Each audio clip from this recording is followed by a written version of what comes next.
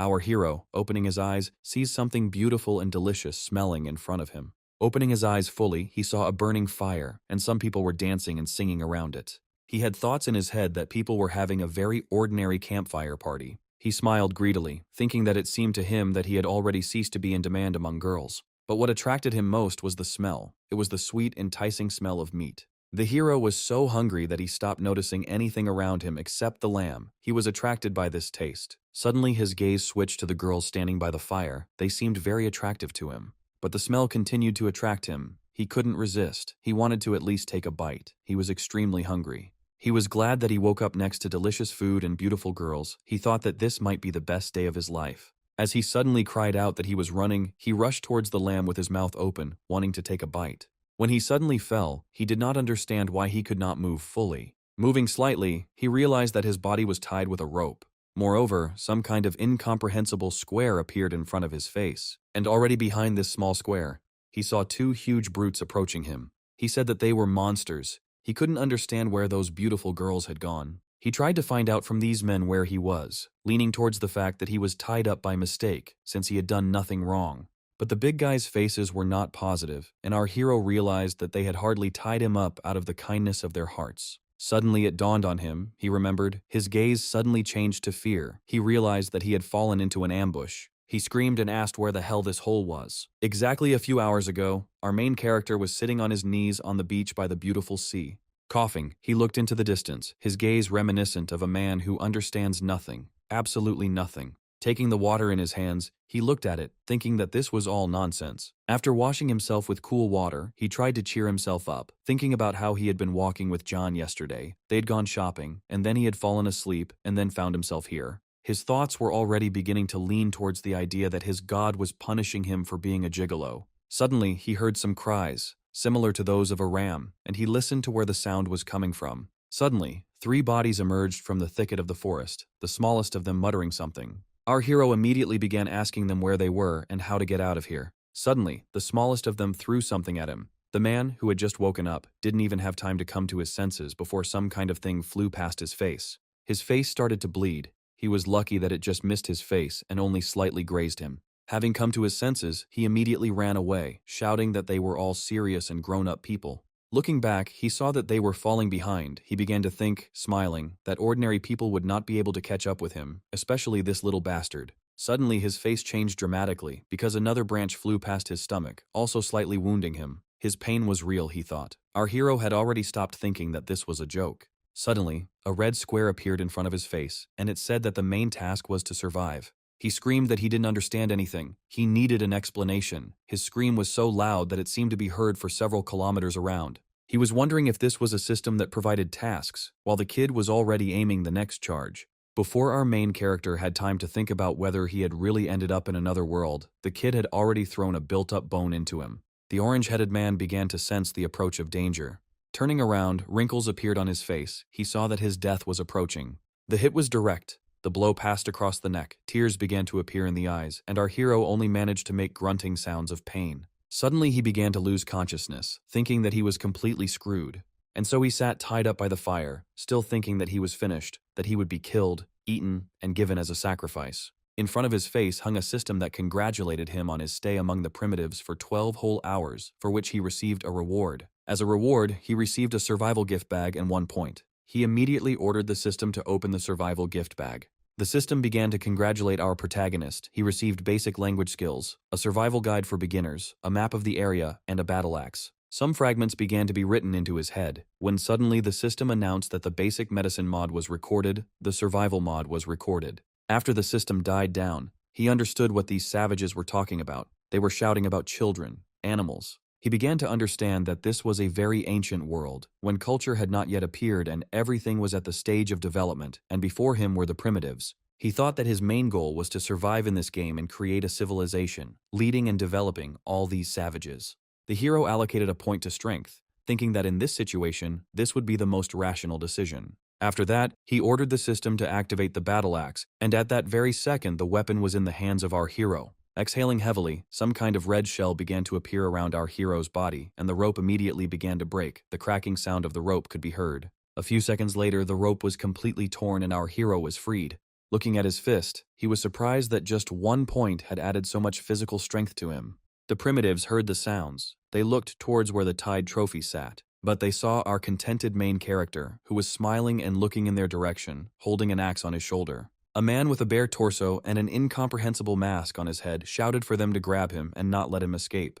He also added that if he were killed on the spot, they would eat him. Hearing all this, our main character smiled. He found these words funny. Aiming his axe at the thugs, he said that savages were forbidden to be insolent towards God. Masked Man, in turn, did not understand what other god they were talking about. It was the first time they had heard such a word. The hero, without losing his composure, replied that this meant that he was an authority among them, as well as a leader, because he was sent by the heavens themselves, and a little later he added that they would all be punished for their insults. These words angered the bare-chested thug, because for them, strength decides everything. At that very moment, with a loud cry, he pounced on the standing protagonist, swinging a huge bone. At this time, windows of the system immediately began to appear in front of our hero, which gave him the task that he must survive, intimidate the primitive people, and become their captain. Suddenly, the system said that in case of punishment, the battle axe would be taken away, which put our main character in a stupor a little, because there had been no punishments before. He couldn't lose the only worthy weapon at the moment, so he had to complete this quest. Swinging at the flying thug, he cried out that he would not lose to some savages. Suddenly, there was a powerful blow. The sound from the blow was so loud that it deafened everything around. The fragments of earth under the feet of our heroes began to rise upward. And just a moment later, the ground began to crack, and a small crater was formed from the impact of the wave. Thinking that it was unexpected to see so much strength in this savage, our hero swung again. But the brute was faster, so the hero had to block the attack. The pumped-up primitive laughed. It seemed to him that this was the end. But our hero was not going to give in. He kept saying to himself that he was much stronger. Both heroes began to scream. They began to put even more force into this confrontation, trying to knock each other's weapons out. Suddenly the thug's blow went down, and our main hero's axe went up. There was a sound of falling. It was a broken piece of bone from a primitive weapon. Looking at this, both heroes were perplexed. Taking a closer look, the big guy saw that his bone had actually broken. It had been cut by their captive's weapon. His entire tribe looked at the broken bone, because this had never happened before. Looking around with the most stupid expression on his face, our hero thought only that the greatest trouble was about to happen. At that very second, he started shouting that this was his favorite weapon. It had been with him since childhood. How dare our hero break it? Immediately switching to anger, he screamed at his comrades to attack him, to tear him to shreds. Running away from the angry crowd, he shouted at them, asking if it was unfair because the one-on-one fight was not over. He also shouted that it was abnormal for such a crowd to attack a 24-year-old man. Suddenly, a man appeared behind him and quickly caught up with him. A few seconds later, he swung right at our hero's back. But the attack was unsuccessful. With a quick turn, the protagonist dealt him a direct blow with an axe. And just a second later, the primitive man, sitting on the ground, tried to say something, but some incomprehensible sounds came out. Looking at him, our hero told him that they were just a bunch of savages, and this had to end. Raising his head and looking at the rest of the runners, he picked up the axe and then said that he had no desire to fight them, and if they let him go, he would leave this man alive. And then he shouted as loudly and rudely as possible for them all to surrender. They immediately stopped. Fear began to appear on their faces, and they also began to pronounce some incomprehensible words and sounds. Looking at them, our hero thought that he did not expect such a banal bluff to work, because if they had attacked him in a crowd, he would have been in trouble. At this time, they became more and more frightened. They began to scream more and more in fear. Suddenly, screaming for help, they rushed back into the forest. Looking at all this, the hero wondered what was happening. Did he really scare them that much? He wondered if he was really that scary. He was very tense because of this, and at that time some huge figure was emerging from behind him. Suddenly, a system appeared in front of him that gave him a side mission. It said that he had to save the primitives from a saber-toothed tiger. Rereading the tasks, he couldn't understand what kind of side task this was, what kind of tiger it was, and even a saber-toothed one. Suddenly he raised his head. His face changed as quickly as possible. He saw something huge behind his back. And when he came to his senses, he ran away, shouting that it was a real saber-toothed tiger. Looking at the running protagonist, the woolly one saw fun in him. He growled contentedly. Having immediately caught up with our main character, he tried to attack him, but he managed to dodge at the last moment. The tiger continued to strike with its powerful paws, destroying everything around. The fleeing hero did not understand why everyone in this place wanted to kill him. At this time, the saber-toothed one had almost reached our main hero. Noticing this, he thought that if things continued like this, he would die. He was scared. He couldn't understand how the system could give him such an idiotic mission because this tiger cub would swallow him whole in one bite. While he was in thought, the saber-toothed creature attacked him. The blow went straight to the back of our main hero. The force of the blow threw him to the ground. He fell, his whole body shaking with pain. Trying to get up, he thought that he was going to die now. Had luck really turned away from him so quickly? Raising himself slightly, he aimed the battle axe toward the tiger, thinking that he could no longer run away, he needed to fight. But he wasn't an idiot when it came to fighting head-on, so he had to somehow outsmart this woolly one. Looking around, he thought only about how he could use it to win. Suddenly, in the depths of the forest, he saw smoke and immediately remembered that all animals are afraid of fire. He thought that this was his chance for survival. Raising the axe, he said that this was his only chance. He would not have any others. Suddenly, he rushed towards the tiger, shouting, trying to provoke him. Sabretooth succumbed to the provocation, standing on his hind legs in anger, growling loudly. Tiger versus man, they both rushed towards each other. But the attack attempt was unsuccessful. The tiger stood on its hind legs and landed right on the body of our main character. He got up and immediately started running into the forest, holding his hands on his stomach. He thought that he would never try the tricks from the movie again, even one fucking time. He also thought that all cats were disgusting, because they all loved to play with their prey. As he entered the forest, thoughts began to enter his head that thanks to the plants he would be able to at least slightly distance himself from the approaching danger. But he was not going to lag behind. He crushed everything left and right with his powerful paws. The attack seemed endless, as if he never got tired. Just a little more, and the tiger will reach our main hero. Is this really his end? He thought. But then he noticed something a couple of meters away from him, and his gaze lit up. He saw that right in front of him was that very same fire of the primitives. With the last of his strength, he jumped towards the fire, thereby dodging the cat's attack. The shockwave caused him to flip over. He spun and hit the ground. Looking up, he noticed that he was right next to the roasting meat. With his last breath, he took a piece of wood that lay under the fire, and then with a sharp movement, he stuck it into his head.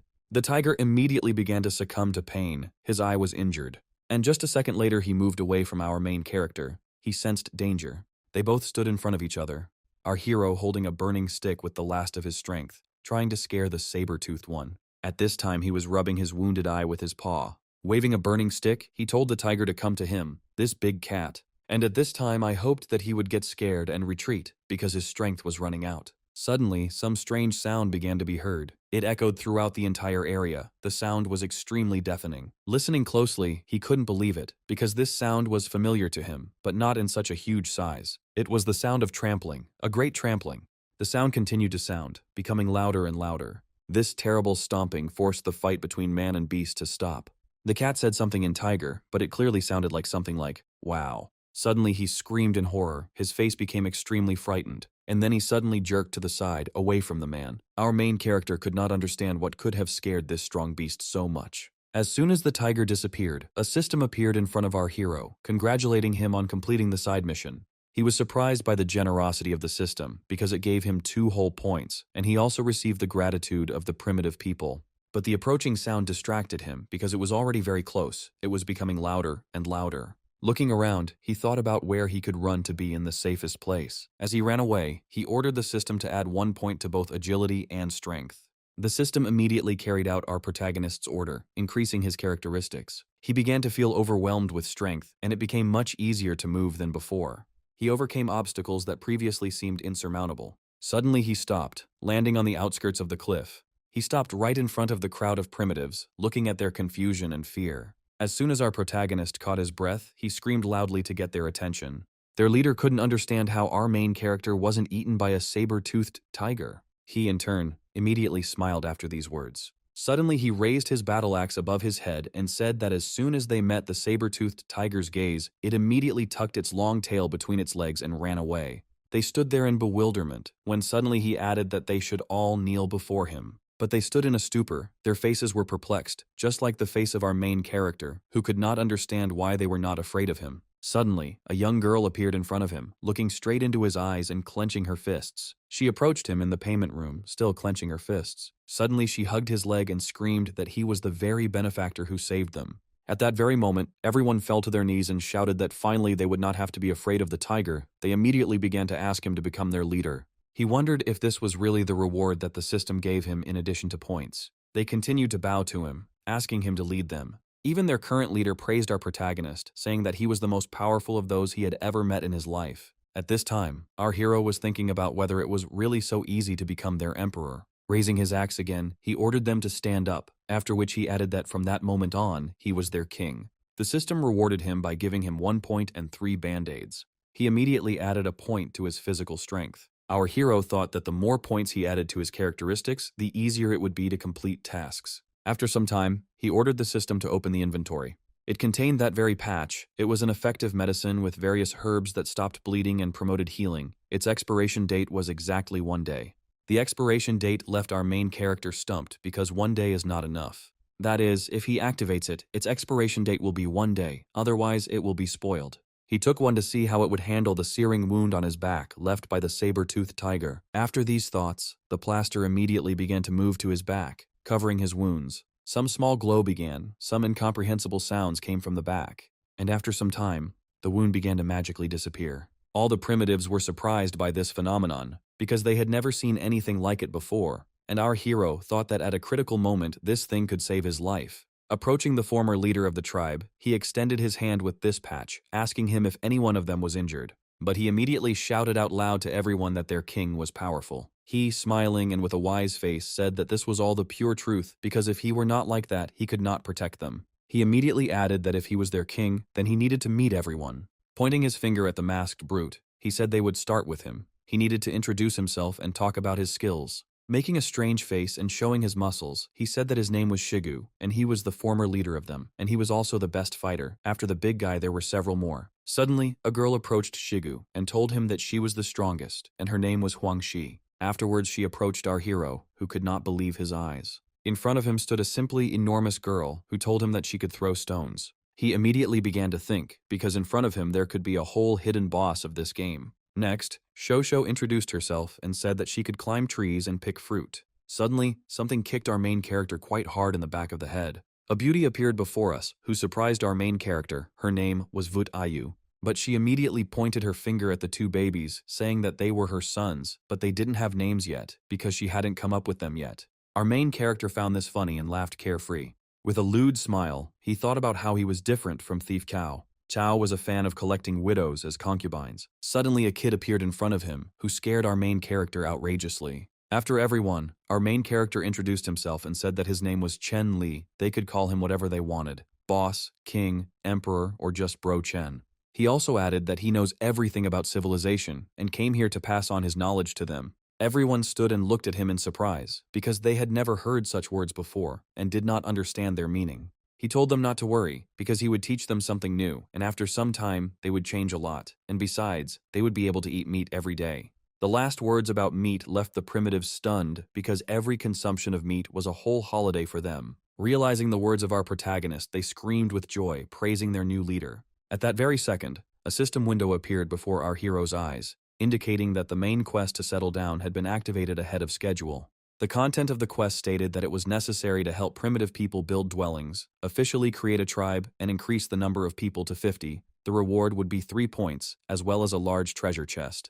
There were 15 days to complete this quest, but since it was activated early, the system added 3 days, making a total of 18 days. Our main character was happy with the new task, and it wasn't difficult to complete. I immediately began to think that at the moment, there were 15 people in the tribe. That is, in 18 days it was necessary to disperse as many as 32 people, and this only meant that it was worth joining other primitive tribes. Here his mood changed dramatically, because it will be difficult to do this in 18 days, so our main character will have to try very hard to complete this mission. Thinking about the chest, as well as the additional prize, he was interested. He hoped that the system was not deceiving him. A bright night came. A not quite native moon shone in the sky. Its rays covered all the nearby territories.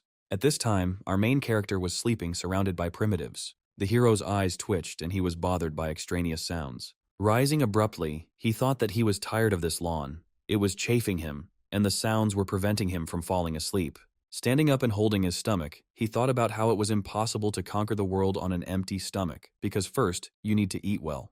Looking at his tribe, he said that these guys were simple-minded and did not even leave anyone to guard them. Thinking more and more about food with each passing minute, he thought about where he could get something to eat. Suddenly it dawned on him, and he cried out loudly. Where he fought with the saber-toothed tiger, there was a lot of fried meat, but at that very second, he thought that someone might have already eaten this meat.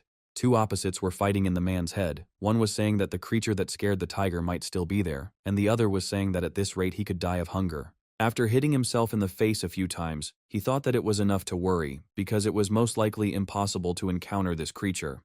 Having called the system, he took a battle axe from there. At that very second it appeared in his hand, and then he went into the thick of the forest. With dexterous and quick movements he covered a distance that would have taken much longer before. At this time the same moon illuminated the forest, and a pleasant breeze blew. Having arrived and looking out from the bushes, he was visited by thoughts that everything was too quiet. Looking at the meat, he thought that he needed to be extremely careful, because he didn't even know 90% of the monsters in this forest. Approaching the fire, he saw more pieces of meat, as well as a white creature that resembled a hare. Having tied it tightly with a rope, he looked at the meat, thinking about taking some of the loot to my guys. Having tied everything tightly, he went back, because it was dangerous to stay in that place. Running back, he was surprised by the fact that it seemed to him that this territory had changed. Not noticing the cliff, he stumbled and began to fall straight into it, dropping the weapon from his hands. And he landed hard on his bottom, hitting hard, he screamed. That he hates the one who dug such a big hole. Raising his head, he saw a shadow. He could not understand where such bright moonbeams came from in this jungle. Suddenly he became thoughtful, remembering events from the recent past. He felt wild from his thoughts, immediately starting to look around. And his thoughts were confirmed. He is now confident. I am sure that these are not holes, but traces of the creature that scared the saber-toothed tiger. He immediately assumed it was an ostrich, but just as quickly dismissed the idea, since ostriches that big don't exist. Pictures of different monsters that could have left these huge footprints began to pop into his head. He was stunned, because he should have guessed much earlier when he saw the saber-toothed tiger. After all, it's not just wild animals here. These are the most terrible creatures of antiquity that existed in all the myths and legends known to him. He needed to find a safe place to settle down as soon as possible, because there was not a minute to lose. It was beginning to get light. The early sounds of animals and people began to be heard. The jungle came to life. There were fights between the primitives for meat. Everyone wanted to grab as many pieces of meat as possible. Our hero watched what was happening with a dull face, saying that it would be difficult to teach them anything. Suddenly his patience snapped, and he shouted as loudly as he could for them to stop fighting. Looking at them, he thought that these guys don't know how to make a fire, don't know etiquette, politeness, and rules of economy. Then he added that the first to get food are those who go hunting. Immediately after his words, the former leader of this tribe said that before this, they went in turns. Yesterday it was he, Agun, and Huangxi. Pointing his finger at Tang, Ju, and Wolfbone, he said that it was their turn today. But immediately clenching his fists in front of his face, he said that today was a special day because the king would be going hunting with them, so everyone wanted to go. At that very moment, everyone joined the man in the mask, saying that they were really looking forward to hunting with the king. At that very second, he noticed a boy busy with something, who was holding a bone with some kind of rope in his hands. Looking at him, our hero thought that this kid was most likely afraid of him, because he thought that he held a grudge against him for catching him yesterday. Our hero needed to somehow improve relations with him. After listening to everyone's opinion, he said that since everyone wanted to go, then everyone would go. They also needed to choose a place to build a house. He began to explain what a family is and that everyone in the family should support each other and protect them from problems. He compared it to a tree, saying that the roots can be compared to a family. The pumped-up girl smiled and said that this was very important to her. And approaching our main character, she extended her long arms. And then she hugged him very, very tightly, asking if she could really live with the king then. He, wiping the blood from his nose, said that everything was correct. Now they were one family, which of course would all live together. She happily began to leave, shouting that now the king would live with her, and she wanted to give birth to his child. Having calmed down and moved away from the hug, he told everyone to come as close to him as possible. And then, sitting down, he added that they should watch and listen to him carefully. He said that first of all, they needed a large flat piece of land. The plain would be best in the north with a mountain and a river in the south. This would make it easier for them to get food, build a house, and also get water. His reasoning after a few minutes had already reached the sea, which stunned the rest of the tribe because they had long since stopped understanding everything, and now they were completely confused.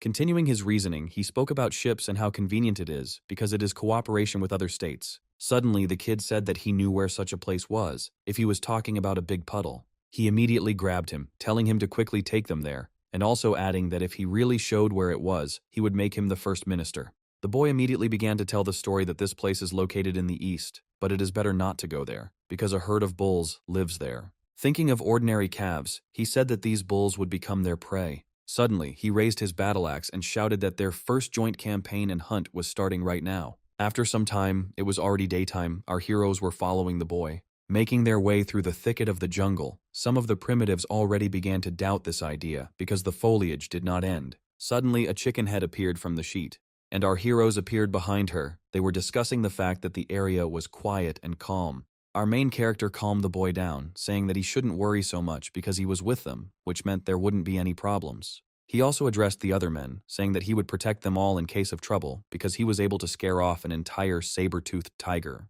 Pointing his finger to the top of the peak, the boy said that from there he would be able to see the gathering place of the herd of bulls. The kid kept repeating that they should be quiet and not attract unnecessary attention, to which our main character said that he was making a mountain out of a molehill. Looking out from the top, he could not understand whether there were any other monsters in this place besides bulls. Suddenly he noticed something that made his eyes shine. He saw an ideal place, mountains, a river, a plain. And just a second later, he could smell a familiar scent. It was the smell of the sea. I immediately ordered the system to open a map of the area, and it immediately carried out the order. While studying the map, he said that there were mountains on 3 sides and the sea on 1 side, and this was an ideal place to build the first city. Suddenly a boy pulled him away, screaming that it was unsafe. Looking out from the rock, our hero did not understand what they were all so afraid of. After all, they were just ordinary calves. Our protagonist immediately activated the basic survival guide, which briefly told him about the local fauna. Looking at the boy, he asked him where those black bulls were that he had talked about so persistently. He, in turn, immediately looked at the grove, saying that it was right behind it. He said that there was a big bend in the river and right next to it. Our main character told the kid to take him there and told the others to be on guard. Half an hour later, our heroes reached their destination. Looking around, he thought that this place was too quiet. He also couldn't understand why they were so afraid of these bulls. Could these calves really be dangerous? He was surprised by the fact that the references wrote down everything around him and also shared good information with him. He was glad of this skill. He thought that there might be monsters here that were worse than these bulls. Suddenly, he heard the trembling voice of a boy who was pointing his finger to the side. Having looked first at the boy, he began to raise his gaze. Suddenly, he noticed a huge black shadow that was moving. The baby immediately started screaming that he was huge. And upon closer inspection, our main character fell into a stupor, saying that they were in complete shit. In front of them stood a huge monster with horns who didn't even notice our heroes due to his small size. As he passed them, he looked into the distance and moaned. When he screamed, his roar was deafening and ear-splitting. Stuttering, the former boss of the tribe asked our protagonist if they were really going to hunt these calves. He, in turn, with the same trembling voice, replied that he had said it correctly. Putting on a brave face, he ordered them to sit in ambush while he went on reconnaissance. Everyone was thinking about how courageous he was while our hero went behind a tree. As he went behind the tree, tears began to appear on his face. He thought that he didn't want them to die because of him. Looking at the 2 huge bulls, he had thoughts in his head that he had 2 good abilities. Suddenly, another huge black bull passed by him. His face was scared. Because this monster was 3 times bigger than him, he wanted to find a calf to practice on. He was very scary. Our hero was at a loss. Watching him eat the leaves, he realized that disturbing the animals while they were eating was a bad idea. Seeing the smallest one, he wanted to try to negotiate with him, because suddenly they have an easygoing nature. Coming out of the tree, he hid the axe and then greeted the bull. He, noticing our hero, fell into a stupor. His face changed dramatically from cute. Suddenly he screamed, yelled towards our main character. His eyes turned red. The bulls standing nearby heard the howl of their comrade and immediately turned their attention in his direction. Just a second later, a whole herd of bulls was running towards our main character. Shouting at them not to come near, he began to run away from them. As he swam across the river, he thought that they were afraid of the water and would stop. But it was not to be. They also ran after him, overcoming the water barrier. At this time, the primitives were watching this, discussing the actions of their king, and everyone agreed that it was not in vain that he was chosen, because he was very courageous. It seemed to them that he had deliberately provoked the entire herd against himself. They had already started betting that he had come running to the wall on purpose to surround them. He immediately started jumping onto the wall. He was so afraid that he himself did not understand how he could move and climb the wall like that. As he climbed higher and higher, he was afraid that they would jump to him. In one of the jumps, he almost fell, but managed to grab onto the edge of the cliff. He hung on her, swinging from side to side. Looking down, he couldn't understand what was happening, because the whole mountain was shaking. At this time, the bulls banged their heads against the wall, causing it to shake. Some people fainted from the recoil of the blow. Looking down, he wondered if they were really that stupid. Realizing this, he immediately began to provoke them, trying to provoke them to continue fighting. They looked straight at him, mooing angrily. He thought that most likely this rock would not be able to support their weight, so it would collapse along with them. Thinking about this, he said that when he returned, he would tell all the hunters about this. Looking down, he realized that they were waiting for him to come down. The best and safest way out was to climb to the very top and find a way around, and he also wanted to record the view from above. His strength was already running out. It was hard for him to get up, but because of fear he moved forward. As he looked up, his gaze changed from fear to incomprehensibility. He saw something beautiful in front of him. It was a beautiful view. He couldn't believe his eyes, because he had never seen such beautiful views before. With a smile on his face, he said that he was choosing this place, he was going to found his empire here. But immediately his thoughts went a little in the wrong direction. He began to imagine the obscene human form of a bull. At this time, our protagonist's comrades watched the returning herd of bulls, not understanding where their king was. The former boss had already started to cry from the fact that they could trample him. Suddenly his mood changed, and he began to climb the tree, saying that he must definitely take the king's axe for himself. As he was climbing down from the tree, something flew towards him, straight at him. Suddenly, with incredible force, it pierced the tree a few millimeters from his body. It was our main character who asked Shigu if he really wanted him to die faster. Everyone immediately threw their hands joyfully in his direction. Shigu immediately began asking our hero about the bulls and his strength. Pointing to one of the bulls, he said that he was going to eat beef. After a short pause, he asked his boys if they would like to try it. Everyone immediately began to hesitate, answering incoherently, but our hero immediately interrupted them and with an angry face ordered them to answer only yes or no. Everyone immediately answered hesitantly, yes. The king, approaching the tree, began to take out his axe. Picking it up, he said that from today on he would teach them how to create powerful weapons, as well as advanced hunting techniques that can kill monsters and beasts much stronger than them. Sometime later, a loud cracking sound was heard in the jungle. Our hero, standing with a bare torso, swung. Having struck the tree, with one blow he was able to knock it down to the ground, cutting the tree trunk in half. Everyone stood in shock, because it was very powerful for an ordinary person. Shigu approached our hero and asked him why he cut it down, since it was not edible and no fruit grew on it. He, in turn, explained that this was a material for making weapons, and also ordered them to watch his movements carefully, because they would be useful to them in the future. He explained to them that they needed to choose a wooden stick about 2 meters long. One of the ends must be sharpened. As a result, a built-up stick is obtained. The system at this moment congratulated our hero on the production of a new weapon. Looking at the system, he saw that it added 1 point to the technology, but he did not understand why he needed it. Breaking away from the system, he said that this stick is called a spear. The spear has 2 purposes. The first is to pierce someone or something. And the second one was to throw, after which he threw it to the side with incredible force. Shigu approached the stuck spear and said that it was a very powerful weapon. Everyone started running up to their king, hugging him and saying that they too wanted to use this new weapon. After some time, training fights with the new weapons were in full swing. They couldn't even imagine using wood in this way. Pointing to 2 men, our hero ordered them to attack him using a spear. They immediately looked at each other and thought for a second. But after that, they immediately rushed towards our main character, attacking him. They shouted that they would not be able to dodge their double attack at once. But our hero was not going to wait for their attack and immediately dodged it. And then he suddenly jumped to the side with incredible speed. Noticing his approaching opponent, he smiled.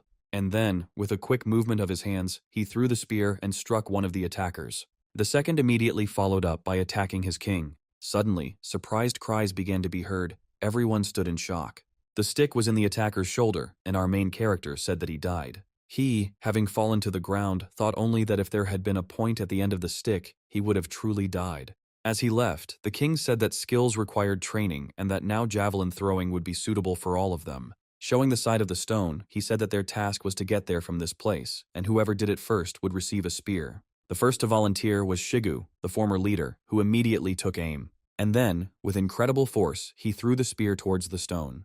That in turn pierced the stone right through. Our hero praised him, saying that the strength was excellent, but accuracy needed some training. He called the next one. It was the hunter Nick Xiong, and so it went on. Everyone had to try. Suddenly some sounds were heard, and our hero ordered everyone to prepare for battle. Standing right in front of the thicket, someone cried out that something huge was approaching him. It was already close. Their boss immediately ordered them to fight, because this is how they get the skills they need now. A huge dark figure with red eyes began to appear from the jungle and move straight towards our heroes. A huge, red, angry beast ran out of the forest. Noticing our heroes, he immediately rushed towards them, attacking them. Our hero shouted to everyone to get ready, because they would definitely catch him. They began to surround him. The beast chose their leader as its main target.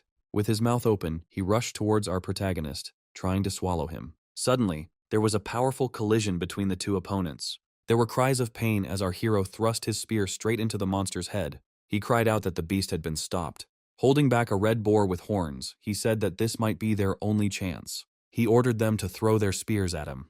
They immediately began to aim and take the swing for the throw. After that, they immediately began to throw their spears, hitting the monster. His face even twisted in pain. But the spear, with which the main character held the bull, could not withstand the force, and broke. The boar, bending slightly, looked at the people who surrounded him. Suddenly, a boy with a skin on his head threw a spear in his direction. He began to go wild with pain, because the hit was accurate. Looking at all this, the hero thought that this boy had skill.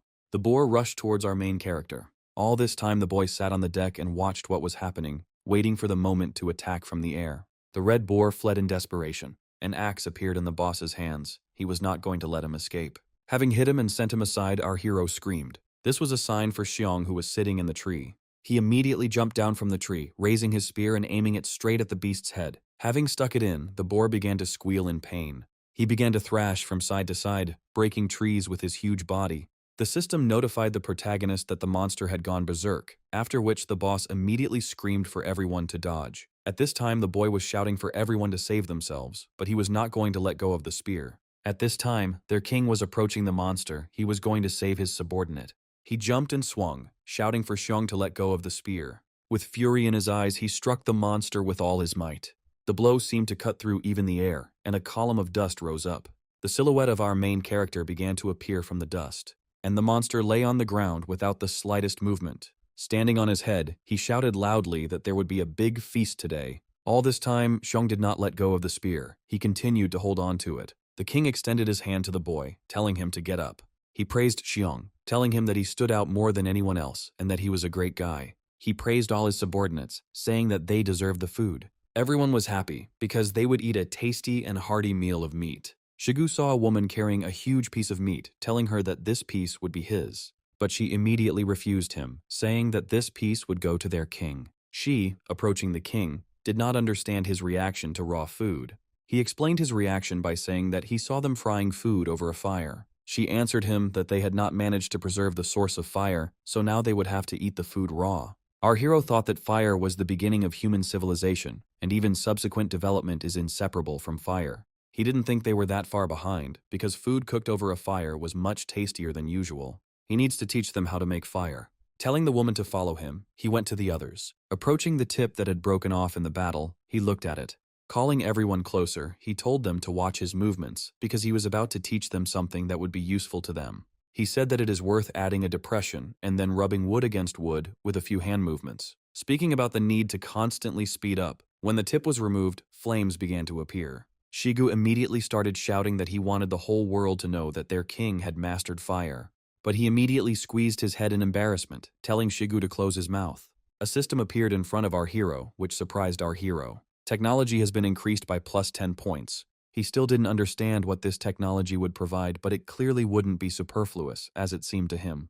When he suddenly remembered that paintings convey information, he was going to spend these glasses in order to learn to understand them. The kid approached the boss, saying that he had discovered something. After all, they had defeated the female, so he assumed that her offspring were nearby. And in the end, I was able to find the little cubs. At that very moment, a system emerged that gave our main character a new task. The task was to subjugate these animals. He had to make them domestic. Dalda and Xionan immediately went to get the pigs. Exhaling heavily, our main character thought that the day had been quite difficult, but he still had to figure out how to make a pigsty. The sun was already hiding, but some strange sounds were still coming from the forest. The men carried branches, each wondering why the king needed so many branches. The rest were collecting something. Some were knitting. Everyone was at work. Shigu was surprised when he saw this. He didn't understand what they were doing. The boy with the skin on his head explained to him that the king had said that it was called a straw rope. But he didn't understand anything. It was hard for him, because he had never seen anything like it before. The sounds of breaking earth could be heard nearby. The main character made several holes around. He told them to come and listen to him carefully. They needed to choose a branch similar to his and the rope. Each person must make at least 5 of these wooden structures. Insert the assembled structure into the prepared holes, then connect them together. The sticks are connected to form a cage, and everything is ready after that. Then carefully spread the straw outside. And that's it. The pigsty is ready, said our main character. Everyone started to rejoice. They shouted that it was interesting with the king. But immediately after this, our hero's subordinates began to rush past him. And after just a few seconds the building was full, and inside one could hear shouts and arguments about who was the first to occupy it and who would live in it. The boss, hitting him in the face, said that the pigsty was not for them. At this time, someone called out from behind him. It was the guys who had gone after the pigs. The boy ran up to our main character joyfully and showed the pigs, saying that they had completed his task. They were holding 8 piglets in their hands, and they were grunting at the time. The main character pointed at the building, telling them to put these cuties there. One of the men immediately rushed towards the king. Hugging him, he asked him how one could give such a good den to ordinary pigs. The second one also ran up, saying that they could finally get shelter from the wind and sun. Having hit them and sent them to the ground, our hero angrily said that if they wanted to live in a pigsty, let them live, but how he would build a comfortable and spacious house so that they would not come near him. The boy, having placed them in the pig farms, was drooling, thinking that in order to live well, he had to wait until they grew up. At this time, our main character stood in front of the primitives and said that if they do not understand something, they need to study more. At this time, the system rewarded its hero for completing the task. The chest was immediately opened and items began to appear from it. She congratulated him on acquiring the skill of cooking fried eggplant, fried peanuts, fried eggs, fried lamb, fried shellfish. Seeing this, he was happy, because tasty food takes a lot of energy. The system also notified the hero that cooking the recipe could unlock special rewards. Night had fallen, the moon was as bright as usual, and even at night the air temperature was warm. Xiong and his boss were sitting near the fire, the rest of the tribe was fast asleep. The king turned to his subordinate. He thanked him for being on duty for everyone, and also for helping him today. Laughing, our hero said that Xiong was not afraid that he would take revenge for that situation. And after some time, I asked him if he knew of any similar tribes, similar to theirs. But the boy's answer surprised our hero, because he said that such tribes exist, but they are far from friendly, and they are not like them. He began to talk about 3 different tribes. The closest was the Coconut Grove tribe. They lived in the east. There were about 30 to 40 of them. Their representative was a woman. The second tribe of the Sea Bay, there are also 30, maybe 40 people. They look scary and are constantly killing each other. And finally, the Giant Rock tribe is the most powerful tribe and has the largest number of people. They live in the mountains. They say their leader has gained supernatural powers and can kill a tiger with his bare hands, and it is better not to mess with him. Lost in thought, our hero reasoned that if Xiong's story was to be believed, the most suitable target would be the Coconut Grove. He had already started making a plan in his head on how to make friends with them without any fights. Suddenly he felt cold and began to feel danger approaching. A huge woman came up from behind, grabbed the boss by the back, and asked him why he wasn't asleep yet, and then obscenely asked if he wanted to do something interesting with her. But our hero immediately answered no. Parodying a cat, she meowed, hinting at something to the king. Extending a trembling hand towards the boy, he said that she was doing a great job of showing a saber-toothed tiger. At that very second, he grabbed Xiong and rushed towards the forest, screaming that he really wanted to go to the toilet. 2 comrades were sitting in a tree and having a conversation. When suddenly the younger one said that they had arrived, the king immediately began to watch them closely. A blue, human-like creature ran after the bird, screaming that it would kill it. And just a few minutes later she was right in his arms. A second blue creature immediately appeared. But they had a conflict over who would take this bird, and they began to angrily shout that they would kill each other. At this time, the boss of the primitives was discussing the fact that these guys are very physically developed and have well-developed limbs, but their brain is very simple. He also told Shuno that if they could connect them to the flames, they would be able to capture the dodo birds. The kid immediately responded that their tribe was much smaller in number, and they would not be able to capture them. At this time, the situation between the 2 blues was heating up. The king agreed with Xiong, thinking that sophisticated weapons could help them. His plan was to first get rid of the herd of bulls, and then use the new resources to create more powerful weapons and equipment for battle. Having thought everything over and seen everything, he told Xiong that they were returning. After some time, our heroes returned to their comrades. At this time, some were resting, some were collecting branches, some were eating. Shigu sat thoughtfully and watched something. At this time the king and the boy appeared, and everyone began to rejoice at the return of their king. Shigu approached the boss and said that he was starting to get very worried because he had searched everywhere but had not found his king. Our hero immediately sent the guys to training so that they could practice with spears. At this time, someone approached our main character. It was the girl who was talking about how such large leaves are convenient to use when you go to the toilet. He ordered her to gather all the women. He needed their help because he was now going to teach them something interesting. She immediately left, saying that she would gather everyone in a few minutes. After some time, the main character was surrounded by women holding stones in their hands. Showing the stones to the king for evaluation, they expected praise from him. He immediately set to work, explaining that first you need to make a rectangle out of the stone, and then rub it tightly against another stone to create a point. In this way they will make a stone axe. They began to applaud him, saying that their king was magnificent. The system congratulated our hero, saying that he would receive 1 point for making an axe, but he was not happy about this, because he did not understand how it worked, because he was given 10 for the fire. Upset, he accepted the point. Waving to the girls, he told them to try while he rested, but one had already done it. She showed her creation. Our hero was surprised, because he did not show an axe with 2 sharpened ends. She immediately answered that she saw a similar one at her king.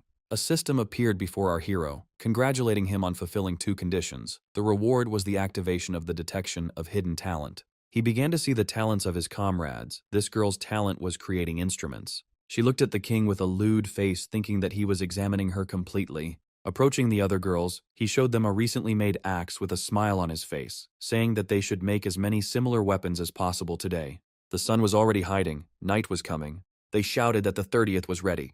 The king, standing in front of the pumped-up girl, praised him, saying that she had a whole talent. Showing his hands, our hero was surprised, because they were all wounded from the fact that they had been sharpening stones all day. She immediately began to switch to that very scary topic for our hero. The others joined in, showing their hands. They asked to blow on their hands, and the king thanked them shyly.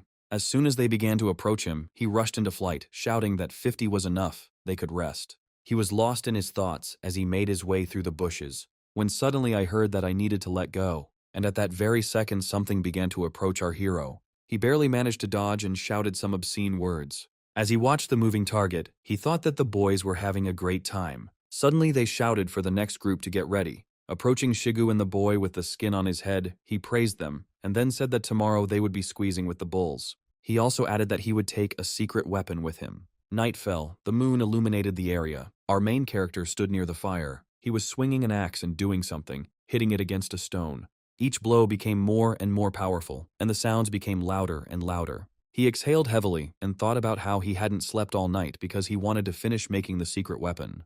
The whole tribe came to him. He told them to watch. They had to pick the black tops of the leaves, and if they had wounds on their hands, they should not touch this juice of the leaves. After all, his system identified them as a natural paralytic. He hopes that this juice will be able to paralyze the monsters. One of them asked why he was digging a hole in the stone.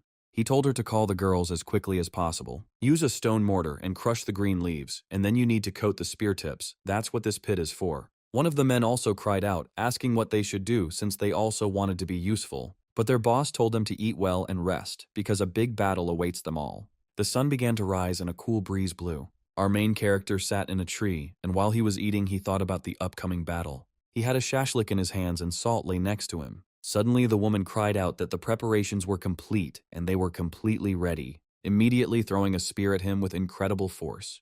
But the king didn't even bat an eyelid. For him, this throw seemed extremely slow. He grabbed the spear that was flying past. Slowly looking up and exhaling lightly, he said that the time had come. Standing in front of them, he gave orders, saying that the women should stay here and protect the children, and the rest should take up arms and move up the mountain. Everyone was happy, because their new story was beginning. Now it's the monster's turn to tremble, they screamed. After some time, our heroes reached their destination. The king went alone as bait, while the others sat in ambush. Shigu spoke about how their king was strong, and that no one should think that he would not return. Suddenly Shung shouted for the others to get ready. He saw some movements on the other side of the river. Shigu said that they had the right to make mistakes, because their king took a very big risk for their victory. 10 minutes ago, some sounds were heard in the foliage. These were the sounds of movement. The bulls often paid attention to this, examining the thick forest. It was the boss who was thinking about his latest experience of fighting bulls. To be on the safe side, he needed to lure a small bull. Making his way closer and closer through the thick bushes, he tried to be unnoticeable.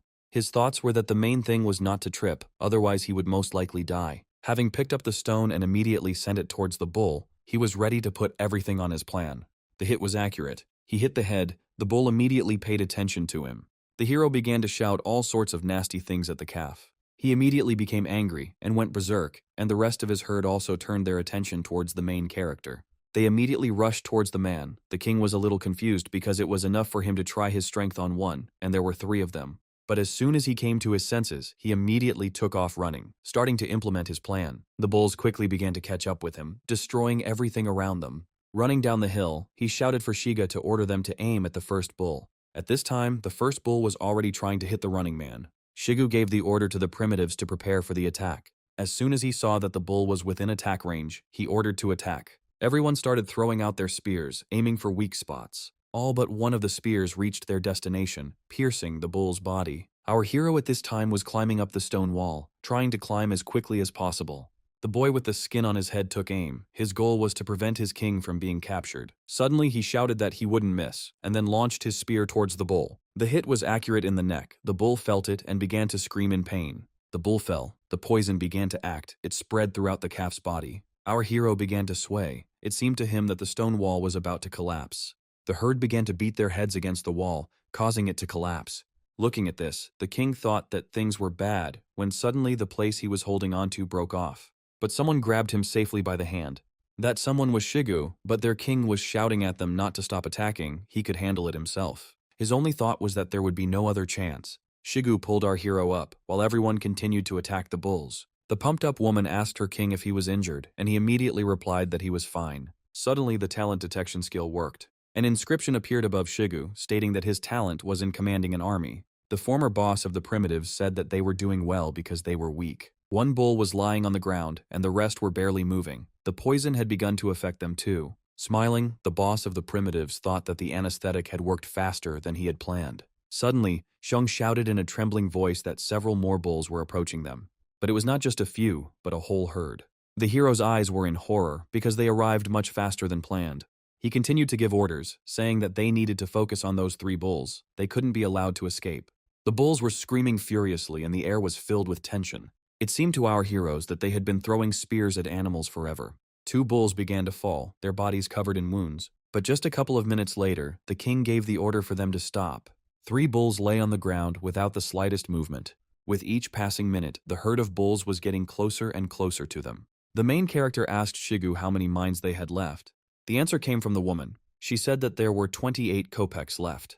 They discussed their next steps, because at that very moment, about 20 animals were approaching them. Our hero said that this was all part of his plan. At this time, a much larger dark shadow than the bulls themselves appeared behind the bulls. She rushed past them at incredible speed, and our main character at this time was talking about the fact that his main goal was to kill the boss, because his death meant the complete destruction of the herd. After all, when the boss appears, the rest of the bulls will start to run in different directions. Therefore, these 3 lying bulls must be alive. They will become bait for a larger individual. But he was troubled by the thought that the bait should originally have been 1 calf, not 3, since they had spent far more kopecks on the 3 of them than he had intended. The boy, pointing towards the forest, shouted to everyone to look. He saw a huge black shadow with furious eyes approaching. It was that same monster, the boss and head of the herd. He stopped and immediately began to take deep breaths of air. And then he began to roar, pushing our heroes away like a wave. His roar even caused the stone wall to collapse. Standing up, Xiong told everyone to get ready, because they were here. And at this time, a herd was approaching the wall at incredible speed. The bulls began to crash into the wall one after another. There were terrible loud sounds of the rock collapsing. The heroes began to discuss the fact that they had all gone crazy. The protagonist was furious, because the leader of the herd was not going to fight them, he commanded from a distance. Our heroes were confused by a strange sound. It began to engulf the entire territory. It was a sound from below. The mountain was collapsing. The boss gave the order for everyone to return as quickly as possible, because now... But before he could finish speaking, the ground right under our hero's feet began to collapse. Turning towards the alarming cry, he saw his girlfriend falling. Her face was horrified, because she was falling into the very heat. She began to roll off the cliff in pieces and then landed right on the ground. The hero's eyes were in horror, because he understood that if he didn't make a quick decision now, she would die. He immediately shouted that they would save her. They climbed down the cliff straight to Huangxi. He held her in his arms. The rest of the primitives stood like a mountain in front of them. He told her to rest. They would save her. A whole herd of angry bulls stood in front of them. The primitives did not understand what to do. They were waiting for orders from their king. Right now, a whole herd was approaching them, intending to kill them. Their boss told everyone to disperse. Our protagonist assumed that the leader had seen through his trap. He didn't expect that he had such a high intellect. Shigu from above ordered everyone to take up arms as quickly as possible and defend the king. The main character immediately shouted up for them not to do anything for now. He then added that they should prepare to kill those who approached them first. But the bulls did not wait for our heroes to come to their senses and immediately began to attack them. Suddenly, a man appeared in front of our main character, who also threw his poisonous spear with incredible force towards one of the bulls. A boss appeared from behind him, activating his battle axe and also rushing to attack. With just one movement, he cut off the attacker's head. At this time, another bull came to attack him, but Xing saved his boss. The rest of the primitives were also in the midst of a battle. They made powerful swings with their spears, and then they threw spears, but some did not reach. The bulls defended themselves. The fight did not stop, and the smell of blood began to rise. There were screams everywhere. The smell of tension was there. People's bodies were covered in sweat. Some of the primitives already entered into battle with bare hands. Shigu gave orders from above. They also continued to attack, trying to give time for their comrades to retreat. But the herd was not going to retreat. Their rage was not limited. As a result, after some time, our heroes were able to repel the first wave of attacks by the animals. The next ones came after them, and with their gaze they seemed to analyze our heroes. Suddenly there was a roar, and all the monsters looked back as if they were listening. And then they began to move away with slow steps, as if they were going backwards. Did they just receive orders to retreat? Our protagonist thought. Looking into the distance with a serious gaze, he thought that this huge monster had finally decided to fight them personally. The tension began to rise. It started to rain. Our heroes were preparing for battle. A huge animal appeared before them. It was a real monster. This monster was the king of bulls. Taking a deep breath, some kind of aura began to rise around the bull. The king of the primevals realized that there was going to be a powerful attack now. He shouted for everyone to run away. At that very moment, a powerful attack came out from the monster's mouth. From her hit, the wall began to collapse even more. He was aiming at the primitives who were standing on the mountain. The blow stopped, and a road appeared in the mountain. Looking at his subordinates, our main character understood that this monster had instilled fear in all of them, and their fighting spirit was lost. He ordered everyone to flee north while he distracted him, and the rest from above had to wait for his signal to attack. Looking at this monster, gritting his teeth, he told him that he was against him. He immediately rushed towards our hero, preparing to strike him. The king was not going to stand and wait for his death. He stood up and also rushed towards the bull. Their blows touched, dust rose, and a shockwave passed from their blows. None of them were going to retreat. Each of them wanted to kill each other. But the monster's strength was greater than that of our main hero, and he threw it aside. And then destroy the earth beneath you. He immediately rushed towards the fleeing man, wanting to deal him the final blow. The future emperor's gaze turned towards the mountain. He saw his chance to save himself. He understood that if he managed to get up, the outcome of the battle could change. He had only a little time left to rise. He was already about to open his mouth to give an order to Shigu. Suddenly, there was a powerful blow from the Bull King, which made the entire wall shake. And then the impact was followed by a powerful explosion. Everyone started screaming, because their king was right under attack. The woman began to reproach herself for the fact that it was her fault, because if it weren't for her, everything would have been different. At this time, the monster switched to the remaining primitives, intending to finish them off. The monster stood right in front of our heroes. Her appearance frightened them, but each of them understood that they could not retreat under any circumstances. Suddenly, one of them cried out that they should prepare for the most difficult battle. The bald man said that they would kill her here and now. They must avenge their king. Suddenly, something flashed past the king of the bulls. His eye was wounded. Blood began to flow. The bull could not understand where he was attacked from and who could have done it. Suddenly, a shadow began to appear, which blessed the bull because thanks to him, the gorge appeared. It was our main character who supplemented his words about the gorge by saying that, at the critical moment, he was able to hide in it. But even despite this, he was seriously injured. His body was shivering and his body was covered in wounds. Everyone started screaming. These were screams of joy. They couldn't believe their eyes, believed that their king was alive and he was with them. At that very moment, the king turned to Shigu. He in turn replied that he was glad to see the king alive and unharmed, and that he was eagerly awaiting orders. Immediately rushing towards the huge bull, our hero shouted that they must kill him. Everyone also rushed towards the bull. Following the orders of their king, everyone was determined to kill the monster. One of them approached first. He jumped with the intention of hitting the monster straight in the head. But the monster was not going to stand still and wait for the attack. With the help of her horn, she attacked the attacker. Plunging her horn straight into the man's body, he screamed in pain. But he was not going to let go of the bull. The king of the bulls screamed angrily and tried with all his might to throw the man off. Suddenly, he reached out to one of the people, trying to grab him with his huge hand. Having grabbed him, he was about to crush him, but our main character was not going to let this happen. He immediately struck the animal straight in the face, thereby freeing his comrades. But the bull was not going to let them go so easily. He opened his mouth and began to gather energy. Just a few seconds later, a deadly attack came out of his mouth, which was aimed at our protagonist, but he was able to dodge it. The blow almost reached one of the king's comrades. She screamed in fear, because just a little more and the attack would overtake her.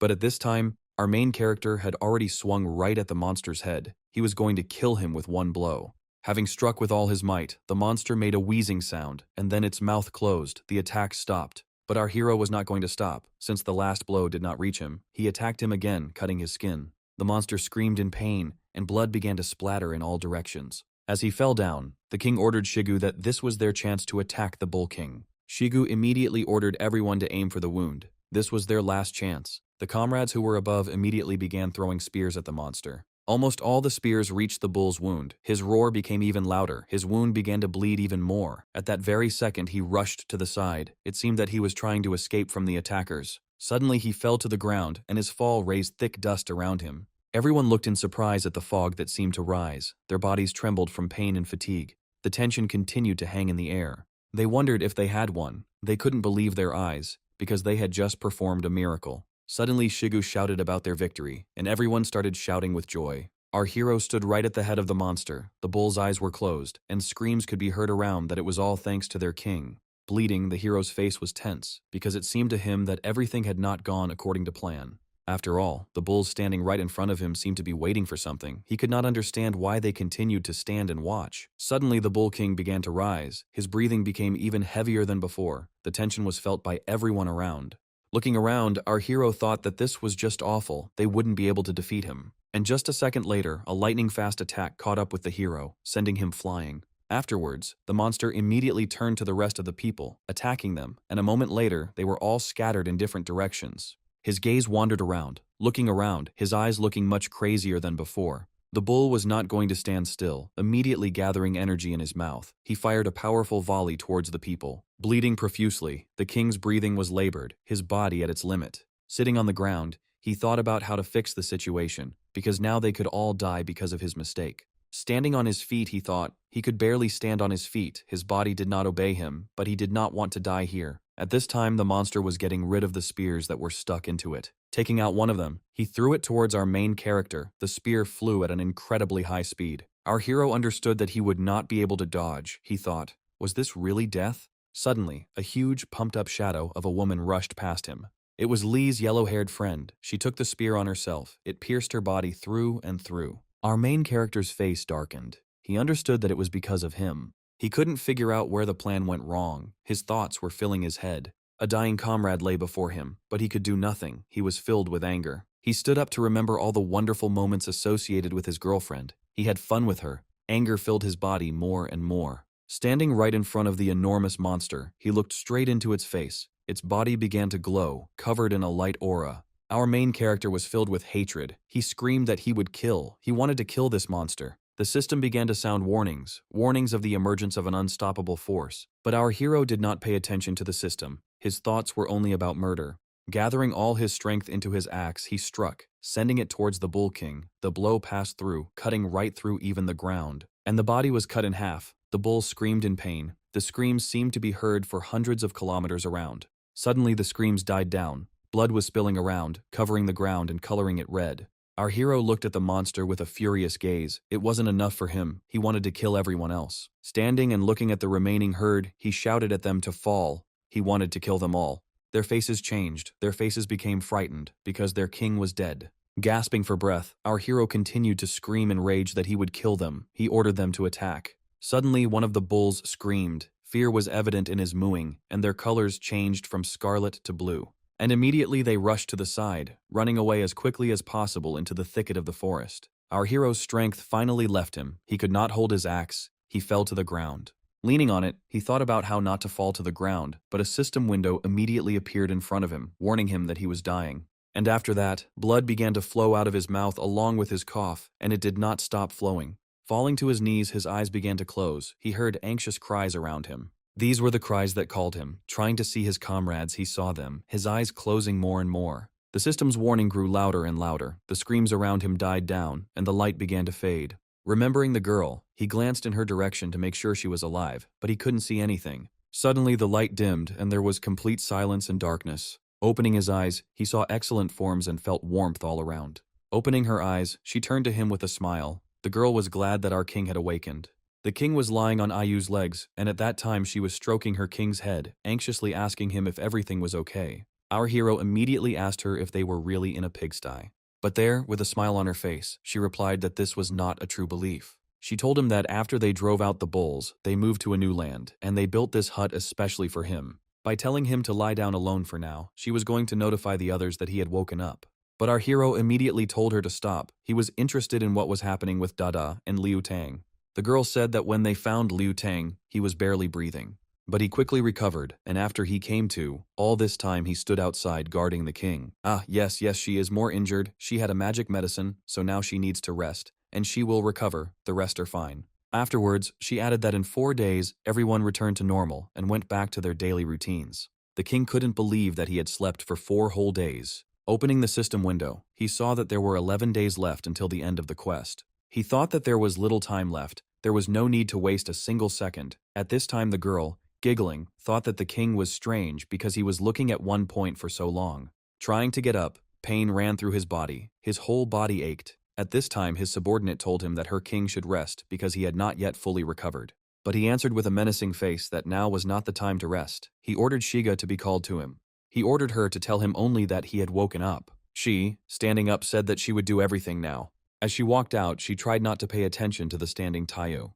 As soon as the girl left, our hero was overcome with thoughts that he now had no fighting power and strength, and if this became known to everyone, it would not be easy. He was glad that the tribe had figured out how to move on their own. They needed to build a fence as soon as possible and then convert it into a wooden wall. Suddenly his thoughts were interrupted by the news that Shigu had arrived, and he ordered him to speak outside. He immediately said that he was very glad that everything was okay with his king. Our main character said that he had a special assignment for Shigu. He ordered him to come closer to the walls and remember everything he was about to hear. He inclined his ear, saying that he would do everything in the best possible way. A few minutes later, he happily turned around and, shouting that he would definitely do everything, began to leave. The hero understood that he could no longer make mistakes while hunting bulls, so he needed to clear the area. After that, he immediately turned to Liu Tang. The king said that there was a special task for him too. He ordered him to go for the bull king and bring his skull and skin. Holding out the axe, he made his subordinate sparkle with joy because he considered this weapon divine. As he left, trembling with joy, he also shouted that he would definitely complete this task.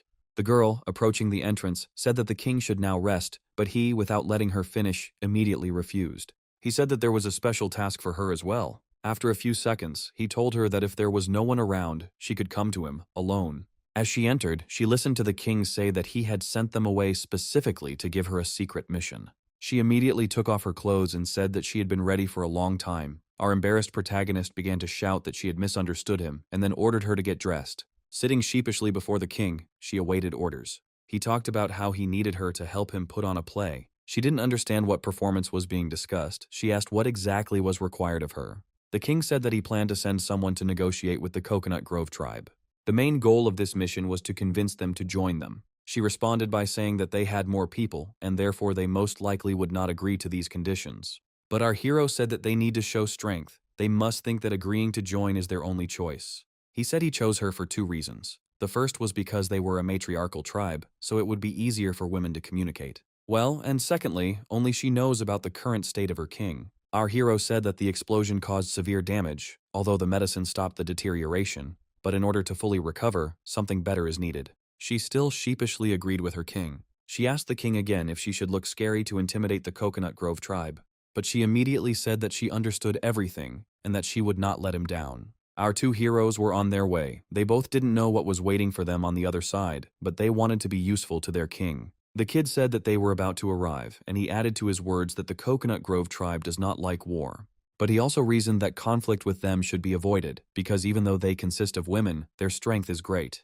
But his companion reassured him, saying that his only task was to show where this tribe was, and that she would take charge of the negotiations. The boy also complained to her that the king was too partial, since he had created such beautiful clothes, especially for her. After some time, sounds began to be heard in the bushes. The rustling of leaves was quite loud. Suddenly, our heroes appeared from behind the foliage, looking out, and surprise appeared on their faces. They saw a beautiful sight. Several women were taking a bath. Joyful cries were heard, but there were also some insults. Among them stood a green-haired woman. She was the queen of this tribe. The boy's companion immediately began to admire the queen's beauty, but he immediately interrupted her, not letting her finish speaking, citing the fact that appearances are deceiving. He heard that she ate several suitors. During their heated discussion about eating the grooms, someone snuck up on them from behind. This was a detachment of the tribe that guarded the rest of the tribe. Some time later, our heroes were brought to the queen. 2 armed women reported to their queen that these 2 had been spying on them while they were taking water treatments. They also added that they called themselves Pooh and were very demanding to meet the queen.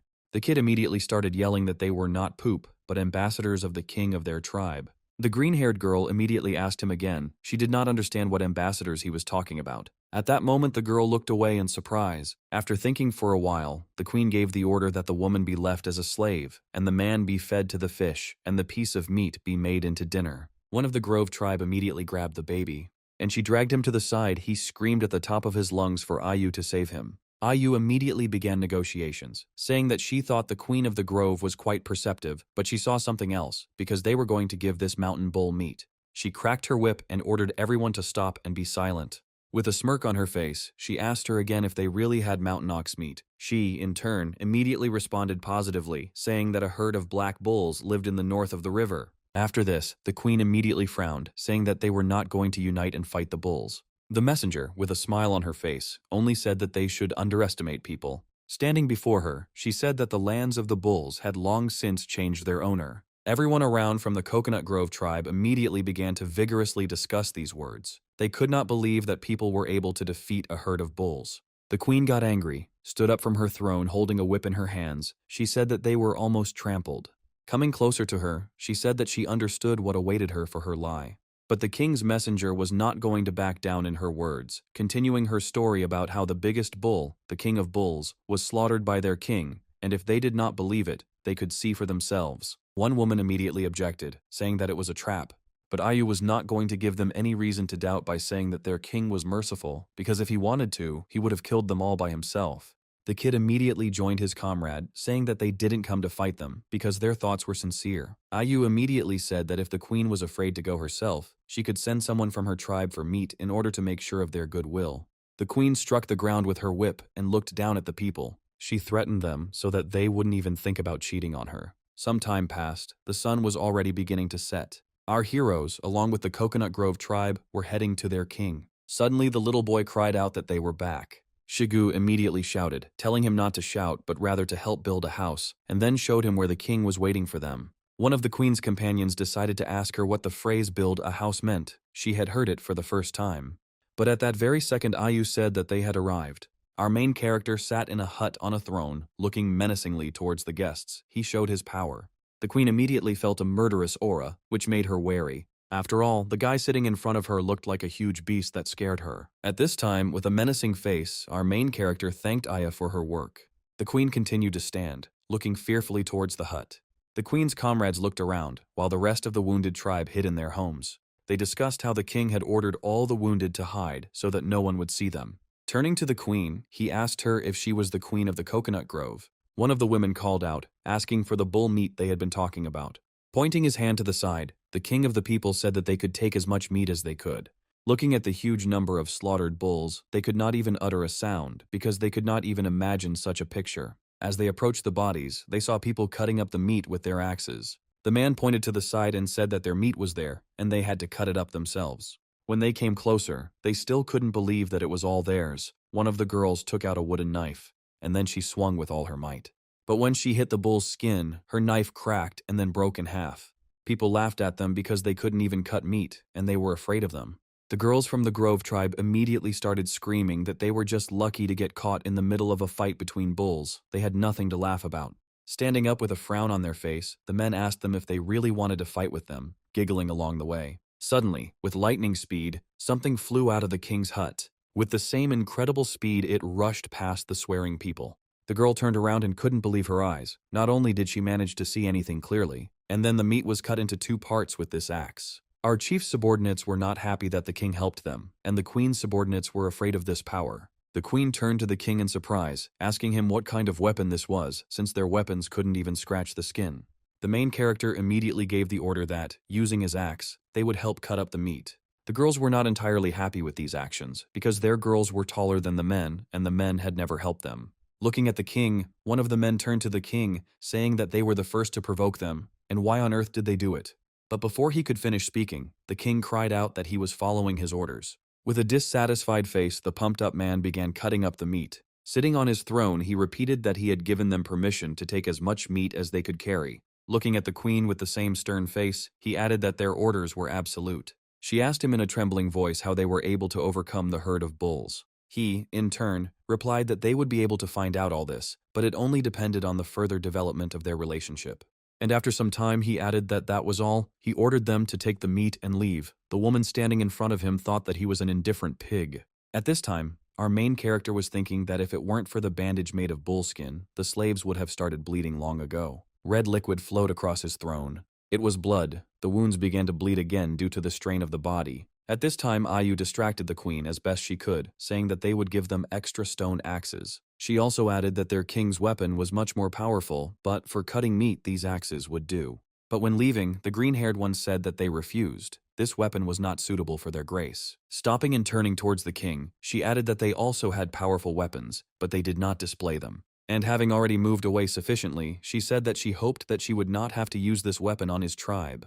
Approaching her subordinates, she told them to take everything that belonged to them, because they were leaving right now. Ayu, seeing them off, said that if the meat ran out, they could come and take more, but the main thing was that they didn't delay with it because they were going to share it with other tribes. She waved to the receding flame, saying that she was waiting for their return. Having moved a sufficient distance, they stopped. The queen asked her women if they had been able to check everything. Suddenly shadows appeared in front of her. One of the girls reported that they had discovered buildings. They are called houses. Grunting sounds were also heard from these houses. The green-haired girl was in her own thoughts. She couldn't understand how they could give such a good house to pigs. The girl, reporting, also added that the tribe was able to master the divine power of fire. The queen could not believe these words, because it was a divine power, but the girl added that she saw with her own eyes how they got fire out of nowhere, and then roasted beef on it. After she said something unintelligible, the queen asked her again, telling her to speak louder. She reported that there were 10 people in the tribe. The rest were several children and one old man. The queen, with a sullen face, asked why they had not carried out a full search. The subordinate explained her actions by the fact that houses in the area had been cut down and they would not have been able to hide. She raised her head and began to walk, breathing heavily. Suddenly she stopped, reaching her hand to her waist. And then with a quick movement of her hand, she took out the whip and straightened it out. She dealt powerful blows to her subordinates, causing several injuries. She said that if they dared to make excuses again, they would not get off with simple lashes. They bowed and thanked her for not expelling them from the tribe. At this time, heavy sighs were heard in the king's hut. Exhaling heavily, he looked at his body. Ayu was worried about her king's wounds, but he told her that everything was already normal. He thought that this skin had high regeneration. It would surely be able to gradually heal his wounds. The girl was glad that her great king was okay. A system notification appeared above the girl's head, which wrote that the girl had eloquence. The main character thought that this was a rather rare talent. Ayu, embarrassed, asked our hero that he loved her more than the queen of the coconut grove, and the king blushed. And then he ordered her to tell everyone who was hiding to come out, and then return to him so that she could help him heal his wounds. Coming closer to her, he also added that she should remove his blood from the throne, and also forbade everyone except her to approach him. With a smile on her face, she turned to the king, who asked her why she was doing this. Afterwards, the girl added that her king is a real handsome man. This made our main character's face turn even redder, and he even turned away. Suddenly, a boy came running and turned to his master. He began to praise his king, saying that these people had indeed stationed people around the camp. Our hero asked him how his assignment was. The boy proudly said that he had done everything in the best possible way. Everything that they should have seen, they saw. What they shouldn't have seen, naturally they didn't, he answered the king. He exhaled heavily again, and a drop of sweat ran down his face. He praised the little boy, saying that he had done everything at the highest level. Running away happily, he shouted that he had run to help Shigu build houses. Ayu, looking at the working tribe, asked our main character if the coconut grove would really want to join them, to which he replied that it was still too early, the plan was only half complete. When they come to them next time, they will begin the second part of the plan. Lying on his bed, our hero looked at the system window. Looking at the task, he thought that there were 11 days left and this time would not be enough for him to recover, after which he ordered the system to open the warehouse. Suddenly he noticed that his battle axe had turned into a Pang's axe. Looking at it, he couldn't believe that his axe had turned into an artifact. He also couldn't understand why he hadn't noticed it when he gave it to Liu Tang. After commanding it to appear, it began to reproduce in his hand. The system described the axe as a legendary weapon. The characteristics stated that the weapon had a bloody sacrifice. The hero thought that the random blood that he spilled on the axe activated that powerful skill. And judging by the description, using this skill is not that easy, which meant that our hero would have more than just a scar on his hand. As he continued to think, he began to go to extremes, and then exhaled. As he held the axe up, he said out loud that he never expected his normal weapon to evolve. He also wondered if other weapons could have the same properties and abilities as his axe. Putting the axe down next to him, he also thought that in any case, the activation conditions are not regular, everything depends on fate. Looking further into the system, he wondered what else he had in stock. There was a healing potion there, but unfortunately it only lasted for one use. He thought that he would kill everyone who did not obey him. He also reflected that the meat that the girls had taken for 30 people would be enough for about 2 days. Therefore, within a few days, they must return back to them. Time was limited, so Xiong would have to work hard. The king ordered Liu Tang to call Xiong because he had a secret mission for him. He immediately replied that he had completed everything in the shortest possible time. After some time, both boys approached the king's hut. The boy shouted louder and louder about how wonderful his king was. Approaching the entrance of the hut, he knelt down, saying that he had arrived. The king asked if he remembered the herd of black bulls that they had driven away. He replied that he remembered, after which the king said that he had 2 days to find them and report to him. This was a very important task. While running away, he shouted for the king to rely on him. Our main character, smiling, thought about how during these days everyone had made a great contribution to their development. He also began to think that during these 2 days he could prepare gifts for everyone for the work they had done. At this time, Xiong was looking for bulls, checking every corner of what seemed like the entire world. The king spent these 2 days preparing gifts. Looking at the system, she notified him that there were only 9 days left until the end of the quest. Having placed some objects nearby, he said that that was enough for today. He produced a stone arrowhead for which he received +1 point to the technology. He also produced a bone whistle and a drinking horn, for which he also received +2 points to the technology. He was going to give the bone whistle to Shigu so that it would be much more convenient for him to command in battle or during a hunt. Stone tips can enhance the power of spears, and the drinking horn will go to Xiong. Suddenly Ayu cried out that she had good news for the king. She said, out of breath, that their house had been completed. Handing the cloak to her king, she asked him to put it on so that he could hide his wounds. She helped him put it on. She really wanted to help her king. He in turn thanked her. They came out of the hut smiling. They were happy with their work. Ayu shouted to everyone to move aside because she had brought the king. Shigu, noticing his king, extended his hand to the side, saying that their king should look at this magnificence. They built what seemed to them to be a huge wooden house with bullhorns on the roof. Shigu shouted that it was all his idea, asking our main character how he was doing, to which he turned away and replied that he would go. Everyone around was shouting that the pigsty would really suit the pigs, and that this was their new home, and that they would no longer have to sleep in cold caves. Holding the door in his hands, Shigu also spoke about how they did it from the stories of their king. Having placed her in the crotch of the house, he shouted that this was the end of their new home. At that very second, a system window appeared in front of the main character, notifying him that he had been awarded 10 technology points for successfully building a wooden house. His face changed as he thought about how much his tribe had changed since he came into it. His thoughts began to visit the fact that the system was influencing them, because not long ago they were savages who drank blood and screamed like animals, and now their characters and behavior were completely different. Could this really be accelerated evolution? Our main character wondered. Turning to Ai, he ordered her to report immediately when Hunter Xiong arrived. Covering his hand with his cloak, as he left he spoke about how everyone should continue building houses, because soon many people would live here. Suddenly he heard screams. These were screams that someone had found something. It was Xiong who stood before his king and told him that he had found a herd of black bulls, to which the king praised him. Placing his hand on his subordinate's shoulder with a smile on his face, he spoke about how he would finally be able to carry out the second part of his plan. Calling Shiga over, he told him that there was a special task for him as well. Sitting in front of his subordinates, he explained the details of his plan, and they, in turn, listened attentively. At the end, turning to them, he asked if they had any questions. Shigu looked towards Shun and asked him if they could do it, to which he calmly said that he would be able to complete the end of the task. Extending his hand to Shigu and then opening it, he told him to take this whistle for more convenient coordination of the order. Shigu was pleased with this gift.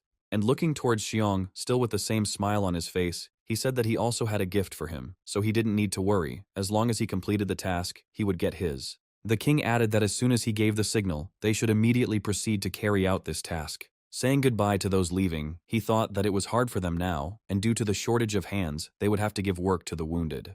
Approaching his subordinates standing nearby, he told them to build a fire. It was supposed to be right in front of the house, but there was no need to light it yet.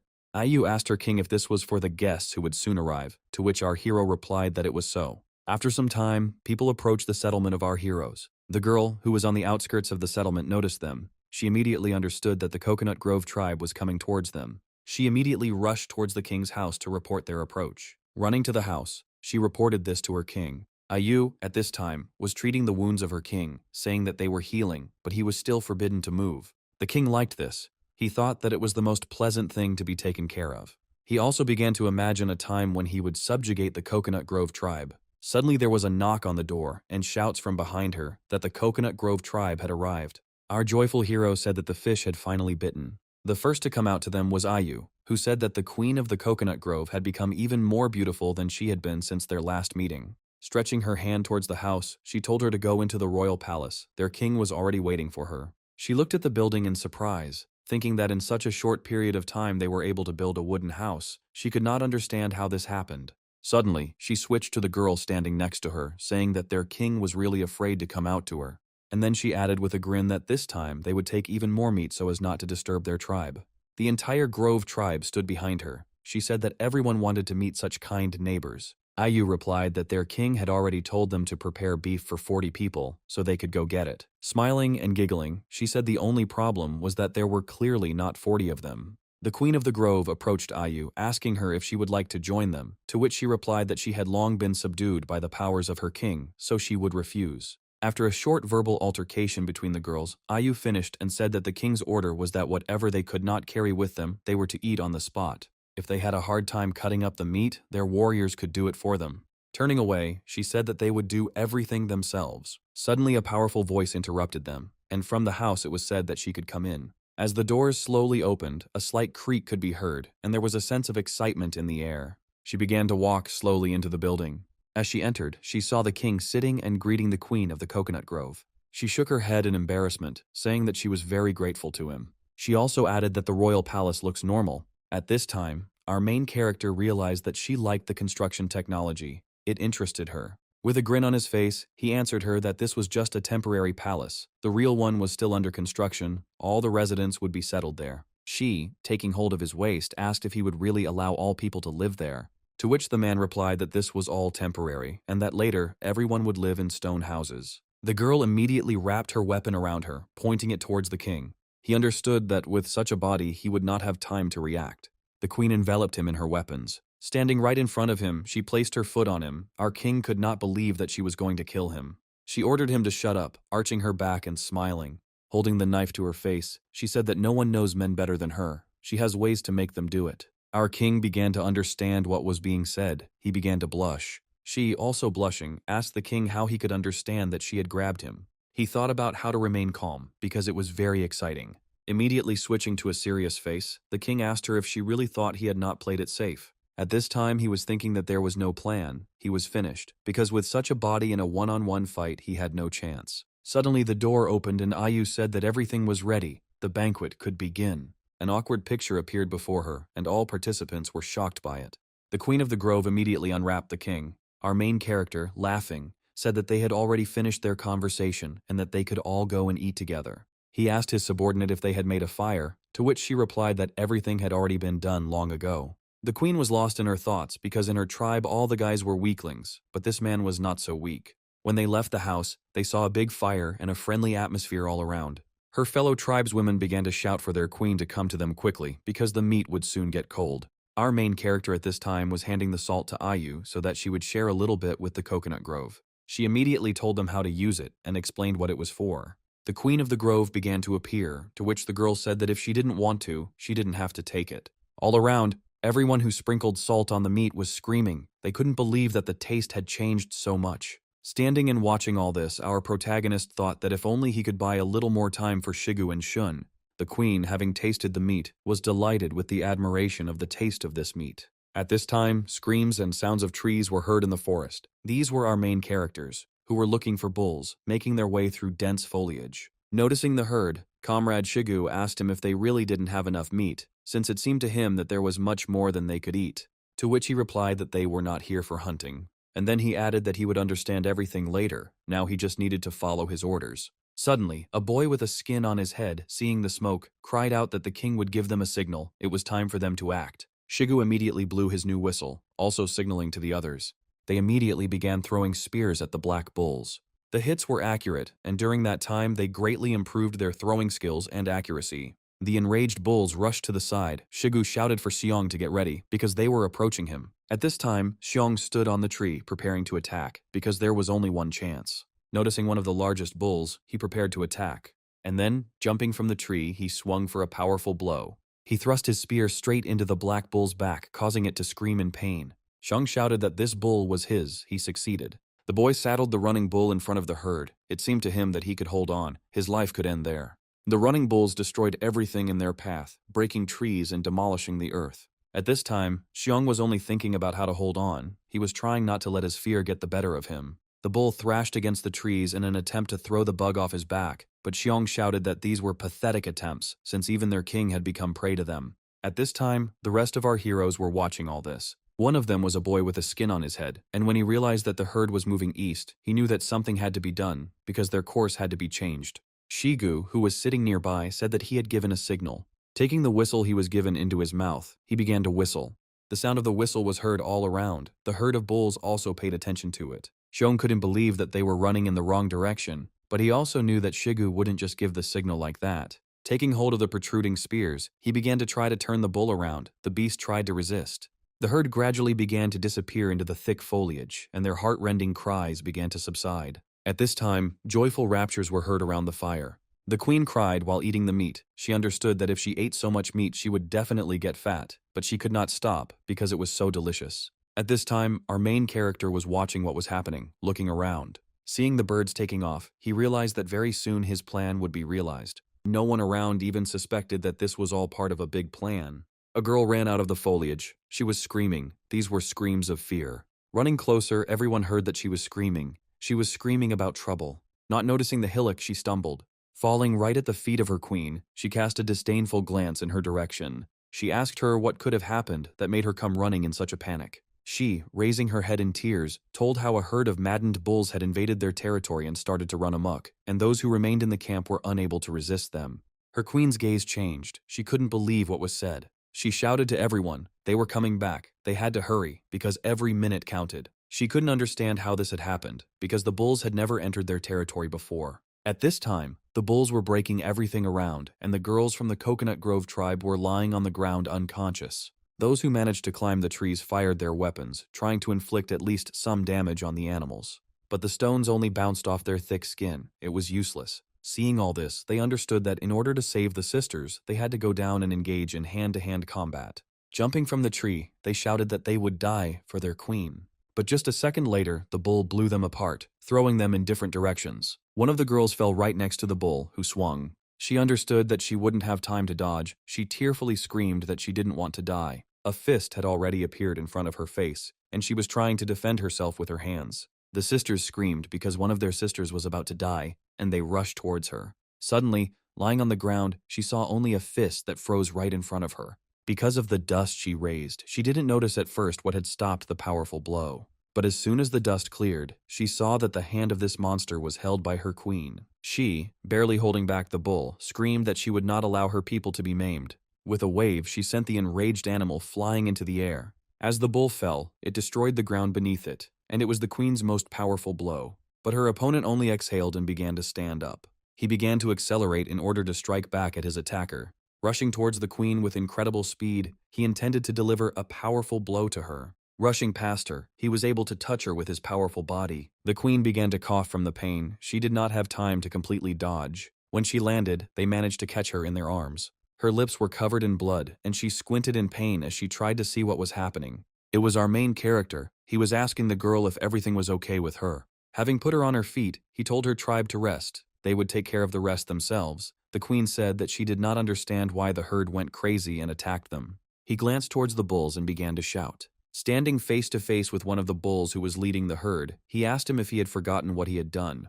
He just started growling in his direction. The king couldn't believe that he didn't remember him, because his plan was that they would get scared and run away. Suddenly, the lines on the bull's body gradually began to turn blue instead of red. Exhaling heavily, our hero realized that he was scared. Cold sweat was running down his face. Taking out an axe, he pointed it towards the bull, shouting that he was lucky, because they met the remaining herd so quickly. Our king, grinning, thought that it was certainly frightening that they had found a leader for themselves so quickly, but he was still far from his former self. Seeing that very axe, the bull began to tremble, and the hair on his body began to stand on end. Our protagonist continued to shout towards the bulls. He said that he had long wanted to finish off the remaining tribe, and they in turn froze in one place and listened to his every word. The rest of our main hero's fellow tribesmen were not going to stand aside. They rushed into battle. They lit torches. They were intent on demonstrating their superiority over the Coconut Grove tribe. Shigu grabbed one of the bulls and shouted to Xiongnu. He let go of him abruptly and folded his arms while the boy jumped towards Shigu. Stepping on the hands of his big friend, he pushed off. Soaring into the air, he found himself directly above the frightened animal. And landing right on his head, Xiong grabbed him by the horns. The bull squealed. Looking at all this, the king saw that his son's ability was horse riding. The boy mounted the new king of the bulls, causing him to squirm from one side to the other. At this time, the king told the queen to leave, but she refused. After all, the herd had not yet been driven away, so she had to enter the battle. But our hero was not going to let her go. He grabbed her hand and insisted on his proposal. He told her that they couldn't cope with these monsters because he took few people with you, and entering into battle is the same as going to certain death. The girl, standing, could not object in any way. He also added that it would be better to send people to their territory so that everyone could heal their wounds, after which they could calmly return home. He was willing to provide homes, food, and guarantee safety. The queen looked around. She saw her wounded people. She understood that they could not fight any longer. Ayu joined in her king's speech. She asked the queen if she would rather watch her subordinates die in vain. She just looked menacingly to the side. She understood everything perfectly. Suddenly, raising her hand up, she shouted that the victims should stumble to the north. Gritting her teeth, one of the girls screamed even louder that they were retreating. She began to urge everyone on, shouting for the wounded to be sent forward. The king, turning to Ayu, told her to lead everyone to the camp, while he intended to stay behind to gain time for their safe retreat. The queen just walked by silently. Ayu asked her king to be careful. At this time, Shigu and the others entered into a fierce fight with the bulls. Girls appeared from behind, one of them shouting that they should all gather up their courage and finally deal with these damn bulls. Shigu told them to retreat with the others. But they did not listen to them. They ran past him as if they had not heard him. The king, smiling, told Shigu that these women were very brave. They could not lag behind them. All our heroes rushed into battle. Loud cries began to be heard. After some time, the sun began to set and there was a sad silence all around. People started coming out of the forest. One of the girls ran up to those walking. She asked where the king and the others were. Ayu replied that the king and the others remained, and also added that many wounded came with her. They needed a good rest. Stretching her hand towards the houses, she said that there should be enough for that number of people. The girl thought that it was only thanks to Dade that they were able to build all these houses so quickly. She also added that those who are not injured should go and help her bring food and water. Ayu brought the queen to one of the houses, saying that she should rest. And then she added that she would take care of the rest of the people, and she wouldn't have to worry about them. She just lowered her head and quietly, very quietly, uttered words of gratitude.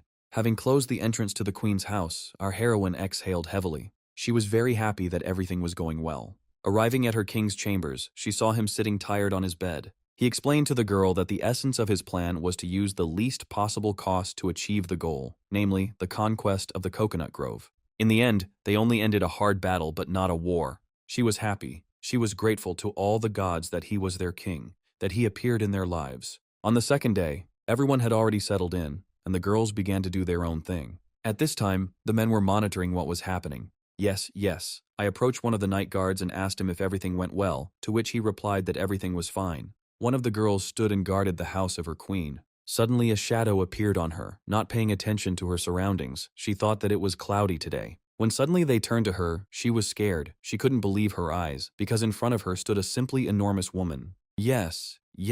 She told her that their king invited the queen of the Coconut Grove to his palace. It seemed to her that he wanted to discuss something extremely important.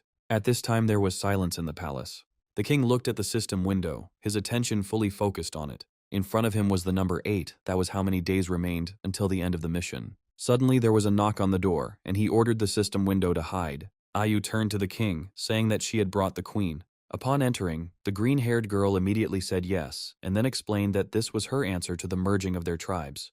But after that, her gaze immediately darkened, and she told him not to dream. I never dreamed that I would be able to force her and take advantage of her weakness. Standing up and extending his hand, the king explained that this was not coercion, but merely a profitable deal. He added that he could teach them how to build houses, and also to make weapons and light fire. Well, in return they will be united with his tribe.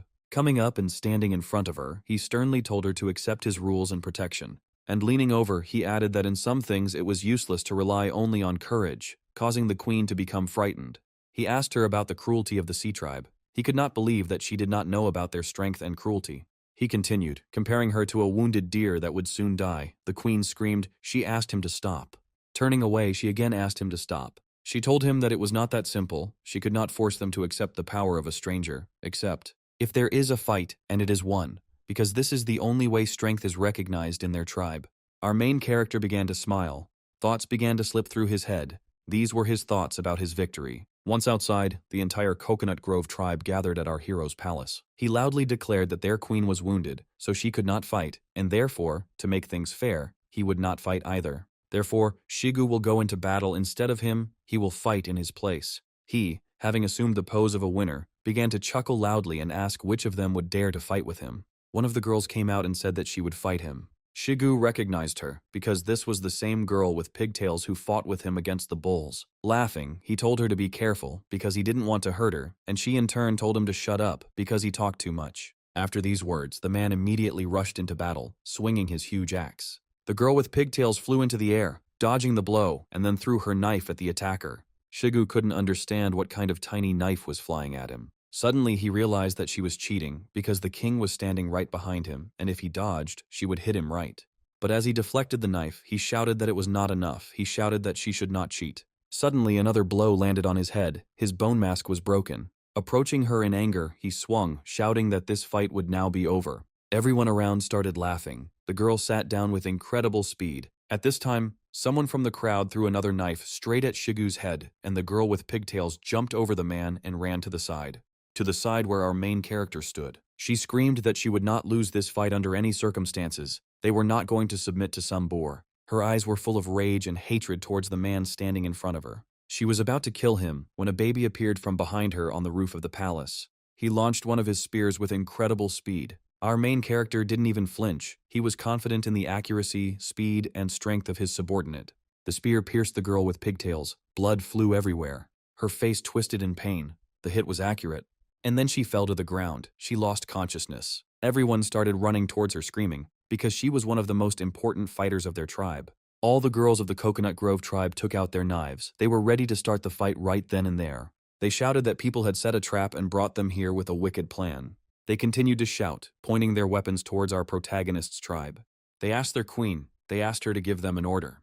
Ordered to kill them all, the girls from the king's tribe began to hide behind the fighters. Ayu, looking at her king, asked him to also give the order. He looked at what was happening. He could not understand whether it was the queen's order or they decided everything on their own, because the murder was not part of his plan to provoke a conflict. He cast a malicious glance in the direction of the queen. He understood that the only way out of this situation was to take the queen of the Coconut Grove hostage. Suddenly, the queen screamed for them all to stop this farce. She screamed that they shouldn't even think about deceiving her. After all, she wasn't going to use such vile tactics against their friends. She wasn't going to find out who came up with this plan, but this fight. They lost the battle and lost it with shame.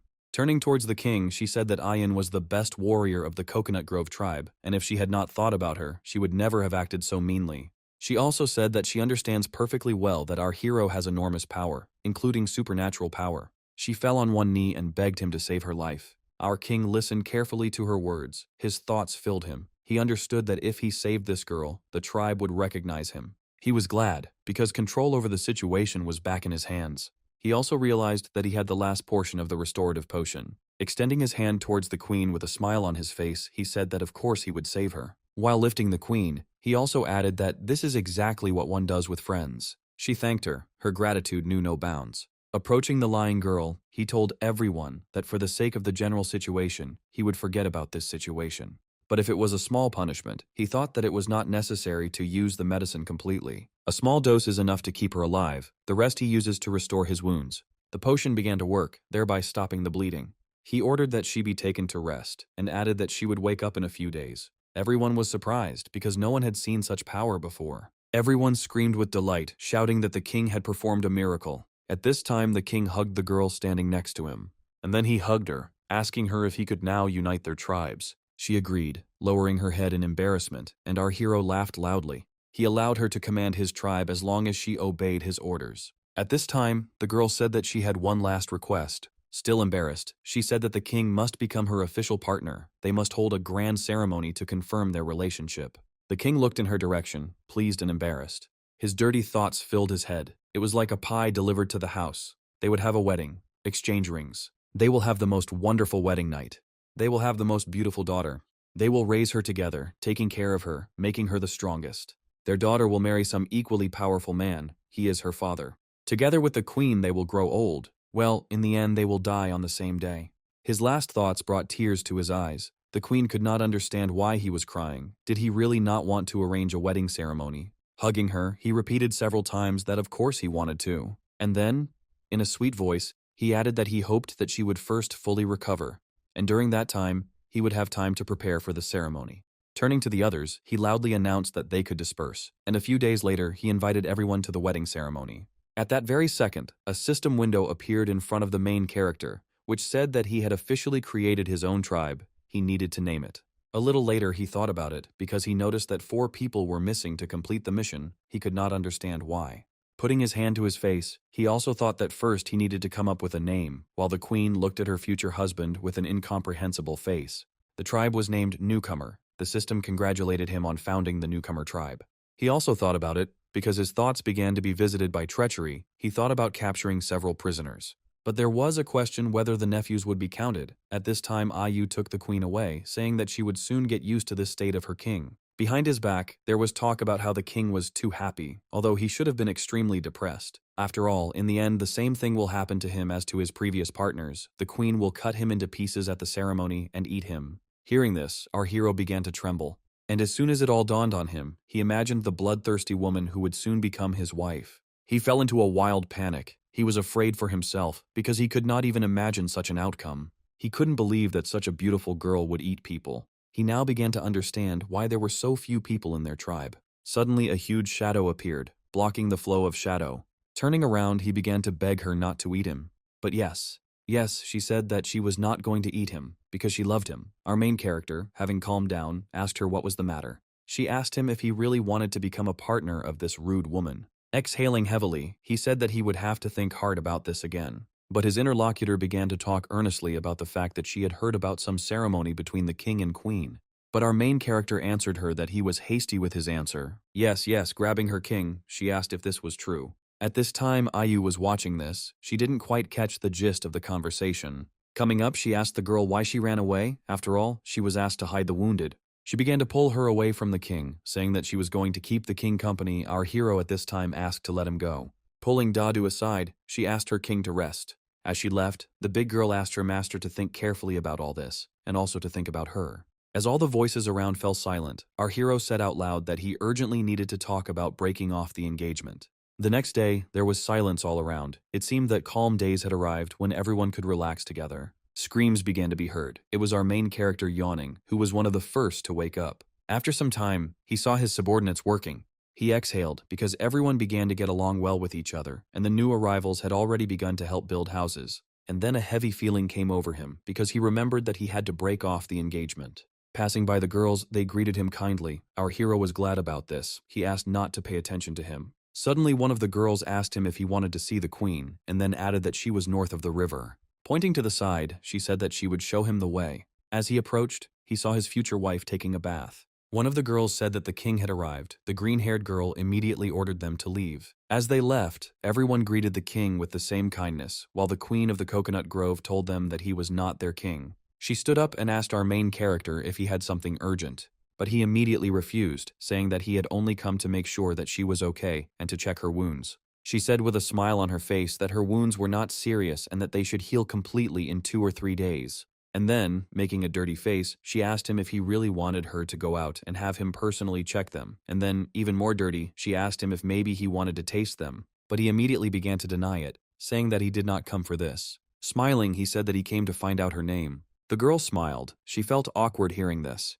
She didn't answer right away, but began to smile broadly. Our hero began to tremble, thinking that he had asked the wrong thing.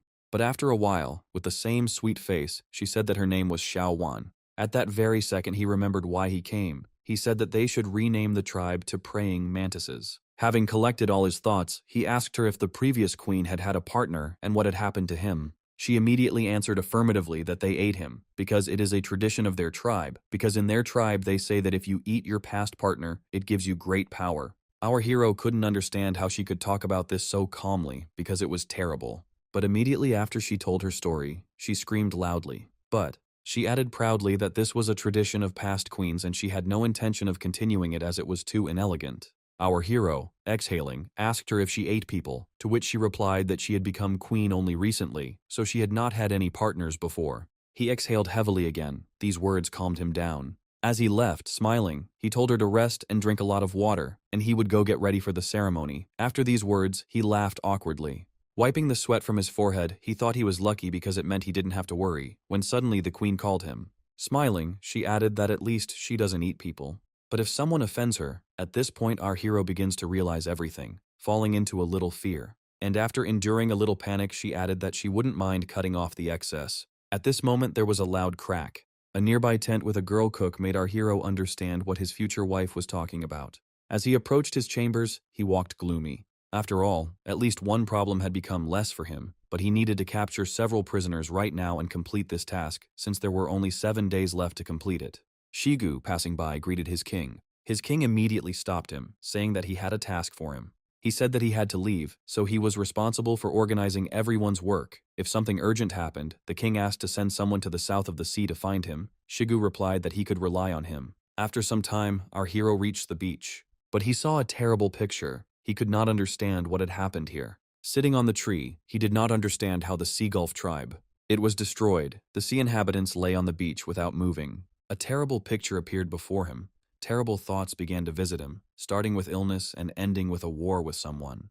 The bodies of the sea tribe were surrounded by birds making croaking sounds. Walking past the lying bodies, our hero scattered the birds in order to take a closer look at the bodies. Bending down, he saw the wounds. He thought that it looked like a battle and it had ended quite recently because these bodies were still warm and they did not stink. And the shape of the wound was very similar to scratches from their own claws. Could it be that these madmen started a civil war? Our hero thought. As he walked further, he wanted to find any survivors to take away. Suddenly, he noticed something. He noticed something that made him surprised. He saw a corpse lying there, but it was not wounded. His face was severely distorted, indicating that his death had been painful. And the limbs were all in the mud. It was drowning, but how the water people could drown in the sea, our hero could not understand. He began to go through all possible options based on his past experience in this world. Suddenly, he heard someone screaming. It was Xiong who was screaming about trouble. Running closer, he shouted that they were being attacked. It was a bunch of crazy people from the Seabay tribe. The king could not believe the boy's words. He shouted to him that they were coming back immediately. With incredible speed, he rushed towards his settlement. At this time, a fierce battle was about to begin on the territory of the settlement. The tribe's fighters came running to the cries. Shigu ordered everyone to save energy because it would be a difficult fight. After all, these madmen ignore their wounds and spears. Our heroes couldn't understand why they didn't feel pain. Shigu gave orders, and also supplemented them with the fact that they should not let themselves be dragged into the sea because certain death awaited them there. And just a second later, the water tribe rushed to attack. Their animal cries began to be heard, frightening those around. Shigu shouted that they were much weaker on land than in water, and also warned them about their sharp limbs. Our heroes entered into a fierce battle. The numerical superiority was on the side of the water ones. Turning around, Shigu noticed the queen, who had come running to help them. She immediately began asking about what happened and why they were fighting, since there had been no clashes with them before. She also couldn't understand why they came from the South Beach to them. She was also confused by their behavior. Shigu responded to her assumptions by saying that in his opinion they were crazy. One of the men said that the word monster suited them better than people. The rest of her fighters ran up to the queen. The battle was about to resume again. The water people rushed into battle again. They shouted some sounds. These sounds resembled those of animals. Our heroes prepared to repel their attack. The fight resumed, during which the queen grabbed one of them, trying to talk to him. She couldn't understand why they couldn't communicate. She screamed that they were crazy. At that moment, another water monster appeared at her side. He pounced on her with incredible speed. His gaze was murderous. He was intent on killing her. The queen noticed him at the last moment. She understood that she did not have time to dodge. Suddenly, our main character appeared and blocked the attack. The powerful collision raised dust around. The aura of both of them terrified everyone around. The king was angry because this monster had attacked his woman. While holding back this monster, he ordered Xiaowan to leave, and then he pushed the attacker aside. It was hard for him, although he can move freely, the wounds remind him of themselves. He couldn't believe that this monster was so strong, because he withstood its blow. At this time, 2 more people attacked our main hero from behind. The queen only managed to make a sound. Turning around, our hero realized that one of them would still hit him. He noticed them too late. But 2 loyal subordinates of our protagonist repelled this attack, forcing them to eat dirt.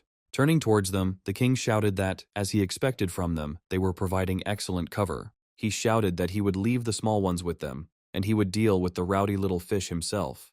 Turning to the queen, he asked her to help the others with the little ones. After all, he had to concentrate completely on this uncooperative guy. He ordered that no one should interfere with their fight until a winner was determined.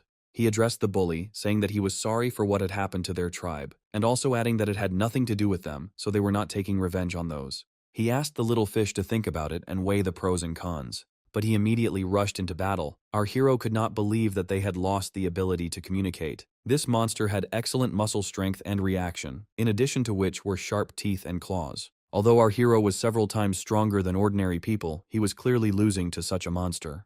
He couldn't use the destructive power of the axe because his people were nearby, and besides, this power couldn't be used whenever he wanted. But the monster was not going to wait while our hero was thinking. He continued to attack our main character. One of these attacks caught the king. He was able to defend himself, trying to block the blow with his hand. There was a sound of pain and the breaking of bones. Our main character's face was distorted with pain. By swinging his axe straight at the monster, he was able to force it to retreat. He jumped back a few meters, tearing off our hero's cape.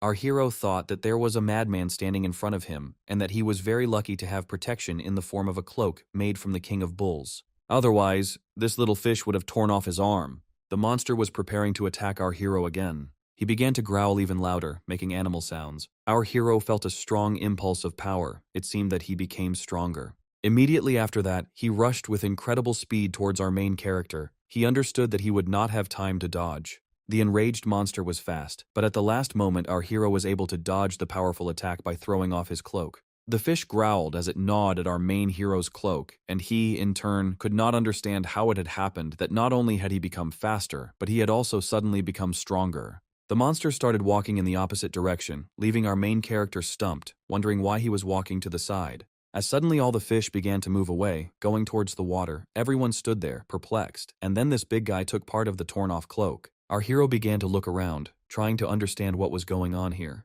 Looking around, he could not understand why one person attacked some, while several attacked others more violently. As it suddenly dawned on him, his face changed in surprise. Looking at his wounded subordinate, it dawned on him. After all, these little fish reacted to blood in such a way that the thirst for blood forced them to attack the wounded. They use the scent of blood to capture the target. In addition, this scent makes them become even more cruel, especially in this strange state. They are simply following an animal instinct. Our hero compared them to huge sharks when they smell blood. He forced himself to think about how to use it. At this time, Xiong was shouting from behind him, shouting that he had returned and was also waiting for orders. Our hero stood up and walked up to him, putting his hand on his shoulder. He told him that he was just in time. He needed to take 2 people and bring 3 piglets. He scratched his head and didn't understand, because they left them in order to eat them in the future. Our hero turned his back to Xiong, telling him in a raised voice to do as he said. He was angry, thinking that they would pay for the fact that he had to sacrifice the 3 little pigs. Turning to his future wife, he told her that the wounded should leave as soon as possible, and her head nodded in response. Xiong and 2 girls ran up to our hero. They had piglets in their hands. They screamed to get our hero's attention. Pointing towards the river, he told them to let them go towards the water. Having released them, the piglets immediately began to run in fear, making loud grunts. Our main character turned towards the tree on which Agun was sitting, shouting to him. The boy immediately understood that he was needed. With incredible speed and force, he launched the spears downwards. All 3 spears hit their target, piercing the piglets' bodies. Blood began to ooze from their bodies. The fish tribe immediately took notice of this, as they began to sense blood, fresh blood, which began to beckon to them. The fish that were already in the water also felt this wonderful, as it seemed to them, groove. And just a few seconds later, they began to scream like animals, making incomprehensible sounds. And at that very second, they rushed towards the meat, which was covered in blood. The whole fish tribe, pounced on the pigs lying on the ground. They tore their bodies apart. The bodies of the little fish began to be covered in blood. Even our heroes began to smell the blood. They stood in amazement at their cruelty, but their amazement was interrupted by the king, shouting at them not to stand like a pillar. He told them to coat the tips with anesthetic as quickly as possible and then start shooting at vital points. The boy from the tree began to shout for the king to look, because something was wrong. One by one, the fish began to seem to choke, some clutching their throats, others holding their chests. Stretching their hands towards our hero, they seemed to be asking for his help. The king standing in front of them did not understand what was going on. Turning towards Xiong, he asked him if they had sent the piglets, to which he replied affirmatively and quickly denied. A few minutes later, the last of the fish tribe fell to the ground, his mouth full of foam. Our hero ordered his tribe not to come near, and also to beware of deception.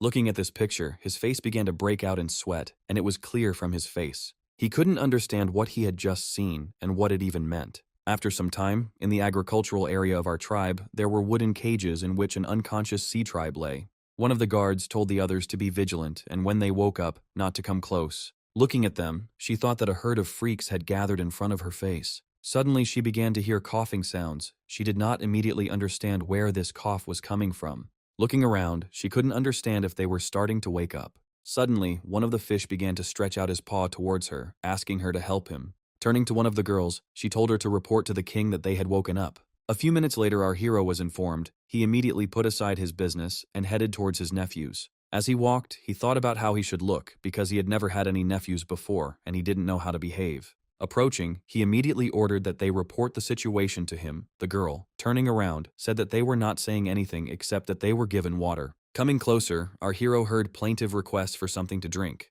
But he was interested in the big guy who was fighting with him. He asked the girl what was wrong with him, to which she replied that he also woke up, but he was locked separately from everyone else. As he approached, he heard requests for water, but his voice was much rougher than that of the rest of the tribe.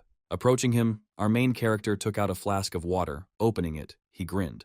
He started pouring water directly on his head, showing his superiority. The big guy immediately raised his face, trying to swallow as much water as possible. His thirst was surprising. But our hero was not going to let him be satisfied. He picked up the flask and stunned the thug. Turning to him with a serious face, the king asked him if he understood him, to which he grimaced and answered positively, nodding his head, drops of water running down his face. Handing the water to Ayu, he told her to look after him, as he was the leader. As soon as the king left, she handed the water to the chief of the sea tribe, smiling sweetly, but at the same time watching his actions closely. After giving him something to drink, she asked him not to hurry, because if he didn't have enough, she would go and bring him more water. And then she smiled greedily, and added that the river was quite far away, so he would have to wait. At this time the king had already returned. He was giving orders to the rest of the tribe. The big man, kneeling, asked his tribe to also give them some water to drink, because he was sure that they had the same thirst. Ayu said that this was the least she could do to help, but he was required to answer a few questions. As he changed his expression, he menacingly asked her if it wasn't enough for them, that they had attacked them, and now they wanted to ask a couple of questions. This statement made Aya think, and then be surprised, because everything was not like that at all. But the little fish continued, saying that he had heard before that the mountain tribe were eccentrics, but he could not even imagine that they were so eccentric. Ayu turned to the chief, asking him if it was really a mountain tribe that attacked them, silencing the brute. He, clutching the wooden parts of the cage, asked her if they were really a mountain tribe. At that moment, the cracking of wood began to be heard. The girl immediately refuted the chief's words, saying that they were a tribe of newcomers and their king was behind their backs. He, letting go of the bars of the cage, could not believe her words, saying that before this, he had not heard of the existence of such a tribe. In a sad voice, he said that it was probably the mountain people who sold them as far away as possible. Exhaling heavily, Ayu told the leader that he had missed again, which was not true. She began to tell him that it was they who attacked their territory, and that they also had no relationship with the mountain tribe. But at the time of the attack, she told him that they couldn't communicate, so they had to temporarily lock them in there. He immediately started shouting that this was impossible, that this couldn't happen. His face angry, he asked her if she really wanted to tell him that he had completely lost his memory. But Aya continued to communicate calmly, asking the leader to tell how it really was. She wanted to know what happened. All this time, our main character stood behind her and listened attentively to their dialogue. The leader introduced himself. His name was Heiku. He was the leader of a sea tribe. His tribe lived near the shore. They hunted fish while swimming in the water, trying not to get into conflicts with other tribes. One of his subordinates approached him and said that Huabei and Chenyu were fighting again while he was eating. Laughing, he told them to continue, because one becomes strong through experience. And also the matches between the young strengthen the relationship. One of the subordinates was clearly superior to him in strength. He shouted that he would kill his rival. People kept running to the leader and complaining about something. One of them tearfully complained that his bird had been hidden. Having picked it up, the leader, smiling, told the boy that it was time for him to learn to fight. Only in this way would he make others fear him and no one would dare to steal his things. But the kid, pointing towards the forest, said that it wasn't Alan, they were some weirdos. The leader became alert and realized who they were talking about, realizing that big problems could start now. Turning around, he saw people from the mountain tribe who were armed. Standing up, He asked them why they had come to them. The rest of the tribe tensed up because it began to smell like something was fried. The largest of the men raised his hand silently, his face speaking for itself. And then, waving towards the sea tribe, he shouted for them to kill them. The savages from the mountain tribe immediately rushed towards the sea tribe, shouting that they would kill them. The leader of the fish did not understand what was happening because they attacked them. He ended his story by saying that he was knocked out, and then he woke up captured and put in a cage, but he didn't remember how it happened. The king stood there lost in thought, thinking about what he didn't know about the rest of the tribe. But without finishing his thought, he exhaled heavily. Coming closer to the chief, he told him that he had recently been in their territory and there was not a single living creature there. He immediately began to shout that it was impossible. Our main character added that if he had not left them alive, their tribe would have disappeared from the face of the earth. After these words, the leader fell silent, and his mouth continued to be open. And then, shaking, he began to scream about how he couldn't protect his tribe. Curling up, he made whining sounds. Ayu was very surprised by these actions, because before that, she considered this tribe to be savages. And then she noticed that something fell from the thug's body. She reached for it, and then picked it up. Turning to her king, she asked him to look at it, because she had never seen this plant before. Our hero took it, thinking that he would learn something with the help of the system. The king called the system, telling it to identify the plant. It was hemp, a herbaceous plant that tasted bitter, had pain-relieving properties, and its smoke caused hallucinations. The system's response surprised our main character. He couldn't believe that this was it. The sea tribe was happy, they were given water to drink, the girls took turns going and collecting water. The girl standing not far from our main character was shouting that they shouldn't rush to drink, because there was enough for everyone. She asked them to pass flasks of water to each other. At this time, our main character was looking at the very plant that had fallen from the tribal leader.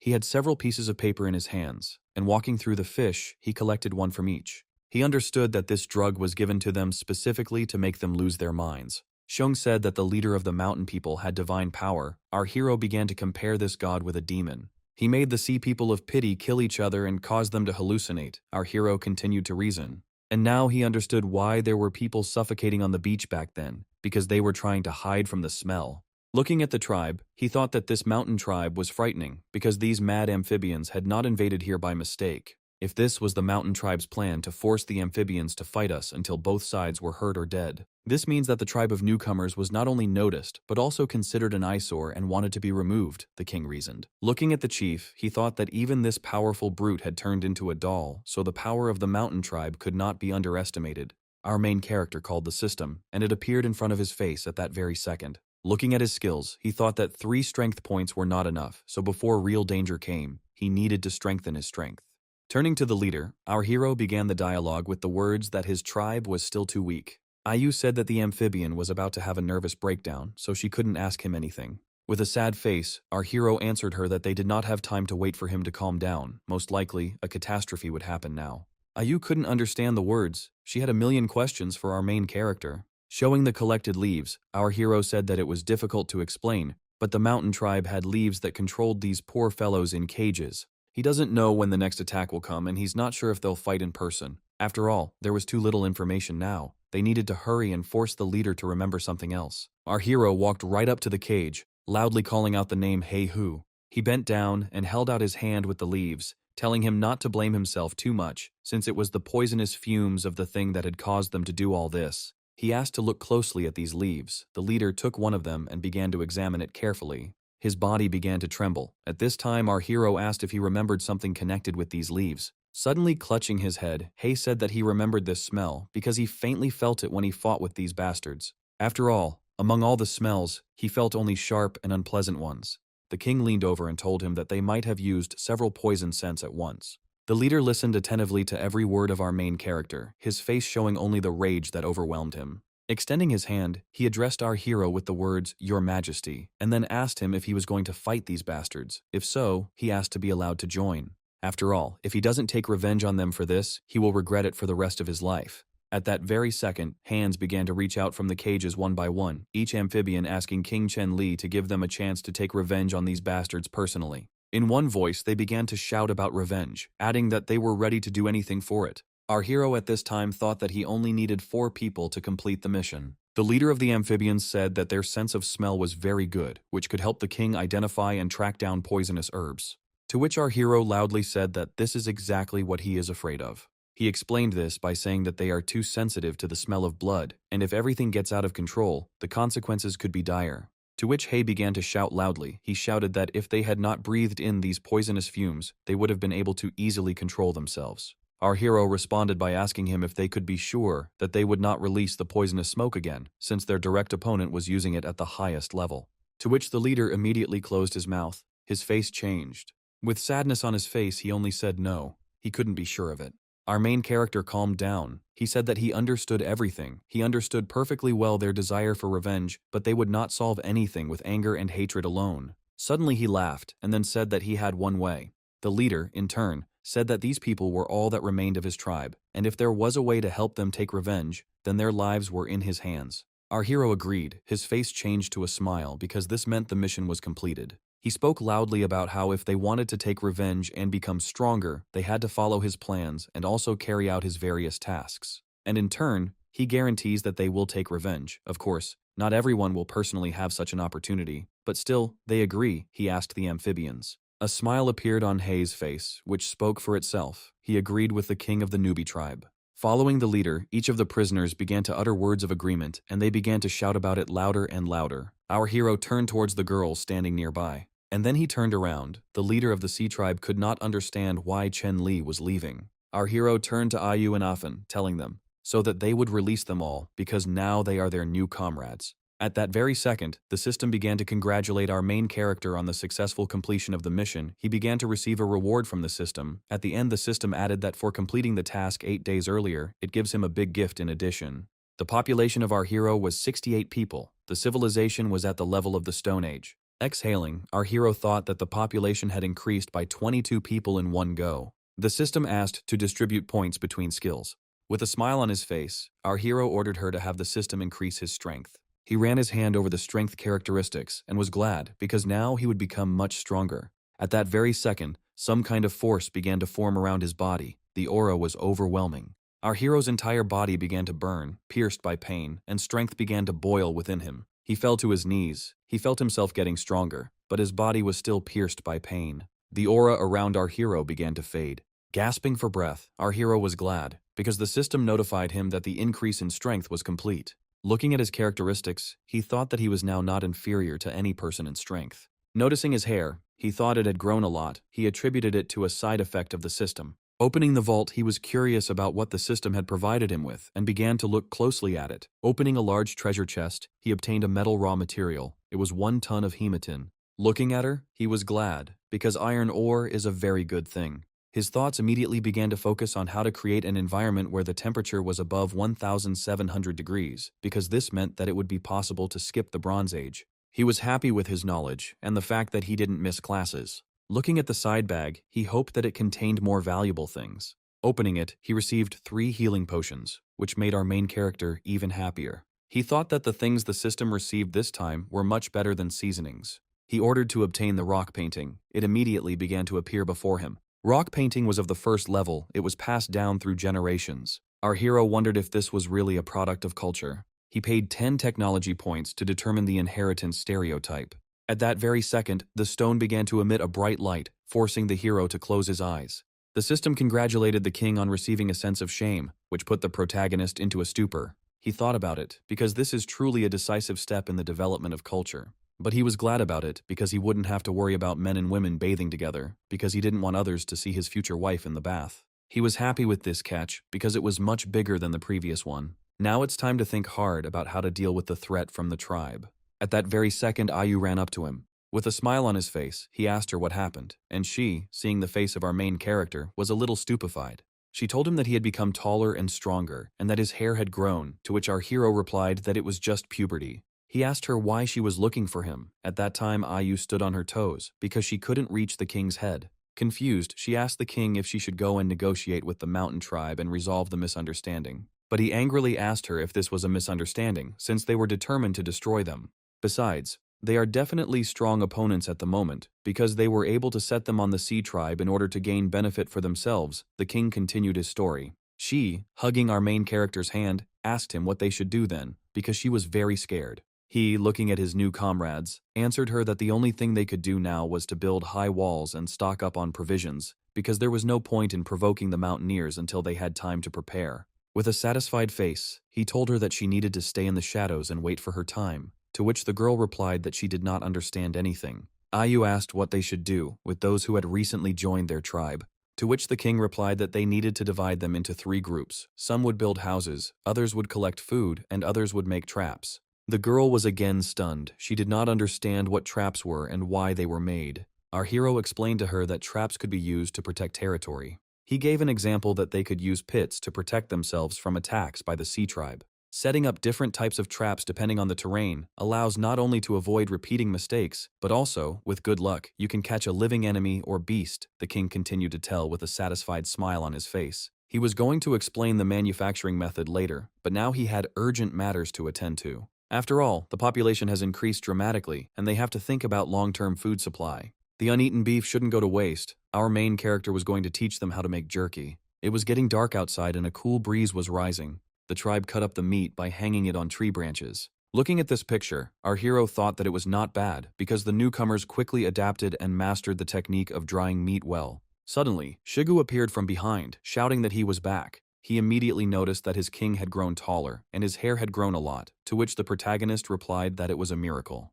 The king said that he had a special task for him. He bent down, saying that he would explain everything by drawing. He needed him to set traps in the surrounding mountains, and then added that the more inconspicuous the traps were, the better they were. He also said that he had already personally selected a partner for him, and he would teach them everything personally. And then, looking at Shiga with a smile on his face, he added that the most important thing was to remember the location of these traps. These words made the jock fall into a stupor. He said that this task was not very interesting. Hitting him on the head with a stick, our hero told Shigu that if he entrusted him with such a serious task, it meant complete trust in him. And then he quietly whispered that this was a very secret mission, and no one else should know about it. When Shigu distributes the work, let everyone take turns setting traps in different places. It is impossible for someone to know all the locations of the traps in one area. Otherwise, if there is a traitor among them, the consequences will be catastrophic, the king said. And then he added that as soon as the task was completed, he should give him information about the location of the traps. After finishing the explanation, the hero erased all the drawings on the ground with his foot. Hitting his chest with his fist, the hero added that he should not draw the location, but rather remember it. Shigu straightened his back and raised his head, proudly saying that he would justify the trust of his great king. The answer pleased the king, making him smile. Placing his hand on his shoulder, he ordered Shigu to rest, and that they would continue working at night. Both of our heroes stood in front of the entrance to the royal palace. Having erected the cultural monument, our main character smiled. He said that he would leave it here so that they could all see for themselves how many things they would still learn, he thought. Turning to one of his subordinates, he said that he needed to rest now and that Shigu would visit him at night. When leaving, he asked to wake him up if there was anything urgent. "Come into your palace," he shouted loudly. He was too tired. Falling onto his huge bed, he felt much better, as if the bed was taking away all the accumulated fatigue. Lying there, he reflected that time was running out and there was simply a huge amount of work that had not been done. Training soldiers and building fortifications. It was also necessary to somehow distribute patrols and expand the territories. And also one of the main aspects was the development of technology. There was still a lot of unfinished work, so he treasured this time to rest and recuperate. His eyes began to close gradually, and eventually they closed completely. Suddenly he began to hear some screams, laughter. These were women's eyes. They made him open his eyes. Standing up, he saw huge forms that he did not immediately even take into account. And as soon as his awareness fully came to him, he saw before him an entire party, at which there were only women. His face turned red with embarrassment. One of the girls touched him, asking if everything was okay with him. Pointing to a bottle of some kind of booze, she asked him if it would suit him. He asked them who they were and laughingly said that drinking would be just the thing. The girl leaned over to him and said that he had drunk too much. Her name was Xiaoya. The other 2 girls also introduced themselves as Lily and Tidan. He laughed. He screamed about how he was finally able to return from time travel, and finally he didn't have to live in fear. Lighting a cigarette, the smile never leaving his face, he asked for the music to be turned on, and they began to dance. After some time, morning came, the air felt different, all worries evaporated. Our main character was lying in bed with a girl who was hugging him. Getting up, she told him that it was time to work, to which he said in a quiet, tired voice that he wanted to rest more, because he could no longer work. Having started to go through the girls' names, he didn't guess a single one, and she began to get angry. And in the end, he finally said that his name was Shigu. Our hero made a strange face and was shocked. He didn't understand how this had happened. and having realized everything, he screamed at the top of his voice. He was scared. In a raised voice, he began to ask Shigu what he was doing there, to which he replied that the king himself told him to come at night. He woke him up, but his king began to grab him. In an embarrassed voice, he said that his king was so frivolous. The king's guard heard everything and was also very embarrassed by this conversation. It was truly night outside. The moon was shining brightly, illuminating the surroundings. Loud sounds were heard. Our heroes were working with a shovel, digging the ground. Having finished and installed everything, our hero began to explain that this was a real trap called a pit with spears. He told them that the enemies and animals they encountered were quite large in size, so for the trap to be effective, its depth and width had to be large enough. By pulling the leaves towards the hole, he was saying that she needed to hide. And when he covered it, hiding the hole, he noticed that this is called the end of creating a trap. The spike pits could be used in conjunction with the tripwire traps he taught them. They had to know how to combine the traps, our protagonist said. His story and demonstration made the amphibians scream with delight. Pointing towards Agun, he told him that he could also learn to make them, to which he replied that he did not know how. With a smile on his face, he explained that the moving target he used last time to practice throwing spears would simply turn into a trap. He explained that if the tree were replaced with a net, then it would be possible to make a hanging net trap.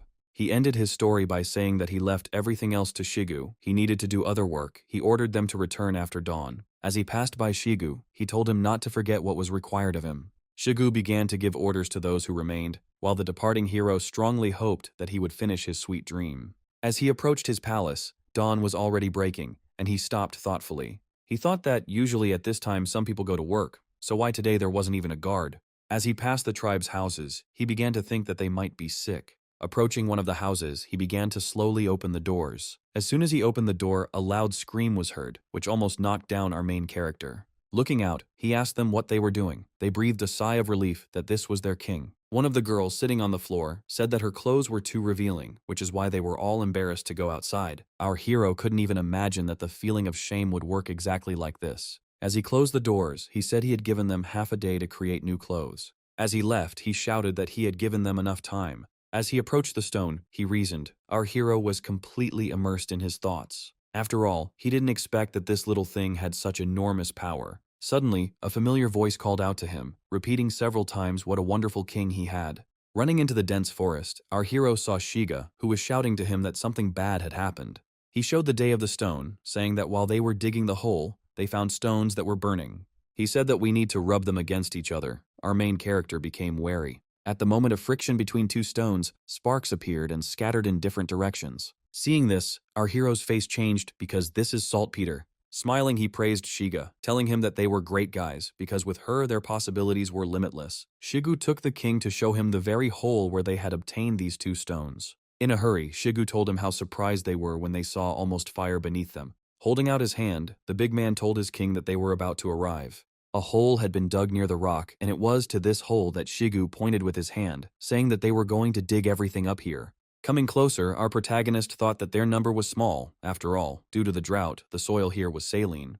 They weren't formed naturally. Then maybe. But without finishing his thought, he asked Shigu to see if there was anything else in the ground. He went down, bent down, and began to examine the bottom of the pit. He said that this piece of land was really easy to dig, and where some objects did not look like stones. He decided to taste something that didn't look like the very stones they had found. As soon as he took it in his mouth and bit into it, his face changed, because it was shit. With a sly face, our main character answered Shigu that he had guessed everything correctly. He was deep in thought, because it was quite possible that there was a rather large manure pit there. He couldn't believe that another group of primitive people had lived here before, and that they had even managed to come up with the concept of a toilet. He also suggested that it might have been an old nest of a mountain tribe.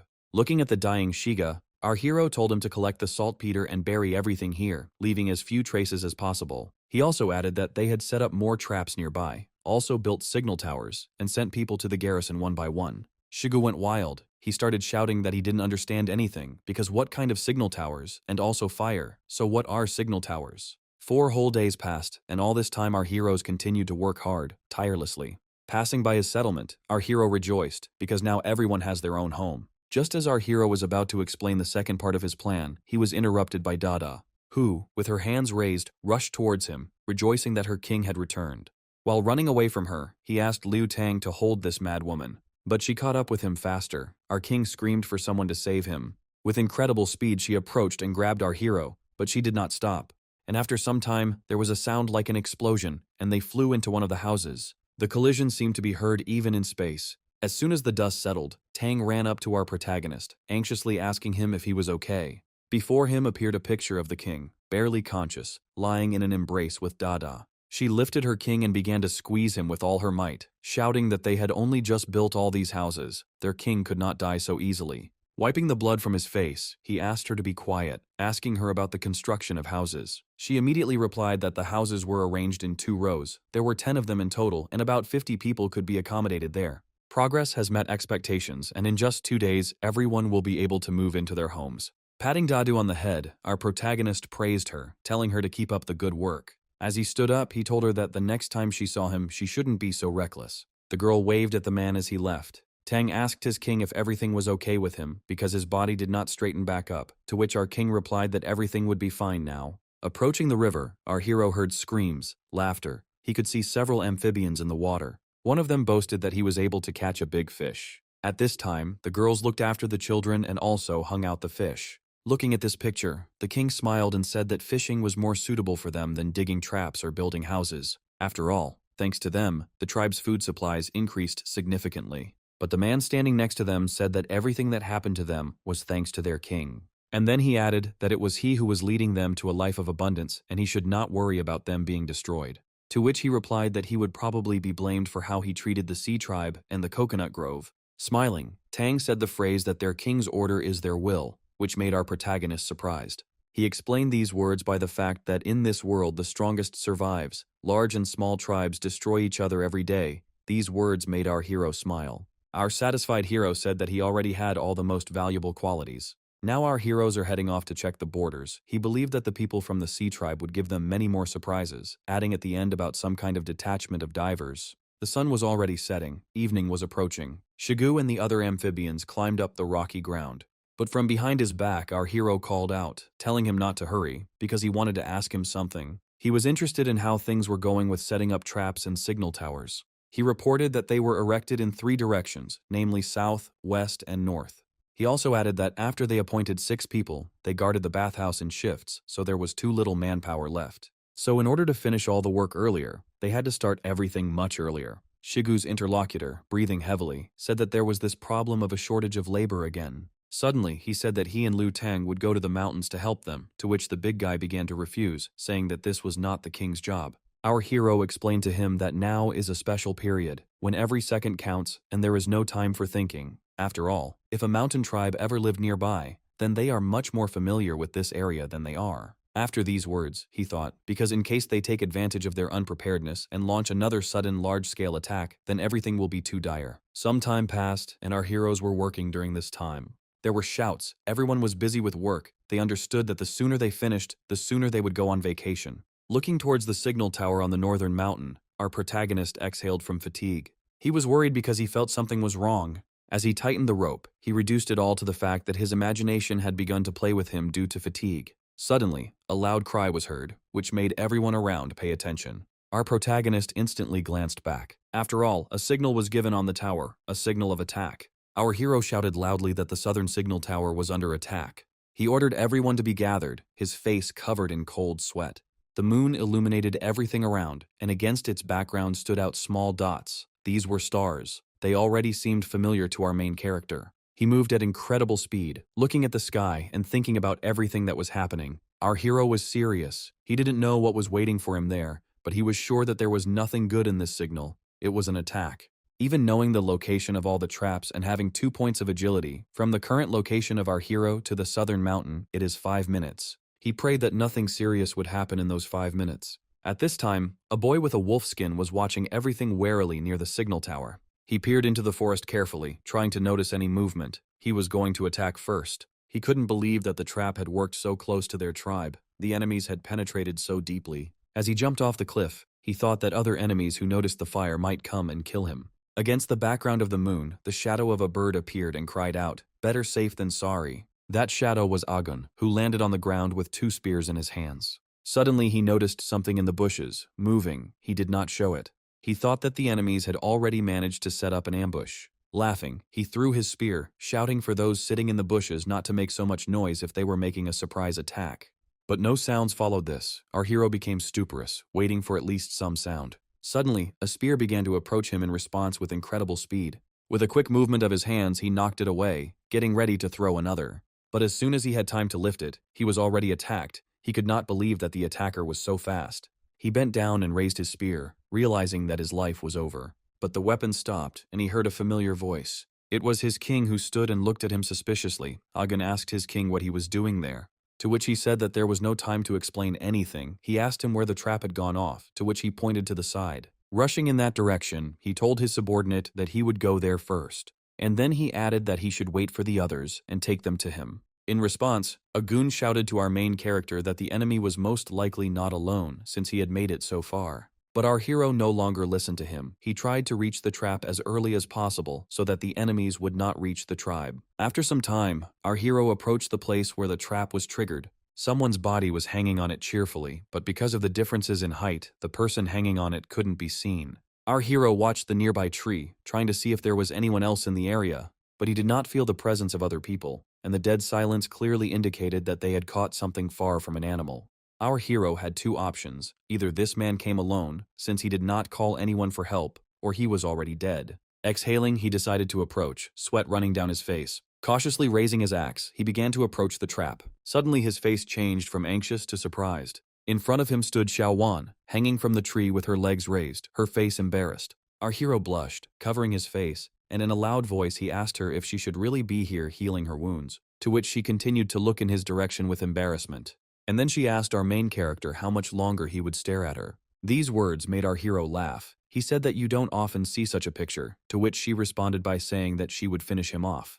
Taking her by the leg, he said that he would use her little leg. Giggling obscenely, she in turn asked to let him go. Slowly, he began to move his finger closer to the queen's foot, and she began to hiccup from overexcitement. He began to run his fingers along her leg, causing the girl to scream. With each passing second, her face became louder and louder, and her face became redder. Suddenly, she screamed that she was angry. She told Chen Li to let her go right now. Suddenly, from behind the bushes, the cry of comrades who were catching up with the king was heard. The girl, also hearing, warned Chen Li that if anyone saw this picture, she would kill everyone, to which he said that he would now bring her down.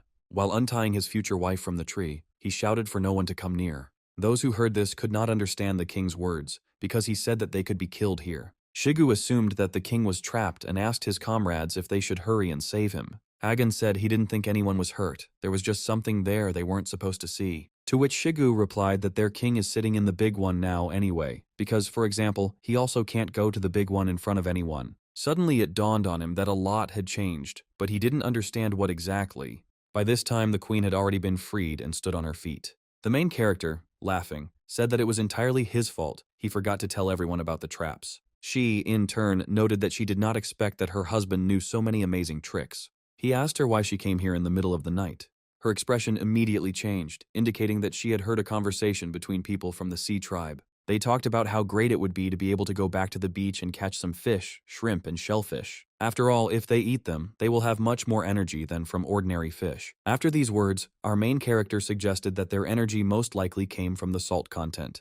She continued her story. They reasoned that on the way to the beach you can meet jackals, so they could not go fishing because they were afraid of being eaten. So she decided to find a safe route for them. The king told her that he had walked along that road many times, and 5 days ago there were no jackals there. He assumed that some of the amphibians had escaped in the last few days. The girl immediately asked him whether to execute them, to which the king replied that this was not what he had meant. He explained to her he was thinking about a security vulnerability he hadn't noticed before. Maybe he should organize a patrol. But it was still important for him to open the road to the beach, and best of all, to create a new camp there. He explained this by the fact that fishing was still in the background, they needed dodo birds and their eggs. Plus, in addition to all this, it was possible to establish salt production. Suddenly he shouted loudly that it was decided he was going to go at dawn and deal with all the impudent jackals. The queen said she could help with patrols and secret missions, and regarding getting rid of the jackals and expanding the territory, she asked her king to think again. He leaned over to her with a smile on his face and asked her if she was really worried that he wouldn't be able to cope with the wild animals. She shyly pulled his face away from her, shouting at him not to flatter himself.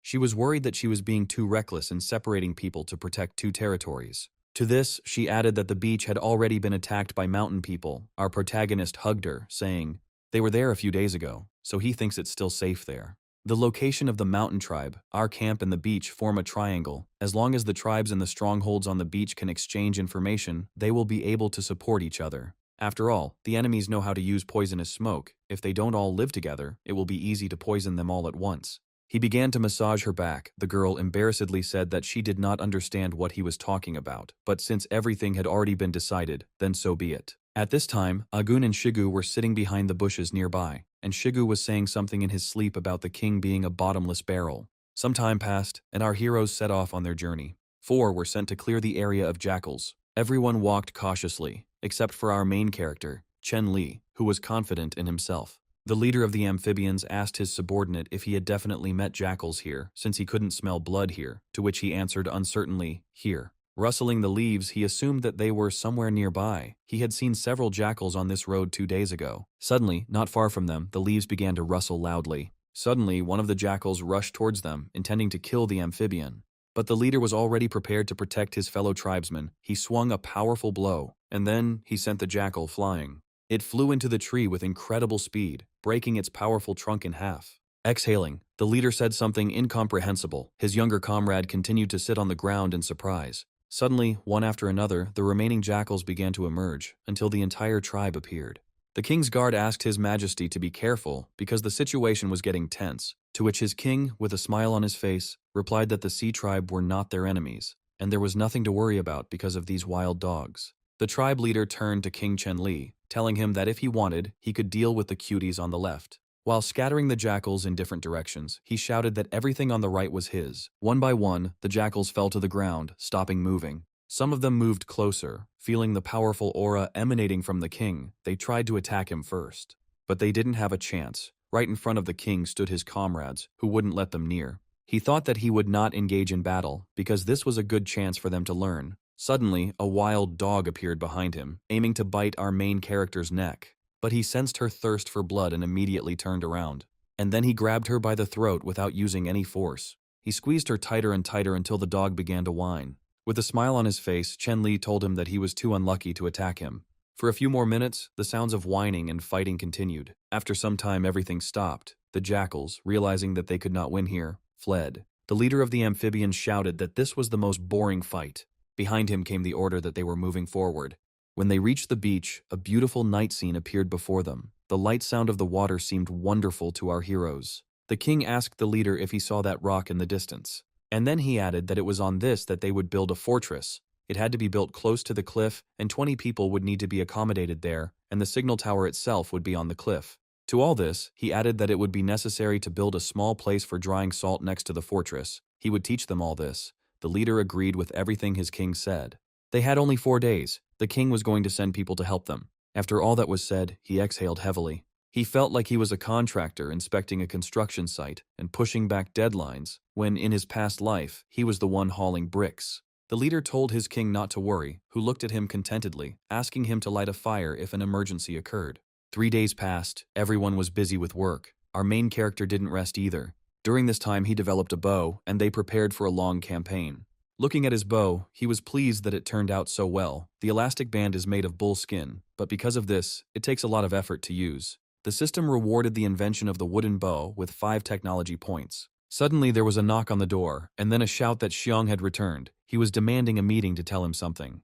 He gave the order for Ayu to bring him. After some time, the door slowly opened, the tension in the air increasing with every second. Upon seeing the boy, the king immediately asked him if there were other tribes of people in the north with whom they could unite. But Xiong said that there was no one there. He walked north for more than a day, but there were no traces there. And then he added that he found only one lake, as well as a snow-capped mountain nearby, and there was some strange big creature in the lake. But before he could see it, it descended upon one of the lakes and finally disappeared completely. Because there was a scary snow-covered mountain ahead, he did not dare to go there, so he turned back. The king smiled back as he knocked him down, adding that he had not expected to be more afraid of the snowy mountain than the monster. But he, trembling and covered in sweat, asked the king if he hadn't heard about the mountains. Our main character didn't understand what they were talking about. At that very moment, Ayu pressed herself against him and said that she was scared. Chen Li asked her why she was so scared. She explained to him that she was not afraid of the mountain itself, but of those behind it, and our protagonist had even more questions. The girl, with a trembling voice, began to describe the terrible bikes that live behind the mountain. Xiong screamed that just the thought of it was making him throw up, while our main character calmed Aya down. A system window popped up, which activated a side quest. The task was to see the giant with your own eyes. This made our main character very wary. After all, the system gave one characteristic point just for him simply seeing the giant. He compared the danger of the mission to the mission of exorcising a saber-toothed tiger, for which he received only 2 points. He began to assume that the giants might also be a tribe with their own civilization. Maybe he can subjugate them, making some of them powerful assistants. Looking at his frightened subordinates, he understood that he had to be careful, since there was a high percentage that they would be able to easily destroy them. With a smile on his face, the king told Xiong to take a rest, because the banquet was in how many days. He told him to have a good time. With a trembling voice he said goodbye to his king. Ayu said that it was cute, because Xiong could be such a coward sometimes, to which the king said that he wasn't sure about that. He speculated that his danger perception was much higher than that of normal humans, which made him so sensitive to certain things, so Xiong was able to calmly explore the outside world. He asked Ayu how the preparations for the wedding ceremony were going, to which she replied with a smile on her face that the preparations were almost complete. The king told them to prepare equipment for 4 people. He was going to take someone with him on a long trip. Ayu immediately asked her king how dangerous the trip was, to which he, still smiling, replied that he was simply exploring the surroundings and that his clothes were excellent. As he left, he said that he would leave immediately the next day after the wedding ceremony. 2 days later, our heroes had a solemn wedding ceremony with their king. At this time, our hero was training hard with his new invention. The hardwood leather was combined with a cowhide interior, and the weight of the shield was just right for him. He struggled to create it for 2 whole days. For inventing a wooden shield, our hero received technology points, the total number of which was already 62. There was a knock at the door, and the king ordered them to enter. It was Ayu who said that everything was ready outside. It was time for our main character to change clothes. After some time, cries of joy and congratulations began to be heard. Our main character left his palace. The whole tribe was celebrating. The radiant day improved the mood. The king stands with a smile on his face. Looking at all this, he was happy, because everything that is now in front of his face is his merit. Suddenly his gaze was directed straight ahead. He could not take his eyes away. His wife, who was also wearing a wedding dress, appeared in front of him, and people around him started shouting that the wedding ceremony was about to begin. As he walked, he thought that in his past life, he should have been working hard now. And now he has his own tribe, as well as wonderful people who love him, and also a beautiful, delightful wife of his own. He couldn't even imagine such a thing in his past life. It seemed to him that everything in front of him was a hallucination, our hero thought, stretching out his hand towards the girl. They took each other by the hand. Our hero continued to think that he was very glad that he got here, because here he had a feeling of belonging to something big. Turning to his wife, he told her that from now on, while he was away, the tribe of newcomers would be handed over to her. Shigu, who was standing nearby, shouted, "From today on, Xiaowan is the new queen of the tribe." Everyone started shouting congratulations. They welcomed their new queen. They started shouting that it was time to kiss, and our heroes began to move their lips closer to each other. Dada was watching all this. There were tears on her face. She was thinking that she should have been in the wife's place. And then she said that no matter how much she wanted to be the king's wife, it was very touching. It made her cry even more. Night fell. Everyone began to disperse. They wished good night to their king. He stood there tired and thought that everything had gone well, without any surprises. Ayu approached him, telling him with a sly face that his queen was waiting in the palace, and that everyone was ordered not to disturb them. Our hero's face changed, and obscene thoughts began to visit him. He began to imagine how Xiao would show his boundless love. With every thought about this, our main character became more and more excited. As he walked to his palace, he looked forward to it, hoping that it might be even more exciting. As he opened the doors, he laughed, telling his little wife, "He has arrived." Suddenly, a terrible picture appeared before him, which made him afraid. The queen sat on the throne. Her face was frightening.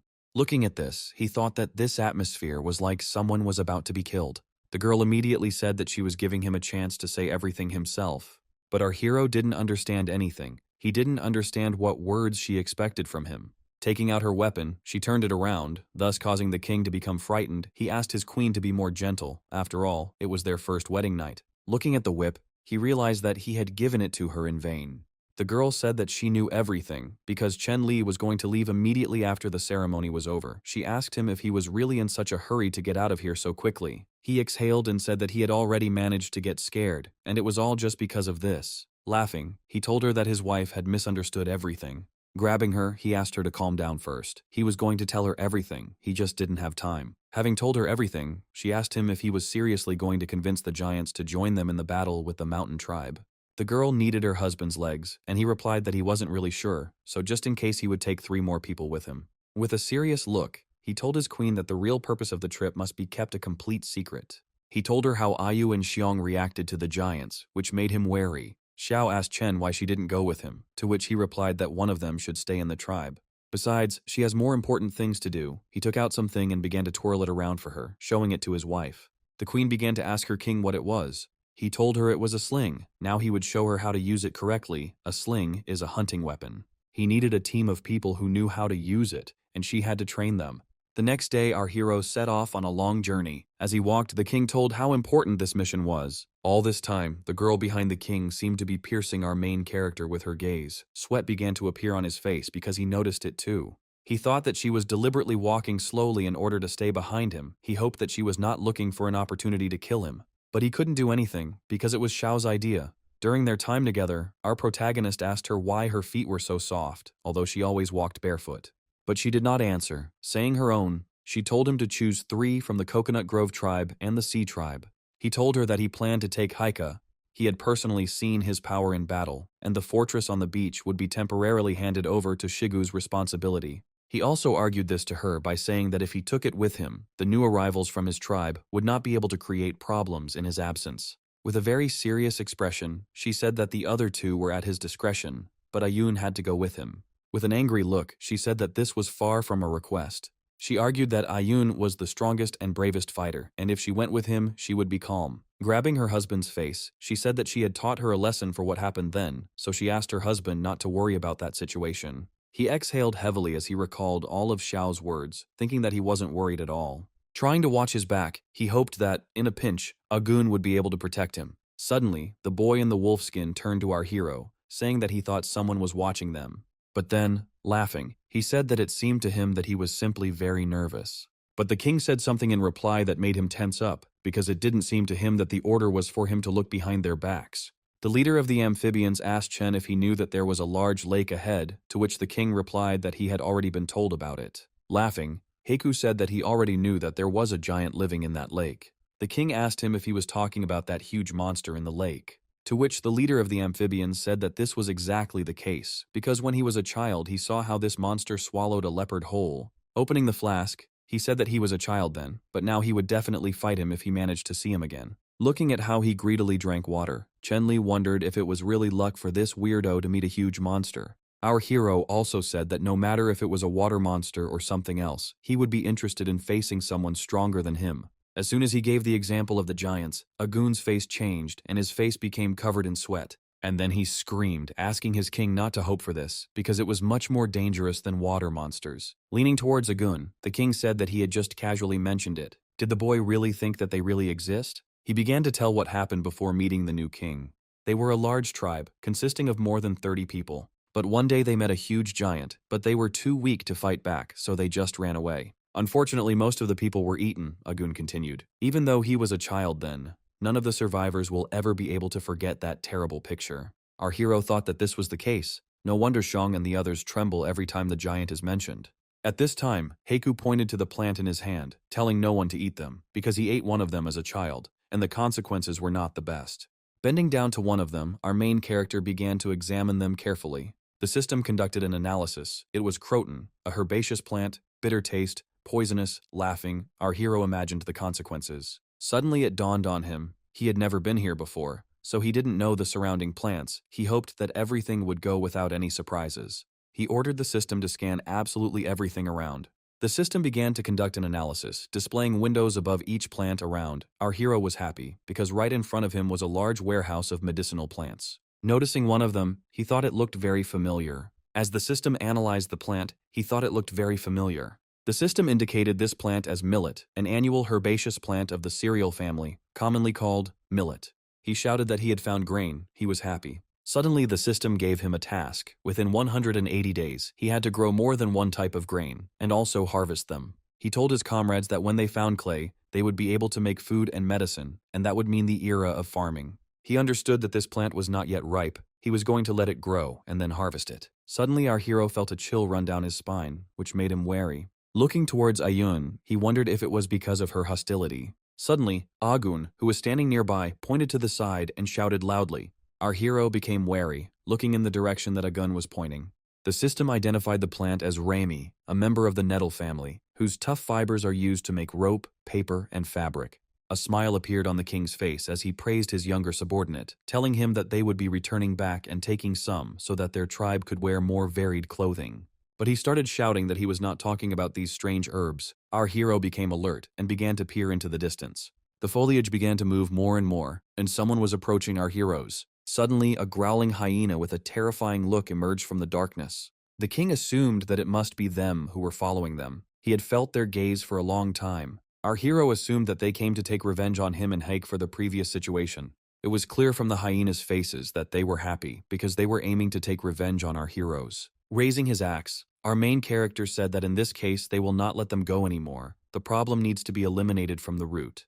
The king gave the order to kill them all. The battle began. The hyenas outnumbered our heroes several times, but our heroes were much stronger than them, killing several at a time. Heiku was pleased that this time they had come straight into their clutches. There was a fierce battle. The hyenas fell one after another, but their number seemed endless. They continued to attack, attacking 2 or 3 at a time. The girl understood that one of the attackers would most likely hit her. Suddenly, hyenas flew in and pushed the attackers into the ground. It was Heiku, laughing and saying how cool he was. Smiling, he told the girl not to thank him because he was a man. The hyenas began to flee again. The king gave orders for them to catch up with them, because this time they had to deal with them for good. He ordered that they should spare no one should escape. The hyenas were scared, even though there were many more of them. They were several times weaker in strength. Our heroes rushed after them, Chen shouting that these dogs would not be able to escape. But they moved much more quickly than our heroes. The hero thought that with 2 points of agility, it would be difficult to catch up with them. It would be unwise to continue the chase. Suddenly he felt something, he felt danger. The vines around him began to move, when suddenly a loud female scream was heard. It was Ayun who was captured. The girl could not do anything. Having seen this picture, our main character could not understand what was happening here, because he saw such a monster for the first time. The system recognized this creature as a red royal flower. It was a rafflesia. And the things around him, humoral fluid, saber-toothed tigers, huge bulls, and rafflesia, all this is different from our main character's knowledge of the primitive world. The girl asked to let herself go. The tentacles of this monster squeezed her body more and more. At that very second she dropped her knife, which fell straight into the center of this terrifying plant. And as soon as it fell into the liquid, it began to melt and boiling sounds began to be emitted. What she saw shocked the girl. Her face showed fear. Our hero was also surprised. He couldn't even imagine that such a thing even existed. The men standing there thought it would be better for them not to go near it. Our hero, seeing them, shouted to them, asking why they stood rooted to the spot. They had to save Ayun. Agun started shouting after them that it wasn't at all that they didn't want to save her, and the fact is that they are also captured by this thing. Suddenly, our hero noticed that this monster was trying to grab him too. With a quick movement and powerful blows, he cut through the tentacles. Rushing towards Ayun, he shouted for them not to be afraid. He was going to save them. The girl screamed at him to leave her and save those two. Suddenly the plant relaxed its grip, thereby letting go of the girl. She closed her eyes, realizing that she was about to die. She asked her king to run away. Hit right in the center, the plant seemed to close its mouth. Our main character rushed to help the girl. He tried to pull her out of the nasty plant, but the tentacles attacked him one after another, not allowing him to get closer to the main body. At this time, hyenas appeared from behind him, also aiming to kill Chen Li. Our hero thought that at least Heiku and Agun should have been saved. Suddenly he heard the whining of hyenas behind him. Our heroes were attacking them, saving their king from an unexpected attack. Heiku shouted at the king not to pay attention to them. He asked him not to go near them, saying that it was all a setup by those nasty dogs. Agun asked his king to escape. They were determined to give their lives to save their king. But he, cutting the vines, was going to save everyone. He thought that these vines weren't very fast, so the hyenas took advantage of their speed to lure our heroes here. Gradually, but surely, he made his way to the main body of this plant. He continued to chop while screaming, thinking that he should have noticed something was wrong, because everything around was dry. As a smile suddenly appeared on his face, he realized something that he should try. As he continued to cut the vines, he thought that there was nothing he could do in this situation. But he had the stones, those very ones. With incredible force he threw them to the side. He thought that it didn't matter whether it was a dog or a flower. There is nothing that cannot be devoured. Fire began to appear. With a confident smile, he told the plant to burn to the ground, and then he rushed towards the main body, intending to save the girl. And as soon as he approached the attack distance, he immediately launched an attack, trying to cut the plant. The plant spat out the girl and liquid began to ooze from its center. The girl fell to the ground, her clothes were destroyed, and she herself lay on the ground without moving. Our hero grabbed her and immediately began asking her if she was okay. If she could move, he had to help Hik and Agun. He said he would give her his clothes to cover her body. And then our heroes rushed to flee, running away from the flames. The fire grew. By shooting with his bow, he made the fire even bigger, thinking that now there is no need to worry about hyenas nearby. Seeing the water, he shouted that that was where they needed to go. He asked his subordinates to be patient, and just a little bit patient. As soon as they reached the water, they would be saved. But at this time, a hyena was already approaching the girl from behind and aimed at Ayun's neck. Our main character managed to avoid the hyena's attack, so he rushed towards it with incredible speed for a human. At this time, the hyena was already gnawing at the girl's cloak. He grabbed Ayun's hand, trying to pull her away. She threw off her cloak, and they changed places with the king. The hyena continued to chew on the cloak, not immediately noticing the substitution. Suddenly the cloak tore, which the main character did not expect at all, and the dog bit him on the hand. Having fallen to the ground, the dog found itself on top. She wanted to finish everything right here and now. Our hero couldn't cope, he spent too much energy. The men standing nearby said our hero's name with concern. The king butted the animal, now the strongest will win. He shouted at his subordinates to leave before the fire reached them. He said that he could handle everything himself. He thought that he had to wear the dog down to the current before the fire came to them here. Suddenly an arrow flew at the dog and pierced his throat. The hyena fell lifelessly to the ground. Glancing towards the girl sitting on the ground, he saw a system notification appear above the girl's head. It said that the girl's talent was archery. He asked her where she learned to use a bow. She responded by saying that she had watched him use it and that was how she learned it. The girl also added that she had twisted her ankle and that she had no strength left, so she would not be able to continue on with them. She asked her king to run away, to which he said that the girl was talking complete nonsense. He ordered her to hold on as tightly as she could. Taking her on his shoulders, he said that they would leave here together. The fire had already caught up with them, and the fire was spreading faster than they could run. Fire had already begun to appear in front of them, and our heroes were unable to keep up.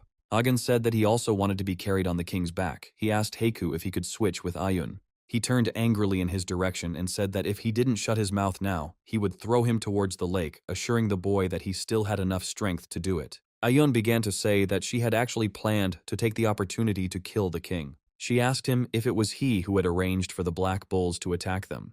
He asked her why she thought so. She said in a sad voice that she thought so. He wasn't going to admit it. She said she noticed that some of the bulls were wounded. Their weapons were unable to cut through the tough bull skin, so she concluded that his tribe had done it. Besides, his tribe fought them too well. They were confident in their actions. But she knew that her arguments would not convince the queen, so she planned that attack without her permission. She held a knife to our protagonist's throat, saying that one move and he would die. She told him to leave her, and then he wouldn't have any problems in the future. He had no intention of leaving her, shouting that first they would be saved, and then she would finish him off. The girl exhaled and agreed with the king's words. She told him that from now on she would watch him. If he betrayed her queen or the Coconut Grove tribe, she would kill him. Our protagonist agreed, saying that if he treated them badly, he allowed him to be punished. The girl laughed and said that it was a very good idea. After such a difficult journey, our heroes were able to reach the lake by jumping into it with a running start. Heiku emerged and shouted that they were saved. They understood that if they had gone a little further, they would have burned up, but they were able to reach the water at the last moment. Our hero thought that 2 of the 4 had lost the ability to move, and it would have been better for them to abandon the plan to find the giants. Turning to Hike, he ordered him to take them to the place where Agun had found the Rami, and he himself would find and bring the medicinal plants. After some time, our heroes accomplished what they had planned. Agun rubbed his leg with a plant. He arched gracefully and said that nothing hurt him anymore thanks to the king. Heiku and Chen Li collected Rami because the medicinal properties of these plants were excellent. Suddenly the face of the leader of the amphibians changed. He felt a strange smell. He smelled the hyenas. Although he couldn't understand why he was there, since they had dealt with everyone, our hero began to comb through the leaves, examining everything around. Suddenly he noticed something that made him surprised. He saw several sleeping puppies lying in the leaves. Having picked up one of them, realizing that the hyenas had not come for revenge, but to protect their cubs, our protagonist assumed that they were a threat. At that very second, a system window appeared in front of the hero, which gave him a side mission. The mission was to tame hyenas. He accepted it with joy in his eyes. It was one of the best missions. Our heroes set out again, making their way through the dense forest. Suddenly there was a deafening sound that made me cover my ears and my body tremble. A huge creature with a frightening aura appeared from behind the tree. A thirst for blood pierced the bodies of our heroes. A huge monster appeared before our heroes, and its terrifying aura was felt by all the people standing in front of them. The boy with the wolf skin on his head screamed in fear. he recognized this monster. In front of them stood an enraged man-eating bear who intended to kill our heroes. Our main character immediately realized that they couldn't win with 2 wounded men, and it was even difficult to escape. Throwing the tied grass, he said that he would distract them. The rest had to make a detour and return home. They tried to object to the king's order, but our protagonist did not accept the objection and sent them to retreat. He said that they only had one chance, and in a fight with him they would only get in the way. Summoning his axe, our hero began to address Haika. He told him that the safety of the 2 remained his responsibility. He had to get them home safe. And then he jumped on the bear, shouting at them to leave quickly while they had the chance. Heiku and the others ran away, turning around as they ran, looking at their king with delight because he was ready to give his life for them. He in turn continued to attack the bear, not allowing it to pay attention to those running away. Time after time he tried to strike the bear, but the bear seemed to like it. There was laughter in his eyes, because he thought that he was much stronger than our hero. One of the king's attacks was unsuccessful, and the man-eating bear was able to strike back, throwing our protagonist back. The fleeing Heiku noticed this and stopped. He ordered to take the cubs and return home. He was going to help our main character, but a goon began to stop him. He began to tell him that he had personally seen the king's strength, and that this opponent was not even fit to hold a candle to him. He continued speaking, telling Hike that they would only hinder the king in battle. Heiku, having listened to everything, exhaled, and then said that they would continue to follow the order. Our hero looked at the backs of his fleeing subordinates. His breathing was ragged. It was difficult for him to fight against this monster. Looking at his axe, he thought that now was the time. After all, the bear's attention is completely focused on him. As he began to stand up, he exhaled, trying to catch his breath. He thought that all he had to do was distract him, and the job would be done. He hid from one tree to another, trying to throw off the trail of the fugitives. He deliberately provoked him by shouting at him to run straight towards him. The bear was provoked, attacking more and more furiously. At this time, our heroes hid further and further into the thick of the forest. Loud sounds were heard. The rising aura of the blows seemed to cut through the air. The bear demolished everything in its path, breaking huge trees like little sticks. Hiding behind one of the trees, our hero thought that Agun and the steel ones should already be safe, so it was time for him to get rid of this monster. Just as he was preparing for an attack from behind him, he felt someone's thirst for blood. Turning towards Oru, he paused for a second. He was attacked by a leopard, which clearly aimed to kill our main character as well. Having dodged at the last moment, our hero began to understand that he could not win this fight. Looking into the dust raised by the monster's landing, he tried to make out at least something. And as soon as the dust settled, he recognized his attacker. After all, this was the same saber-toothed tiger that had been chasing him at the very beginning of his journey. He also recognized it, and looking closely at its burnt eye and intelligent gaze, our hero was convinced that it was definitely that same cat. At this time, a man-eating bear was already flying towards them and was not going to let them catch their breath. Standing between a saber-toothed tiger and a bear, our hero thought that he was being squeezed from both sides. Our hero understood that if he used Pangu's power, he would become weaker for a long period of time. He understood that even if he used this power and did not die, the mountain people would not wait. At this time, the tiger was already slowly approaching our hero. The bear began to walk around our hero, trying to look away from himself. And just a second later, 2 monsters rushed towards our hero, intending to kill him. The king thought that they wanted to fight among themselves, but as it turned out, they decided to attack a defenseless man together. Suddenly, a system window popped up that increased the agility stats to 20. He began to feel a huge surge of power. His body seemed to be covered in a scarlet aura, and time around him slowed down. Pushing off the ground, he soared into the air at incredible speed several meters straight into the sky. The monsters collided with each other. When he landed, he couldn't believe that he could achieve such incredible strength if he pumped up his agility. As he walked away from them, he thought he felt light and explosive, his face covered in sweat. But the monsters were not going to run away. They wanted to continue attacking. They were interested in this man. They rushed again with the intention of attacking our hero, who was gathering an aura around himself. And then, he took off running, shouting that we do not advise them to pursue him, asking them to adhere to at least some boundaries. Running away at incredible speed, he moved further and further in the opposite direction, trying to divert attention from his subordinates. The system began a countdown, giving him only 600 seconds to use his advanced skills. Stopping after a while, he looked around, thinking that he had finally managed to break away from them. This extreme escape mode was simply amazing. And then he noticed where they were going, because while they were running away, he was able to reach the snowy mountains. He understood that he couldn't waste the remaining time. He wanted to go to the snowy mountain and find the giant. After some time, he reached the mountains, making his way through huge layers of snow. Thanks to this regime, he was able to run to it in one breath, but the snow made his way difficult. He understood that if it weren't for the system, he would most likely just get stuck in this snow. When he saw the summit, he was happy because he was about to disprove the giant theory. Suddenly his gaze focused on something. He couldn't believe his eyes. Having reached the very top, he saw something he did not expect at all. After all, right in front of him sat a huge giant, with a huge dinosaur walking around on a leash. Seeing the giant in front of him, our main character could not believe his eyes. He screamed in surprise. The system congratulated its hero on finding the giant, and also automatically issued a second test. It said that he should attack the ice one, for which it would give him 9 points. He, in turn, could not believe how he could attack such a brute, because he had absolutely zero chance. Rereading the assignments, he could not believe that the system had given him such a difficult assignment. He asked it if it had gone crazy. The tied dinosaur began to pay attention to the cries of our main character. Noticing this, our hero immediately hid, covering his mouth and nose with both hands. Sweat began to flow down his face, while the green-skinned beast growled towards our hero. Looking out, he smiled. Because the reward of 9 attribute points really warmed his heart, he decided to try to complete this mission. Looking out, he thought about what he could try now, while he was running fast, while the giant was still sitting without any movements. Looking out, his face changed. He was a little scared, but there was no turning back. He swung. And then he threw a stone towards the giant, thinking that the main thing was that he didn't wake up.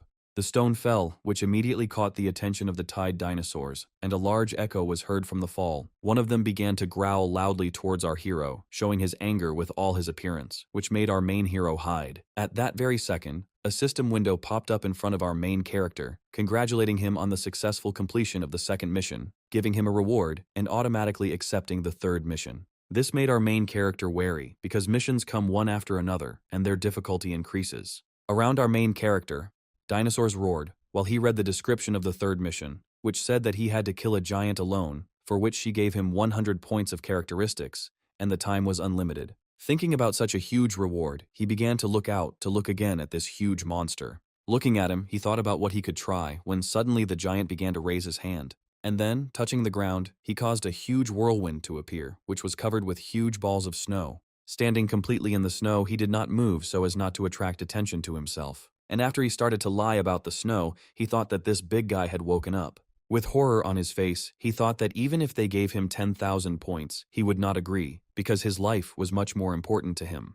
The sun was already setting, and there was noise in the place where our other heroes were staying. One of the Queen's squads returned and they reported to her. During the night patrol they found nothing. These words began to anger their queen. She ordered them to expand the range and continue searching for her husband. They agreed with a trembling voice. They were also worried about their king. A girl standing nearby, also the queen's right hand, told her that it would be best to prepare for the worst outcome, to which the queen ordered her to shut up.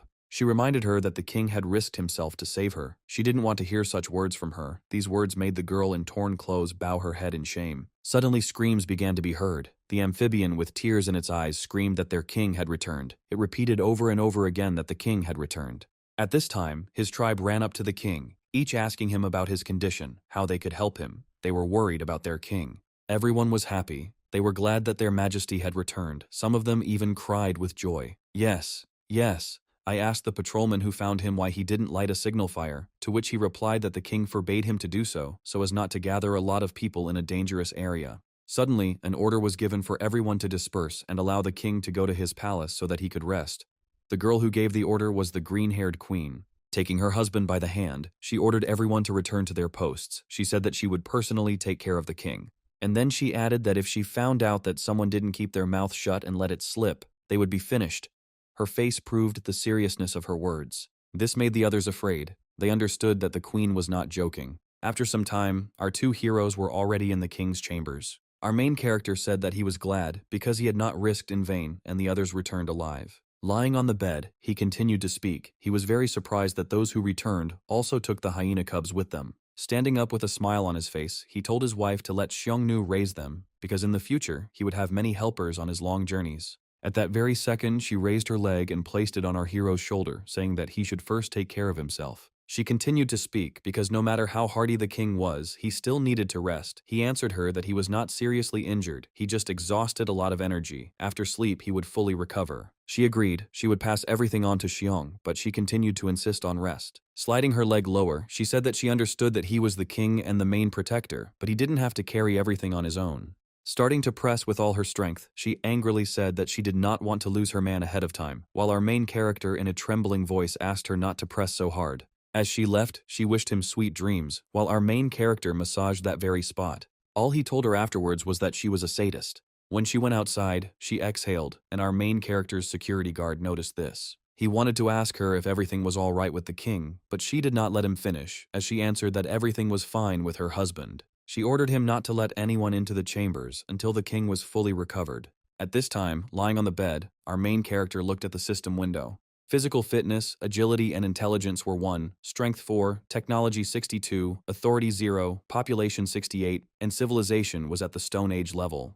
He said out loud that even though he had lost 4 attribute points, he had gained 10 more, so there had been no losses. Previously, he recklessly relied only on strength in critical moments, forgetting about self-preservation. Exhaling, he recalled all his past adventures, trying to draw conclusions about what would be best for him to upgrade. And then he said with confidence that first you need to increase your agility. At that very second, the system notified our hero that the agility characteristic had reached its maximum value, namely 5. The next time the agility increased, the main character would need twice as many characteristic points. He thought that if he got twice as many points to increase his agility to 10, it would again reach a new maximum value, increase by 4 times, and then by 8 times. He made a face, realizing that in order to get 22 points of agility, he would have to work oh so hard and for a long time, because it was far from easy. Remembering that before this, the strength had increased to 6 points, and there was no critical value, he assumed that the characteristics had different critical values. He understood that the best thing to do at this stage would be to invest in the characteristics, bringing them to a critical value.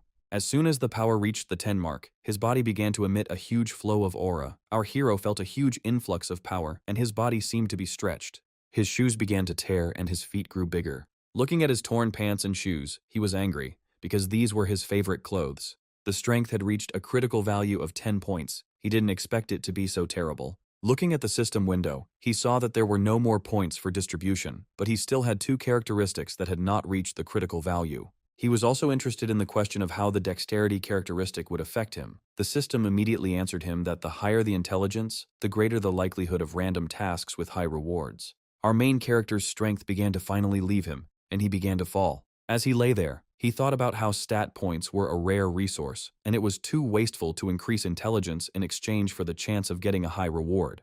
When he got the attribute point, he was going to increase his stamina to a critical value at first. At these words, his eyes began to close. He had to try to make several sets of eyes. The eyes were closing more and more. And then they closed completely, and our main character had no strength left at all. Morning came. The whole tribe was busy with business. Every inhabitant was puzzled.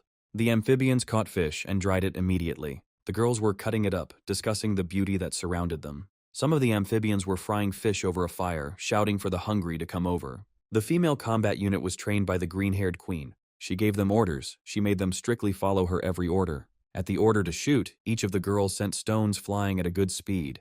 Most of the stones hit the target. The target was a man-sized target that they had made. They were preparing for battle against the mountain tribe. One of the girls reported to the queen that there were 6 shots in total. 1 hit the edge of the target, the other flew past. At that very moment, the king appeared from behind and began to praise them. Smiling, he said that he had managed to watch them from the side and it looked decent. The green-haired girl angrily hit her husband on the chest, asking him why he wasn't resting, but jumping around here, she asked him what he was doing here. To which he replied that he was the king of the tribe and should know what his people were doing. Putting his hand on his wife's shoulder, he made her notice that her husband had new pants. Grabbing him by that very spot, and then squeezing, she asked him who he spent the night with. To which he, begging for mercy, said that she had thought about something else. He told her how it really was, to which the girl replied that she believed in it for the last time. She reported to the king that a squad of throwers had been formed, but that it would take some time to build up its combat capability. The patrol and the mobile post can be safely handed over to A Feng. She is an expert in this, the girl continued to say. The king inquired of his wife about the condition of Ayun and Agun, asking about their wounds. The girl responded, Agun refused to heal the wounds, saying that he did not want to be a burden to the tribe. This morning he went to guard the signal tower on the southern mountain. Ayun was in charge of bringing him food and water. She looks after him, so there is no need to worry about him. But the queen said she was most worried about Ayun. The girl immediately began to practice archery non-stop, resting little. The queen said that she may have been too harsh with her earlier due to anxiety, but in any case, she is now in poor condition for training. Our main character, hugging the green-haired girl to himself, said that Ayun is good and she really cares about her queen. For the sake of her queen, she takes on a lot. He told her to try to treat her better, and then he said that it was time for him to return and continue to gain strength. Smiling, he told her that in a few days he would be heading north to collect the precious millet grains. Arriving at the door of his chambers, he thought that since he had nothing to do these few days, he would be an inventor. 4 days passed, and the tribe was busy all this time. Our main character, sitting on the floor, was puffing and inventing something. But a minute later, the hero breathed a sigh of relief. He said that he had almost finished the invention. There were some words written on the stone that resembled a book. He thought that as soon as he returned, he would immediately teach them simple addition and subtraction, and then in the future, he would not have to do all this on his own. The system immediately congratulated our main character on the invention of writing and mathematics, for which it awarded him 10 technology points. Such a large reward surprised him. And then she congratulated him, because the technology had reached the 100-point mark, and this meant the opening of a technology store. The system continued, saying that in the technology store you can exchange technology points for practical tools or heritage plaques. The purchase is not subject to return or exchange. These words brought a smile to the face of our protagonist.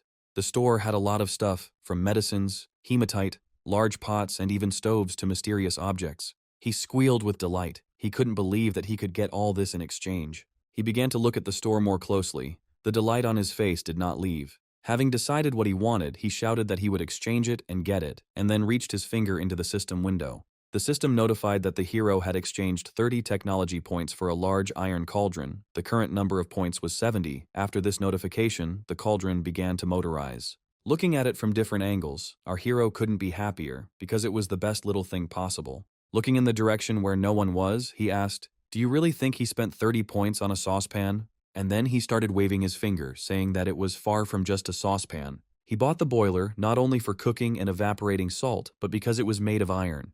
"If you wear it on your back, it will be armor," our main character continued to say. Laughing, he continued to talk about how if you take it to your forearm, it can make an excellent shield. During various posing of beautiful poses with a saucepan, our main character's security guard came in, and an awkward situation ensued. In a slightly incomprehensible tone, he reported that he heard strange sounds, so he went to check. The king was silent.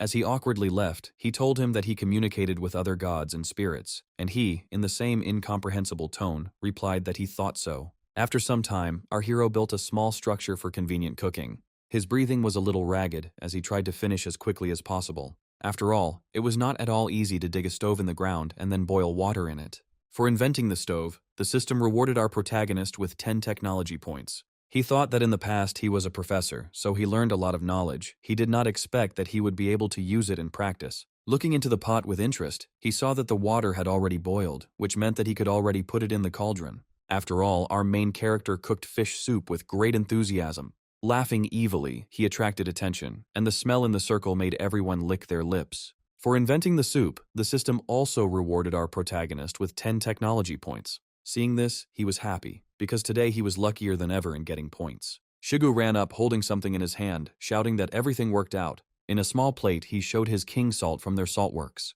For this, the system also rewarded our hero with 10 technology points, the total number of which already amounted to 100. Our hero rejoiced, telling him that he had arrived on time. He told his subordinate not to rush back, because he wanted Shigu to try the soup with everyone else. While stirring, with an evil smile, he thought about how he managed to return 100 technology points so quickly. It was not for nothing that he chose the cauldron. Turning towards his guard, he told him that he was the first to call, because the fish soup was almost ready. After some time, the tribe gathered and shouts began to be heard. Each person was given a bowl of soup. They had never seen anything like it before. No one could contain their emotions when trying it, screaming after each bite about how delicious it was. "Ayu, I asked you not to rush and not to worry, because there is enough soup for everyone." "Yes, yes." Lifting a huge bowl, she shouted that she wanted more, which made Aya surprised. Approaching her, she angrily began to tell her that she had already eaten 2 bowls of soup, and if she was going to eat it, there would be no left for others. But the king came up to them and said that there was nothing to worry about, because there was enough for everyone. He was going to cook it again anyway, for those who were currently on patrol. Looking at Shigu, he said that the guys at the stronghold would also get it. In 2 days, he would personally bring them a pot of soup. Shigu immediately began tearfully praising his king. Looking at the happy Dadu, he thought that as soon as he had time, he would teach them how to use chopsticks. Turning away, he commanded the system to open a store with the technology. Looking at the store, he thought about the fact that he had 100 technology points again. He thought maybe he should exchange it for something. As he looked at each point, he drew attention to a few. He knew he could teach them just math and farming himself, so there was no point in wasting points on it. Suddenly he remembered those precious seeds. But he was interrupted. The girl screamed that something had happened. She reported that the trap in the north had worked, and no human activity had been detected nearby. Our hero thought that this was prey and it should still be alive. He wondered what to do with it.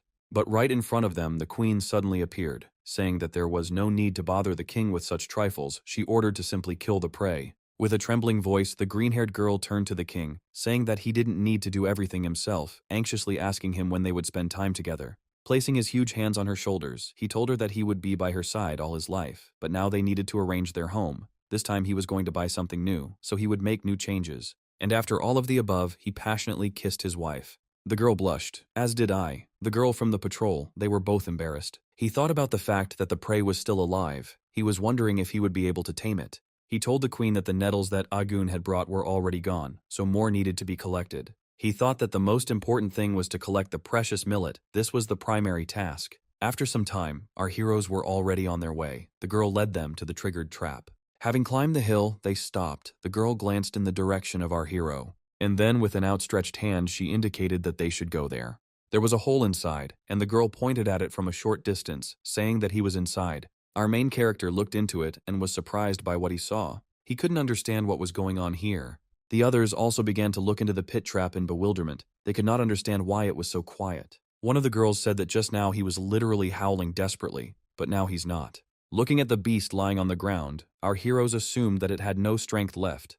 Heiku asked his king if the hyena had come again to fight with them. Suddenly Xiong noticed that this hyena was the same as the mother pig. Our hero asked him how he knew this, thinking that there were traces of breastfeeding on her. The boy said that he was very sensitive to milk, causing the girl standing next to him to be surprised. The girl began to stroke her body, and Xiong's words seemed to have an effect on her. Chenli thought that this might be the mother of those cubs that they took from her. The king gave the order. They had to lift her, even if it was dangerous. After some time, Shigu and Heiku were able to pull the mother hyena out of the pit. Her body was exhausted. Shigu examined the hyena and told the king that due to its severe weakening, it was not dangerous to them. Our protagonist gave orders to Xiong to save her, feed her, water her, and treat her wounds if necessary. To which Xiong, with a curious face, asked his king why they needed it, since they had raised those little jackals. The king asked him what was wrong with them, how they were. To which he replied that it seemed to him that they did not like the meat he fed them. They were getting weaker and weaker. He tries to understand what they prefer and what to feed them in the future. Our protagonist thought that, as he had assumed, they almost killed them. After all, it is very difficult to raise young animals, and wild ones are even more difficult. Turning to the heroes, he told them to tie her up when they returned, feed her meat and give her something to feed the babies. Xiong waved his hand, shouting that his beloved king could rely on him. As he watched his subordinates leave, he thought that he hoped that bringing a wolf into the house would not have any bad consequences. Turning to Afeng, he told her to set the traps. The rest would go with him to the north. The girl with a smile on her face said words of agreement. Some time passed. Our heroes went to collect valuable grains. The heroes, sitting on the ground, collected herbs. Our hero looked around carefully, trying to notice other valuable varieties of plants. Looking at the millet, he thought that they had come at an excellent time, because if they had come a few days later, they would not have survived. Looking at the others, he continued to think. There was still some time before returning. Why not collect some medicinal herbs at the same time? Making their way through the dense forest, our heroes looked around. There was a dead silence all around. Only the moon illuminated the path of our heroes. Suddenly, in the distance ahead, they heard a loud roar, which seemed familiar to our main character. His face changed to fear because these were the same sounds that were made last time. He shouted to everyone that it was the roar of a man-eating bear and that everyone needed to hide in the bushes. Seeing the incredible speed that raised a column of dust, he shouted at everyone to quickly hide. The loud sounds continued for several more minutes. Our heroes sat in ambush in the bushes, hiding without making a single sound. One of our main character's subordinates asked if he should drop the load, to which he replied that he should wait for now, because there was a chance that he would go further and they would continue on their way. Looking at his subordinate, the king asked him why he had lifted his butt. He explained to him that this pose allows one to quickly run out when faced with danger. It is necessary to save oneself. He also asked his boss if this was the bear he fought last time, to which our hero would answer when he saw it. The next annoying question was whether the bear liked nettles, to which the hero answered in the negative. Wanting to ask another question, the king interrupted him, raising his voice and telling him to be quiet, because if the bear heard them because of him, he would be the first to be thrown out. He immediately became frightened, telling his king that he had deliberately attracted the bear to eat him. Suddenly Shigu interrupted them, saying that he would appear soon, that he was already nearby. There was another loud roar that made the whole body tremble. A huge carcass appeared, running on two hind legs, destroying everything in its path. Suddenly, having hit this tree, he froze in one place. And then he fell to the ground. Our main character could not believe his eyes. Was he really wounded? One of our hero's subordinates asked him if this was really a gift from above and if they should take the loot. Suddenly, cries began to be heard in the distance that he was in front, and at times one could also hear shouts that they should not let him escape. The bear rose and ran away again, his body all wounded, blood splattering in all directions. Our hero told everyone to duck because someone was hunting this bear. Turning to the side, our protagonist's face became covered in sweat. Several people were running after him. They were people. They didn't want to let the bear escape.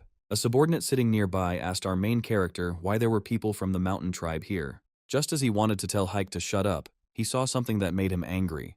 Heiku rushed towards the mountain tribe, saying it was time to take revenge on them, an eye for an eye. This angered our main character, because he had not yet thought about what to do in this situation. Heiku rushed forward with an angry face, and the rest of the amphibians were preparing to follow him. Our main character, angrily shouting his name, reached out after him with incredible speed. Having grabbed it, he sent it back. Our main character was very angry. The mountain tribesmen continued to pursue the wounded man-eating bear. One of them shouted for them to catch up with him as quickly as possible. Heiku, sitting next to his king, addressed him. He told his king that they couldn't just watch when such a great chance to take revenge had come their way, to which our protagonist, putting his hand on his shoulder, told him not to let hatred cloud his mind. He told him that the enemy's forces were superior to theirs. It was necessary to think through every action. Our heroes had only one advantage, and that was that the mountains were open and they were in ambush. He ordered them to follow them quietly. Even if there was a desire to engage in battle, one must wait for the most opportune moment. At this moment, something happened to the fleeing bear. His face instantly changed. He eventually fell, sliding forward several meters. The men standing nearby laughed, shouting that the animal could no longer run. One of them approached him and shouted at him to get up and run away. They hadn't played enough yet. Suddenly, someone placed a huge hand on his head. A huge man stood there and told him that he had eaten venison mixed with white flowers and had been wounded in the stomach. It was amazing that he had managed to run so far. He told him that the bear should die with dignity, unlike him. Having shouted loudly that no one had given permission to mock him, he threw his comrade into a tree with incredible force. He even started coughing up blood from the pain. It seemed to him that his entire body was broken from one blow. He ordered everyone to move aside, and then slowly began to approach the bear. Raising and pointing his weapon towards the beast, he addressed it, saying that he promised a quick but painful end. In his hands was a blade made of obsidian. Obsidian is a natural volcanic glass. The fracture point is very sharp. Our hero heard all this and was surprised because the mountain tribe had thought of mixing venison with poison. He praised them. Suddenly, a system window popped up in front of our hero, giving him a side mission that involved saving a bear. Our hero was surprised because he didn't quite understand why he needed to save this little animal. He wondered if the system wanted to kill him by forcing him to risk starting a war with the mountain tribe in a situation of numerical superiority and saving the bear that had recently almost killed him. He was angry at her because the reward was only 2 stat points and some sympathy. In response to our main character's indignation, a system window popped up, which said that if such a one-time rare task was refused, it would never be launched again, which made our hero surprised. At this time, the leader of the mountain tribe had already taken aim, our hero, seeing that time was extremely limited. He rushed towards the bear. He was going to save the bear. The man had already begun to attack with the intention of killing the animal, but our main character managed to do it in time. Summoning his axe, he blocked the attack of the mountain tribe leader. The onslaught was one of the strongest that our main character experienced. When they touched, it seemed for a second as if the air had been cut in half. Immediately, angry comrades ran up to their leader, furiously trying to find out who had just interfered with their king. The rest of our main hero's subordinates also pulled themselves up, surrounding him. They were preparing for an intense battle. Chen Li thought that as long as he trusted this broken system, he really hoped that the bear's sympathy would be worth the risk. The system reminded our protagonist that the bear was poisoned, so his time was severely limited, namely 10 minutes. Our hero understood that the main task was to save the bear and not to engage in a fierce battle with the mountain tribe.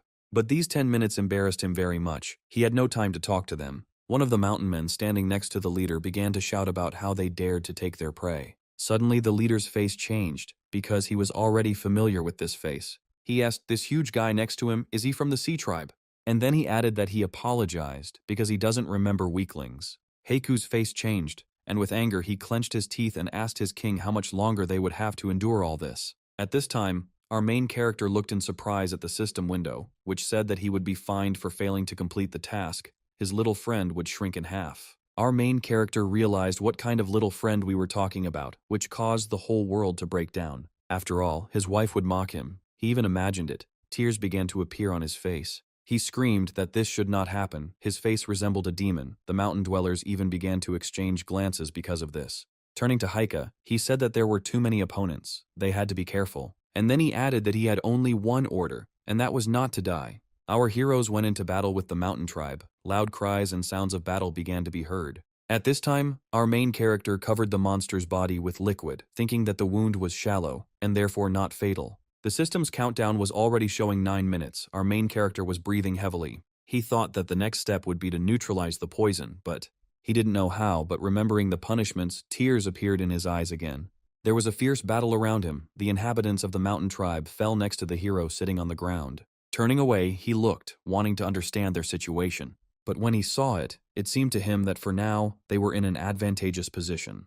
But everyone was wounded. There was little time and truth left. Our main character continued to think. Suddenly, a menacing and loud voice began to be heard, telling them that they were indeed capable, but that was enough. "Time's up!" shouted the king of the mountain tribe with an angry look, looking towards our heroes. The chief of the mountain tribe, with a smile on his face, said that in front of him stood a bunch of vagabonds who had just gathered together, and he praised them. Looking at them with angry eyes, he told them to leave while he allowed them to. They would not have another chance. Heiku, in response, also angrily told him not to gurgle, because he had a personal score to settle with him. One of Heiku's comrades shouted that they had just warmed up, and they already wanted to leave. They were still full of energy and ready to continue the fight. Our hero continued to try to cure the bear. Shigu in turn asked to leave everything to them because they still had the situation under control. The timer was already showing 6 minutes. Our main character was not making it, and time was running out.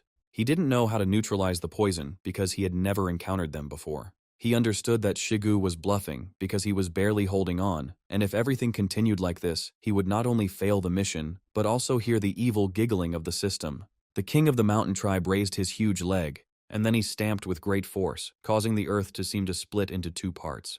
The power from this attack began to run towards our heroes, who were barely standing on their feet. Suddenly his face became embarrassed. He couldn't believe his eyes. Our main character was able to repel this powerful attack without any difficulty. The Standing King thought that most likely a showdown between their tribes could not be avoided.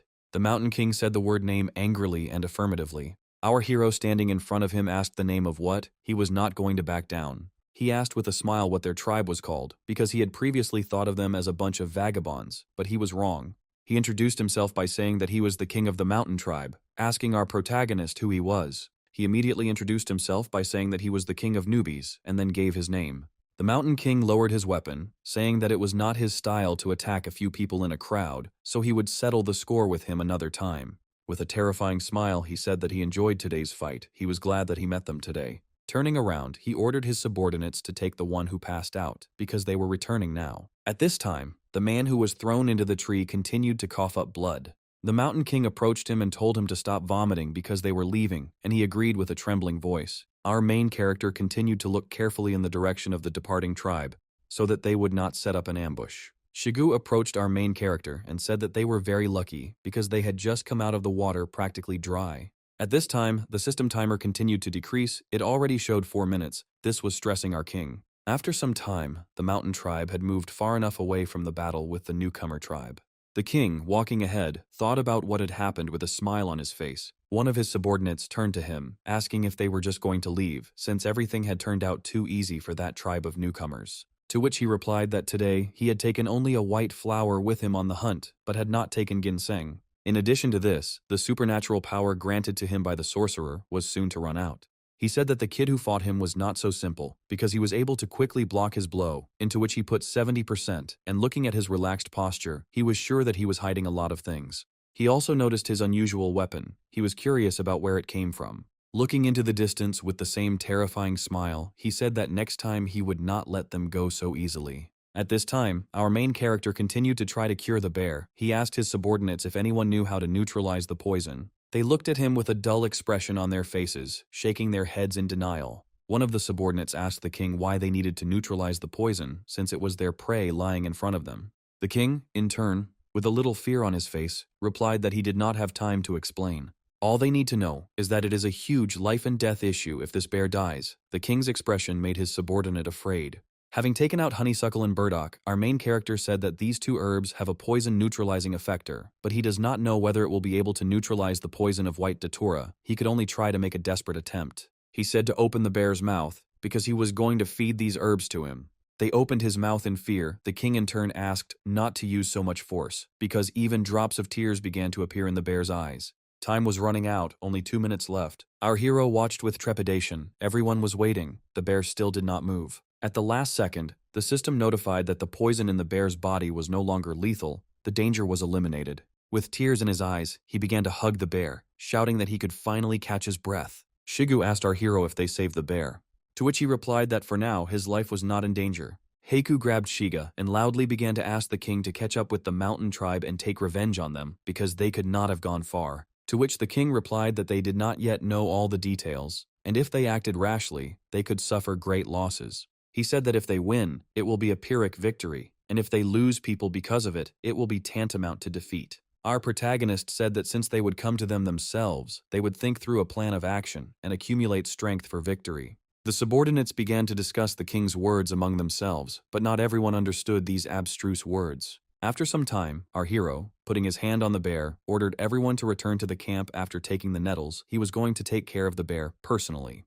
The king ordered Shigu to tell the queen to send reinforcements to the patrols and post sentries as quickly as possible, because they would soon have guests. After some time, Shigu and the others already went to the camp. Our main character, sitting by the fire, leaning on the bear, sat with his eyes closed, resting. Suddenly he began to hear a huge number of different sounds coming from around him. Opening his eyes, he saw a huge number of sparkling eyes coming from the shadows of the forest. Seeing the animals approaching, he said out loud that he knew they would want to take advantage of such a wonderful opportunity. With a smile on his face, he raised the axe, because today's dinner was practically ready. Dawn was already approaching, the sun was rising, and its rays began to illuminate the forest. One after another, the animals fell to the ground. Loud sounds, screams, and squeaks were heard. Occasionally, our hero would even get scared and twitch from the volume. An hour later, our main character was already eating food fried over a fire, saying out loud how delicious the food was.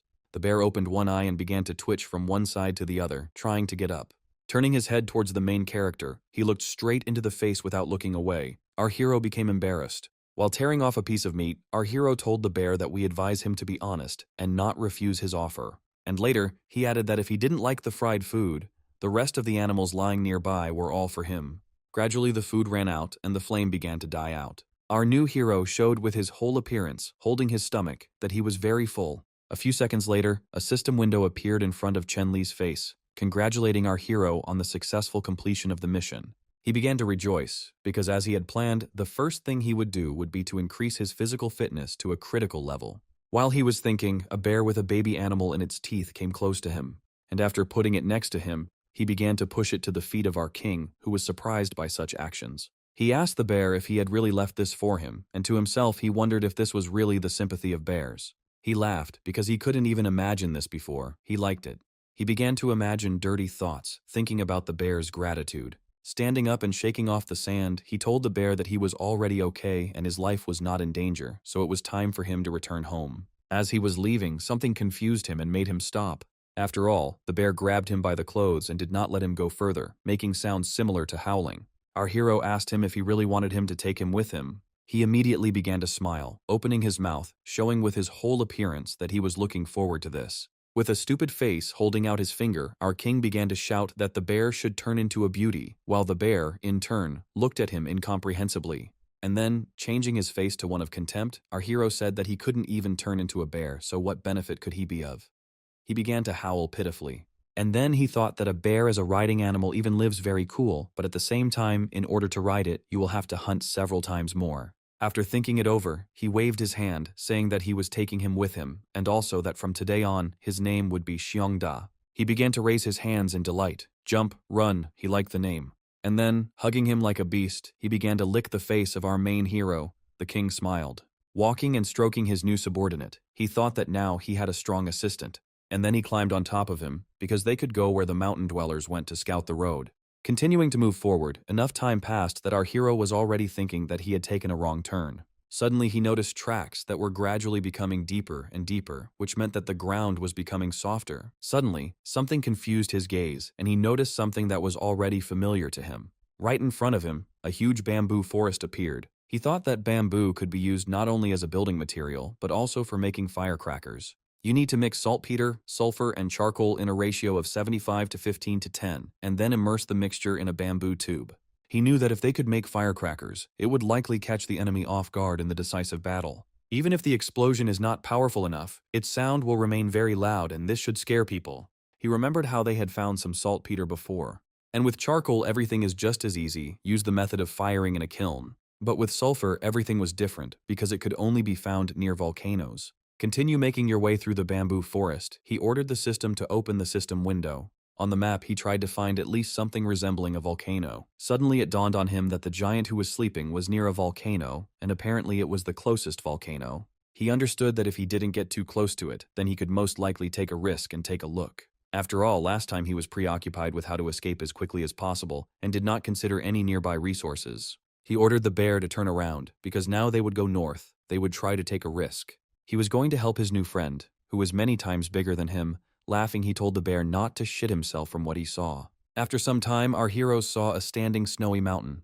The bear ran across the wastelands at incredible speed, raising a huge column of dust behind him. Suddenly, our hero ordered the bear to stop. He was a little tired. Looking towards the lake, our hero thought that this was most likely the same lake where Huiku and Xiong were. He remembered how he had already walked along that road, but then he was not in the mood to look at the area, but this time he would take advantage of this opportunity. As he approached the lake, he told the bear to move as quietly as possible and not to hurry, taking slow steps. Stopping, he began to talk about how he should be as careful as possible and keep his eyes open. But after some time, the king relaxed. Because nothing unusual was happening, he had already managed to think that the sea monster could only be seen by chance. Suddenly, the bear began to growl, which made Chen Li tense up.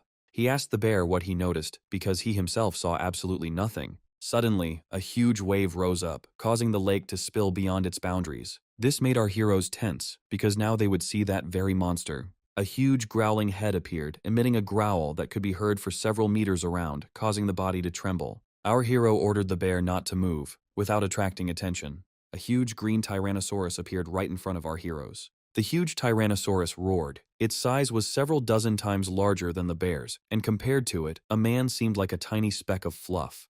With a slightly trembling voice, our hero told Chengda to duck quickly.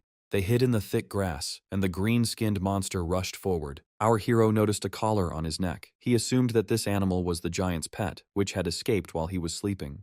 And he also suggested that perhaps the monster that scared off the saber-toothed tiger was precisely this Tyrannosaurus, and besides, those huge tracks looked like its feet. After thinking it over for a moment, he thought that if he took all these factors into account, then the giant on the mountain had fallen asleep at least more than 15 days ago. Bending down to his pet's ear, he told him to quietly walk around him, but the main thing was not to disturb him under any circumstances. The departing heroes tried not to make unnecessary sounds and movements, while the green-skinned one was watching something in a completely different direction, not even suspecting that our heroes were at his feet. Making their way through the huge thickets of grass, the bear and the king approached the snow. A few minutes later, they were moving through huge snowdrifts. Our hero told his pet not to hurry, and at that time he examined the surrounding areas. When suddenly he told him to stop because they would not go any further because the snow was getting thicker, and if something happened, they won't be able to escape from here quickly, so that's all. Having climbed down from the bear, he sank waist deep. The amount of snow was frightening. Following the bear, they made their way through huge snowdrifts.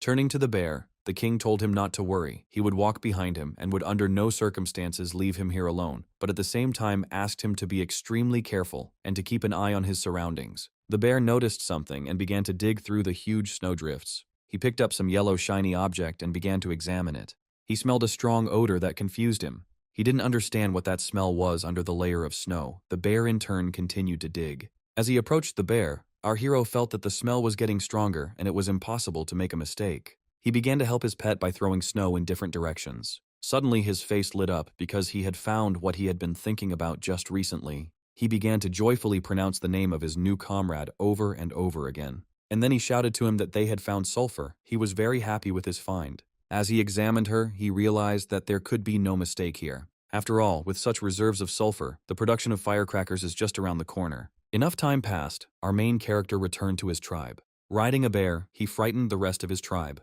Xiong, noticing the king, began to shout at the top of his voice that their king had returned. But then everyone started shouting in surprise about the animal on which their king was sitting. Chen Li greeted everyone, explaining that from now on this was their new friend and his name was Xiongda. Xiong began to admire his king, shouting out loud that he wanted to become as majestic as the king when he grew up. Having dismounted from the bear, the king told him that he would find him a cool mount in the near future. After these words, the little boy began to jump for joy, thanking his great king. Giving the bamboo to Ayu, he told her to dry it, because they would still be very useful. The queen of the tribe came close to the bear's face with admiration on her face, asking the king if she could ride him, to which she received a positive answer from her husband.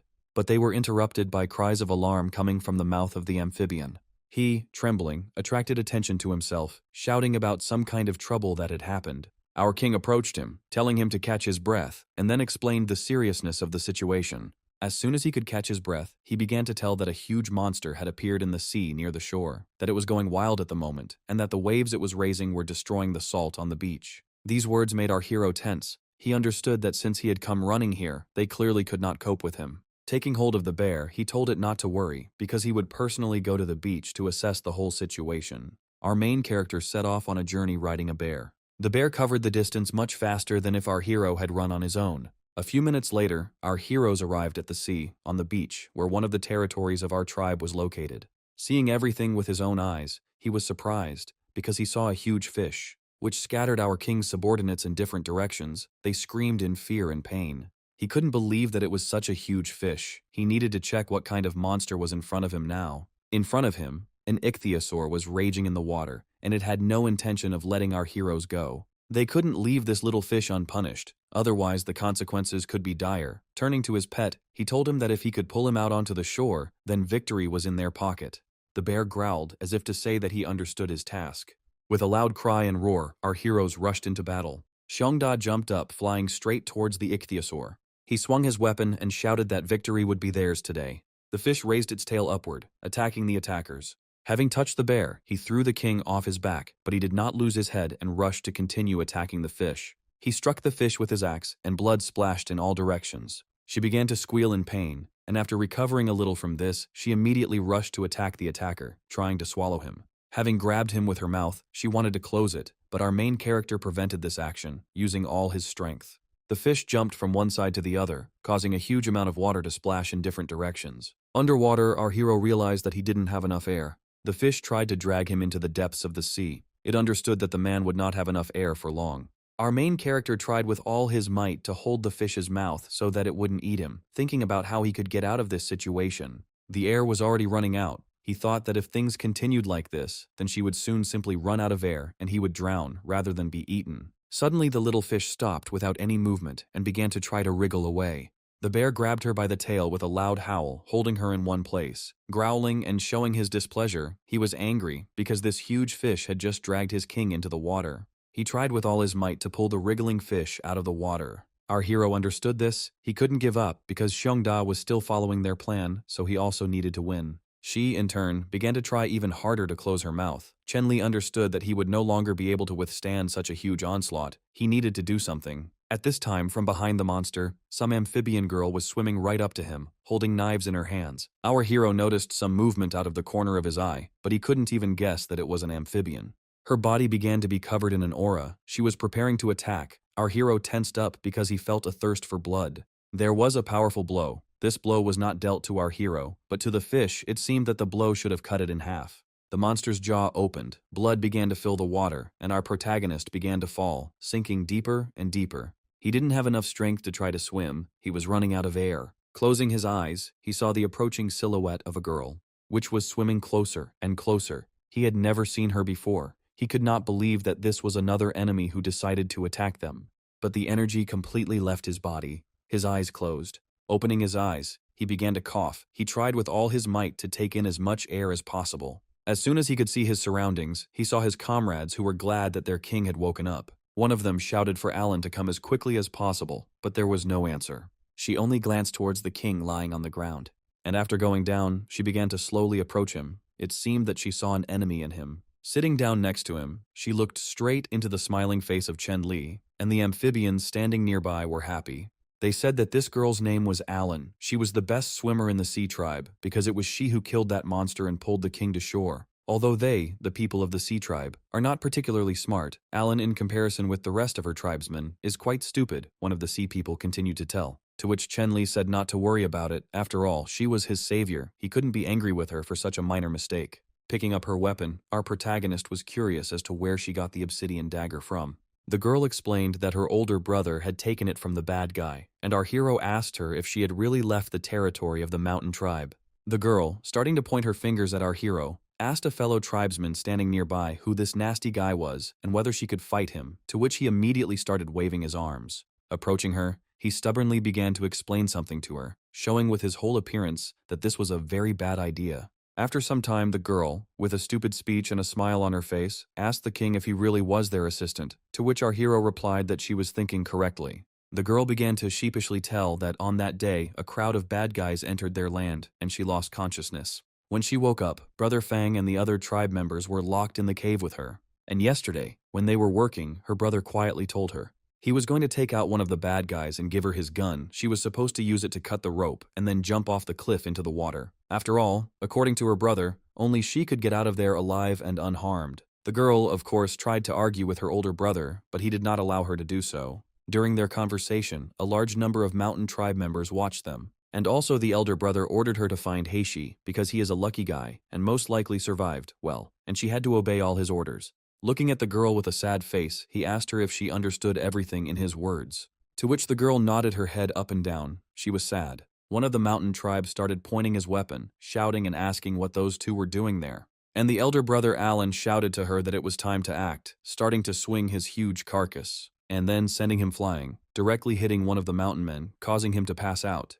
He shouted at her to take the dagger as quickly as possible and run away. Well, she ended her story by saying that when she was returning home, she saw a huge monster that attacked our main character.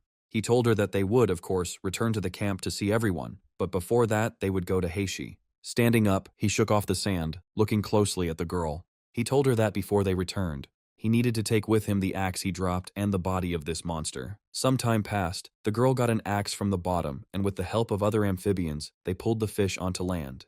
On land, they tied the body to a bear, who was able to drag it. Approaching the other heroes, our protagonist called Heisha to him. Shigu began to rejoice, because after a long time he was able to see his king, and Heishu immediately recognized the girl, shouting her name with a smile on his face. He asked our hero why they were together, to which he proudly replied that it was a long story. Alan told the whole story again, and also answered all the questions of her leader. He asked her if there were still about 10 members of the tribe, including Fang, still alive. And then immediately switching to our main character, he told him that they should immediately free everyone, but he answered him. Having started to explain why this wouldn't work now, but not having finished my story, something confused them. After all, the lighthouse on the western mountain made its presence known, and our heroes could not understand what had happened there. The main character's face changed, because simple animals are not able to light a lighthouse. Our hero recalled the words of the Mountain King, thinking that when he left, he really spoke of revenge. He couldn't believe that the mountain tribe had descended on them, but this was no time to panic. He had to check everything out for himself.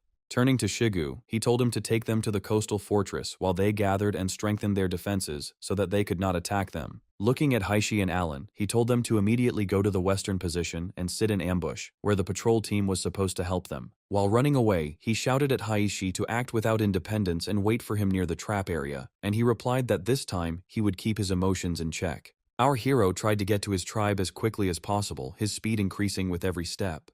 He only thought about making sure nothing bad happened. All our heroes were preparing for battle, and then there was a lull. Chen Li rushed to the settlement where the fighters were already lined up.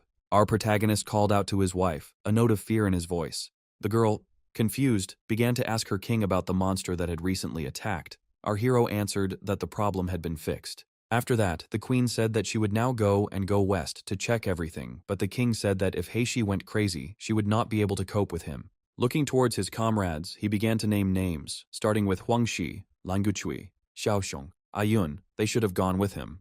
And then he said that the rest in Xiongda would remain on the queen. Dada, who ran up, began to ask her king to take her with him since he had never taken her, and this time she was going to follow him even without his consent. He agreed with a smile on his face, saying that so be it, but she would unconditionally follow his commands. She began to rejoice loudly. At this time, Chen Li ordered Lu Tang to protect the queen. The sun began to hide behind the horizon, and there was still a pitch-black silence. Our heroes were lying in ambush, hiding in the dense foliage and water.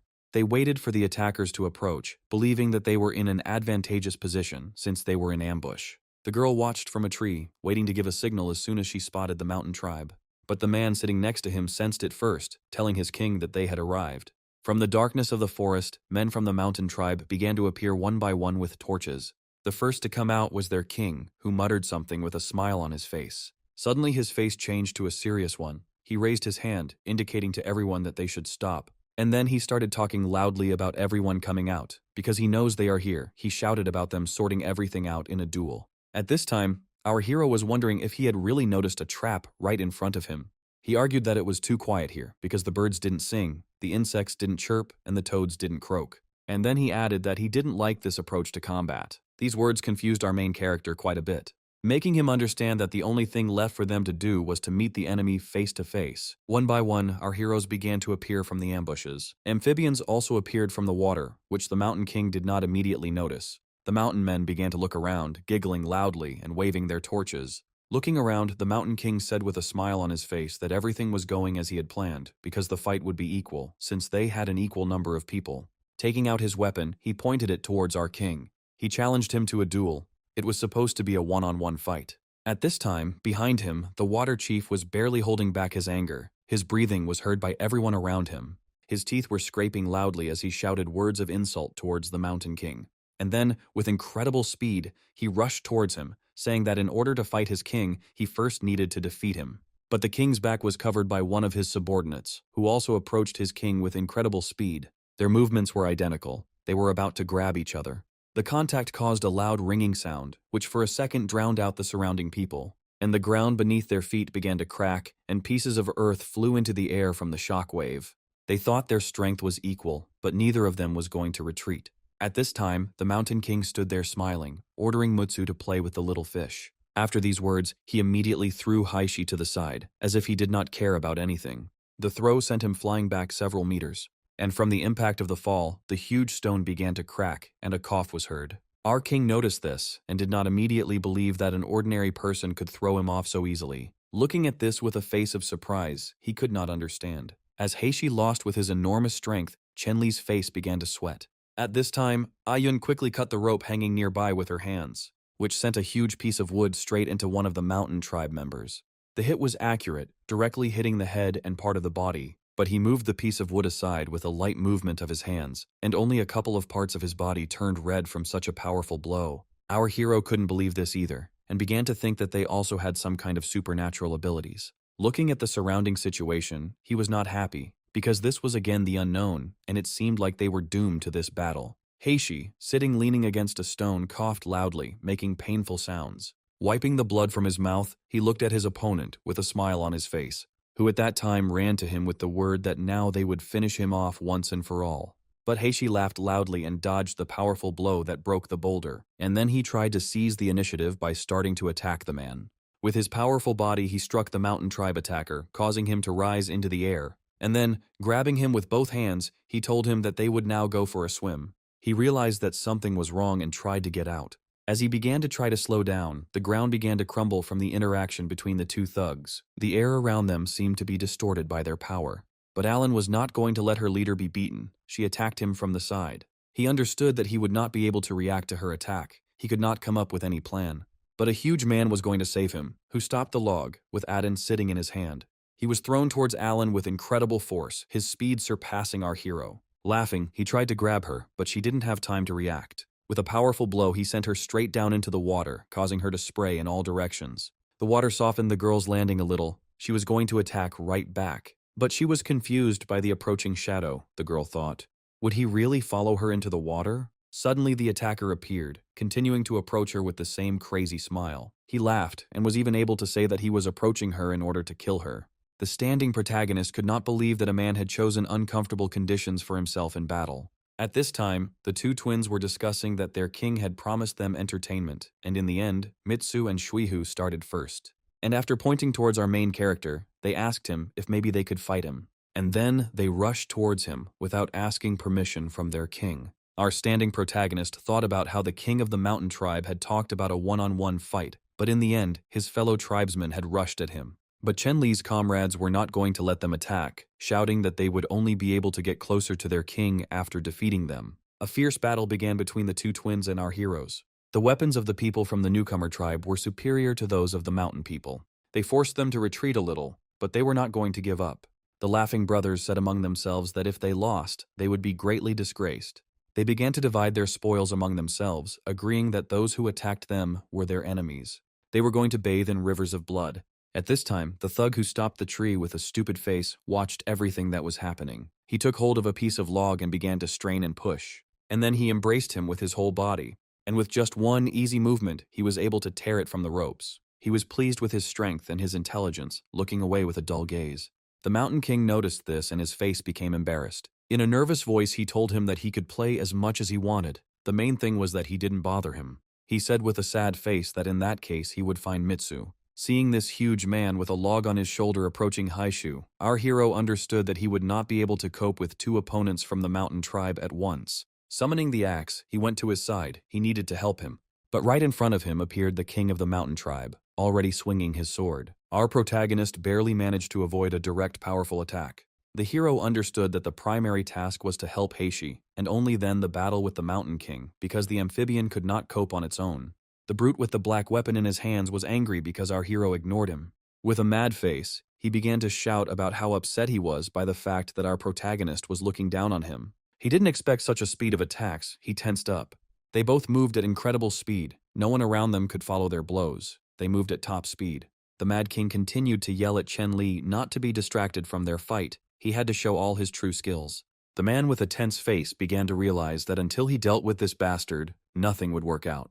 Looking around, he wanted to find someone who would help Heishi. In his thoughts, he asked someone to help the amphibian. At this time, the mountain man had already swung a log in order to deliver an accurate blow to the water one. But he was confused by the fact that the tree had become much heavier than it had been. Turning around, he noticed that the girl had grabbed onto a tree, shouting at him that she wouldn't give up so easily. Yes, yes. She turned to her future opponent with the words that in strength she had never lost to anyone.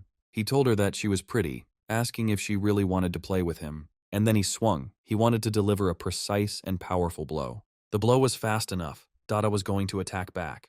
But suddenly something attacked the thug's hand, piercing it. As he picked it up, he noticed something sticking out of his hand. The wound was covered with drops of blood. Suddenly some kind of attack began to approach him again. He closed it from her again with the same hand, not showing a drop of pain. This began to anger him. His look changed. He asked loudly if someone else was going to play with him. He asked his king if he could really play with two at once. His king was definitely not deceiving him.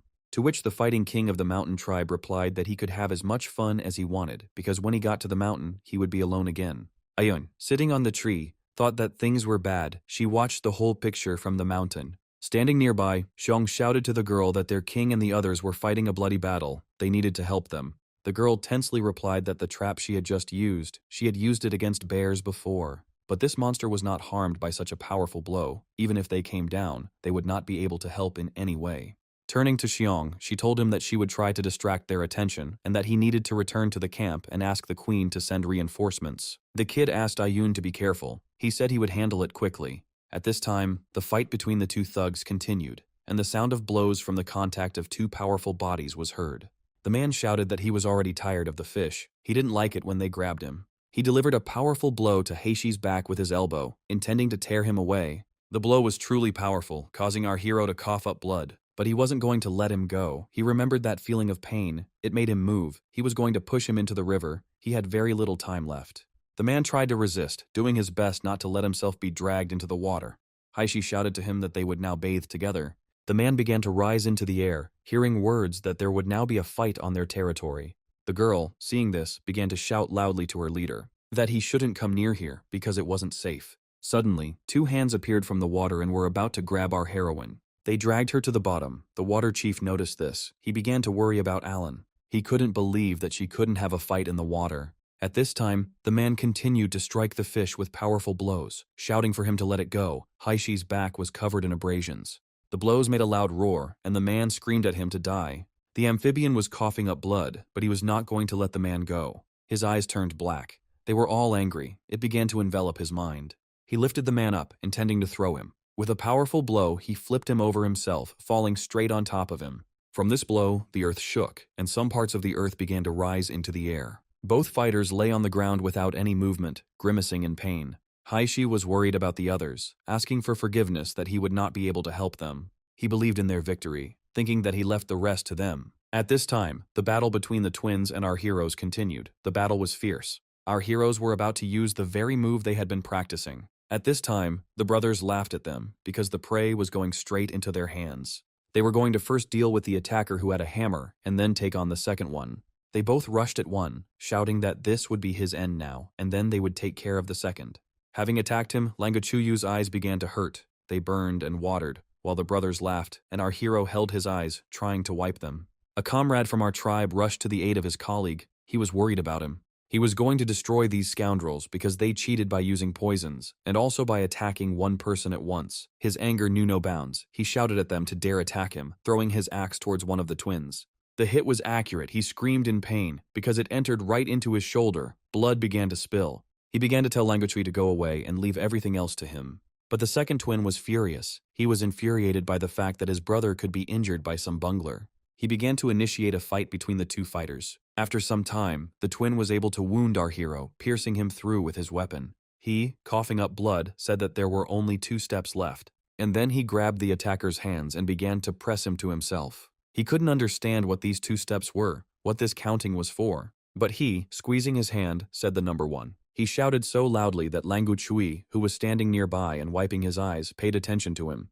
He immediately understood his comrade's thoughts and, with his eyes closed, rushed towards the attacker at the sound. Pushing off the shield, he jumped even higher to deliver a powerful blow. He screamed that he would end him here and now, making him scream in pain. The twin, seeing the man flying towards him, did not have time to react. But in addition to the fact that the attacker was flying towards him at incredible speed, he was also being held back. His wounded brother, covered in blood, was rushing to his aid from behind him. He was able to push his brother away, taking the blow himself. From the pain, a scream was heard. Blood flowed from the mouth. The rescued man, sitting on the ground, trembling, asked his brother to answer, but there was silence in response. At this time, Ayun opened fire from a tree, trying to somehow help Dade. Her opponent was very slow, so it was easy to hit him. But he didn't feel any pain. The arrows seemed to just scratch him, but didn't cause any real damage. Dada will soon completely run out of strength, and this cannot go on any longer, the girl thought. Suddenly, she noticed something that gave her a wonderful idea. Her gaze fell on the rope that lay next to the log.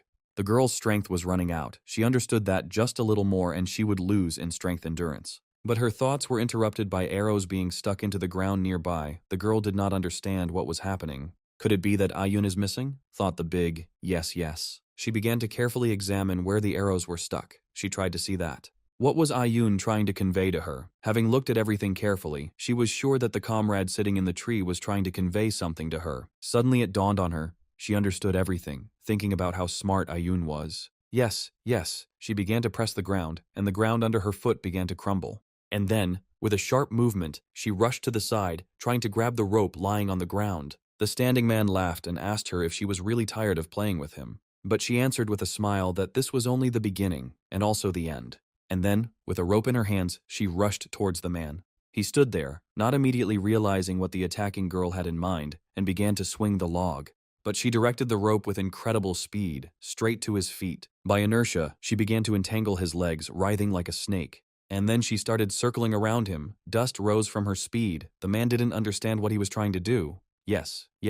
He thought she was trying to hide from him. He asked her to continue playing with him. She, in turn, continued to provoke him, shouting at him. As soon as the rope became taut, she pulled it with a sharp movement of her hands, forcing her legs to squeeze together. He fell, hitting the ground with a powerful thud, and even dust rose from his fall. At this time, Heishi was lying on the ground, listening to how he had been underestimated. His opponent said that he was very lucky that the fish was just a little short of killing him when a log appeared from behind him and flew straight towards him. The leader of the water tribe was surprised by this picture, and Heishi's face made the enemy turn his attention behind his back. But as soon as he started to turn, a huge piece of wood flew into him. Having made him fall to the ground without any movements, the little fish thought that this time he was much luckier than him. The battle between the two kings continued, and the contact of their weapons produced a piercing ringing sound. And also, every contact of blows forced them to move away from each other, pushing off. Both of them were already out of breath and starting to get tired, but no one was going to back down. The main character's hand went numb. He was afraid that he would not be able to withstand the next blow and would be exposed to it. Suddenly a torch fell between the two kings, and then a squeak was heard.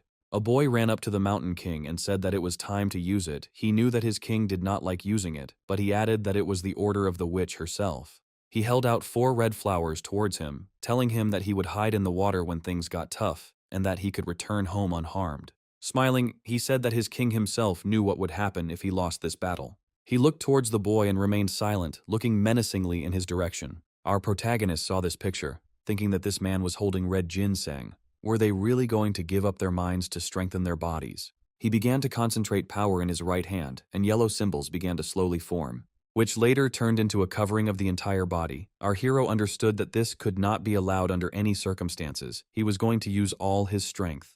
Looking towards the boy who was handing him red ginseng, the Mountain King thought that the witch had figured out his true character, but their conversation was interrupted by a beam flying towards them, which was approaching them at a fairly fast speed. I barely managed to jump to the side before the attack swept through, destroying everything in its path. A second later, the huge trees standing behind the Mountain King were cut in half, but the Mountain King himself did not even flinch. Thinking that his king was not so decisive, he began to reach towards the burning torch. Covered in sweat, he told him to let him. To do everything and decide for him, he was going to set fire to the red flower. But he in turn, with incredible speed, knocked down the torch with his foot, pressing it into the ground. The baby was shocked by such actions because how dare he resist the witch's order? And he, with a menacing face, answered him that he did not believe that this was her order, and then added that he could return and report everything to her. He, getting up angrily, told him not to regret these words later. And then he ran away, shouting that one of his legs was here and the other there, telling him to wait just a little bit. Looking towards the floating baby, there was deathly silence. And then the Mountain King turned towards our main character, looking him over from head to toe, thinking that this destructive power was simply incredible. Our king himself at that time was thinking that there was no time to recover. Even the power of Pangu was already running out. His vision was starting to blur, and he couldn't stay in that state for long. Even if you manage to land at least one more blow on him, he will fall down like a pillar immediately after it, losing consciousness. He thought that their situation did not inspire much optimism either. After all, your strength must have been exhausted long ago. If he misses and the mountain chief of the community survives, he will swat everyone else at once. Chenli couldn't understand why he put out the torch. He was trying to figure out what kind of trick his opponent was going to pull. He rushed towards him, thinking that there was no time to think at all, because it was unknown what awaited him, life or death. So while he still had some strength left, he had to do everything as quickly as possible. The heroes continued fighting, moving from side to side with incredible speed. The sounds from their blows seemed to cut through the air, echoing across a large distance. Both heroes began to get even more tired. Their breathing became ragged again, and their faces became covered in sweat. The Mountain King asked our protagonist why he had not shown this incredible power before. He thought that such wounds were not his doing. He assumed that the reason for such strength was in the ritual of sacrifice, and began to make a menacing face. His body began to fill with anger. He rushed at the main character with even greater cruelty.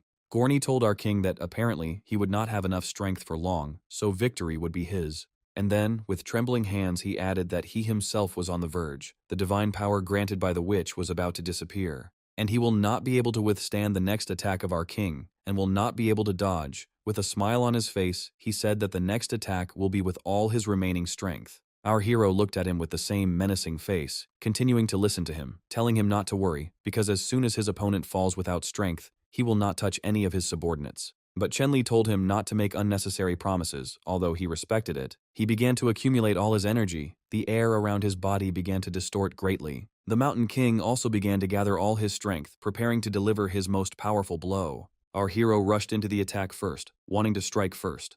But he was not going to wait against him. He also rushed straight towards our hero, his body covered in a dark aura. There was a powerful collision of two blows, which distorted the air and then began to slowly lift particles of earth into the air. And then dust began to rise, which hid the silhouettes of the heroes. Our king screamed. He realized that a powerful explosion was about to happen. But before he could jump back, there was a powerful bang, the sound of which could be heard for several kilometers around. A huge column of dust rose from it, rising straight into the sky. Everyone around took notice, forgetting about their own battles. They couldn't believe their eyes what just happened.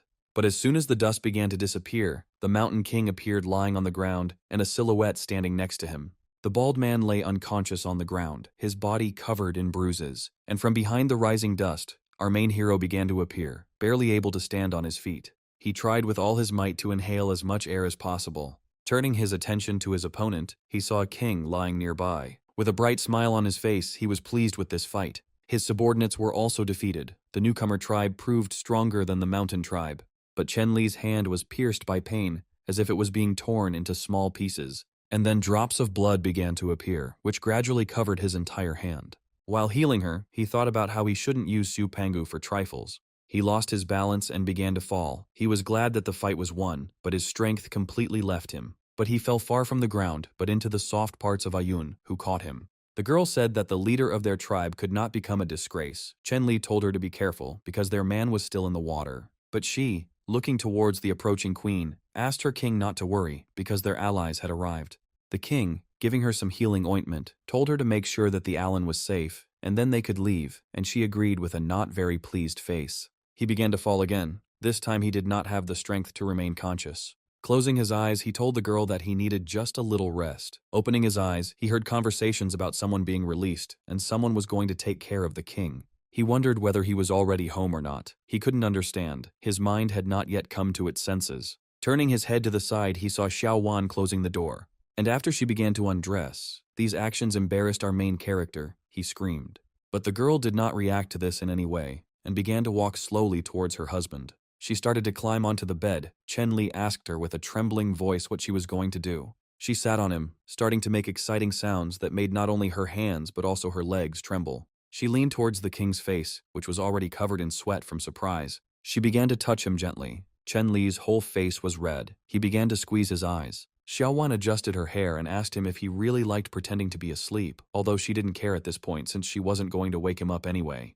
And then, slowly, in an exciting voice, she said that, in the end, she liked being the initiator better. He opened his eyes after these words and squealed in embarrassment, asking his wife what she was doing here. And then he began to try to change the subject in a trembling voice, asking about the state of Alan and the enemies. But she was not going to answer these questions. Covering her mouth with her finger, she said that she did not think that now was the right time to ask such questions. She started to pull down your top, which covered her breasts, saying that she was interested in what he was capable of in such a state.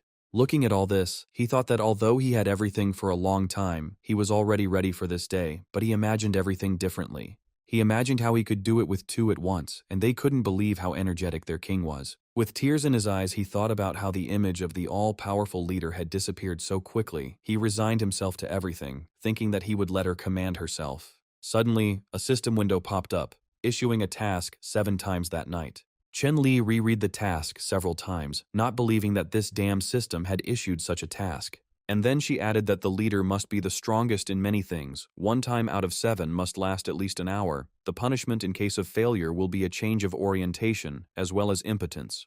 Beads of sweat began to run down the hero's face. He thought that he had not yet recovered for such a task. He would die if everything happened 7 times. After all, it was the same as choosing suicide before the final blow to the boss. It was an impossible task. And then, having started whistling, he thought that he should just relax, because nothing terrible would happen if he simply ignored her. But the system started to sound a siren, saying that silence was a sign of consent. After this, he immediately shouted for his wife to stop immediately. She leaned towards him and said that gentle pushes only added interest. The hero's face turned even redder. He considered this day the worst in his entire time in this world. He thought about who could help him now. A drop of blood came out of his nose, and he began to prepare for his last night. But then a loud sound was heard, as well as a roar, which burst into our hero's chambers, forcing the girl to cover her bare chest. He was surprised to see the owner in front of him, with the girl sitting on him. But having come to his senses, the bear began to growl loudly, showing his displeasure. And then a loud sound was heard. The girl could not believe her eyes, looking in surprise at the same point. She screamed at the bear to give up her husband, looking at the back of the fleeing bear. After some time, our heroes had already moved far enough away from the king's chambers. Chen Li asked his pet to let him go. They were all already far enough away. But the bear did not stop, making our main character tense up. He asked him where he was taking him. He started screaming for someone to help him. Was the bear really going to eat him? With tears in his eyes, he said that it would have been better to stay with Xiaowan if he had known how everything would end, and the bear, in turn, showed his displeasure with a roar. After some time, our hero stopped at some cave. He threw his master to the ground, who was hit pretty hard when he fell. Getting up, he asked why he had brought his ship and what kind of place this was. And he began to howl loudly, which left our hero dumbfounded. 2 small silhouettes appeared from the cave, peeking out fearfully from the shadows. Seeing them, the hero was surprised, because this is it. There were real little bear cubs. The kids began to joyfully run towards the two standing heroes, emitting joyful roars. They started hugging the big bear, while Chen Li was still standing there shocked. And then they began to run up to the person standing next to them, still showing joy. As he began to stroke them, he asked Xiongda if these were really her children. After some time, a system window appeared in front of the hero, which said that two bear cubs, under the influence of their mother, were ready to join his community. He looked at them and smiled, thinking that this was simply wonderful news. The number of people in the tribe increased to 98 people, which surprised our hero because two bear cubs are considered 20 people. Looking at them, he thought that the total and net number of people was 68 people. And then the system congratulated our hero on the transition to a new quest, namely the expansion. The deadline for completion was 6 months. He thought with a smile on his face that quite a lot of time had passed since the last main quest. If the system had not warned him, he would most likely have forgotten about it altogether. Looking at the rewards, he was glad that they were good, but the difficulty of completing the quest scared him. He began to laugh, thinking that they would have to speed up the process of preparing for the attack on the mountain tribe. Our hero and the bears were heading back to their settlement. Looking at them, he thought that he had nothing to do anyway, so he needed to come up with names for them. Looking at one, he immediately gave him the name Xiong'er, and he thought of another for a long time. Nothing came to his mind except a bald head, but in the end he settled on Xiongsanem. As they walked, the cubs ran around their mother, making happy sounds. They liked the names. The main character entered calculations according to which there were a couple of days for rest, but after that there was a lot of work to do in order to complete all the work on time. With a wave of his hand, he ordered the system to open the map. Looking at her, he thought, it's great that the settlement was discovered, because now all that's left is to wait for a bite. The enemy was trapped. Although our hero did not approach their camp, information about the surrounding situation, guard posts and traps was already known, our king thought. He wanted to try to teach everyone the basics of agriculture in 2 days and then go on a reconnaissance mission. As he continued walking through the forest, he hoped that they had left him at least a piece of that huge ichthyosaur. He imagined himself devouring those delicious pieces of meat. 3 whole days passed. Our hero stood at the gate showing the entrance and exit of their settlement. Sitting on his pet, he said words of farewell, extending and waving his hand sweetly. The girls stood with sad faces, because they did not have time to fully enjoy their time with their king. Looking at the little one, Chen Li told him to take care of the cubs, and also adding that he would have to deal with them for 3 or 4 days at most. He also told the girls not to allow the squad with the catapults to become lax, and they also needed to watch Alan, relying on the fact that she might be able to remember something else. The queen stood there embarrassed, and told her husband that they were not stupid and did not need to be told the same thing 10 times. Turning to Ayu, our protagonist asked her why she was sad, and also whether they had planted the millet seeds, to which the girl replied that they had, and also added that the farmland was carefully looked after, so there should be no problems. She asked her king to be careful, because the people of the mountain tribe are not at all reasonable. She was worried about him. To which the queen standing nearby shouted at her, telling her that this was all nonsense, because their leader was not their enemy, especially since a bear was walking with her husband.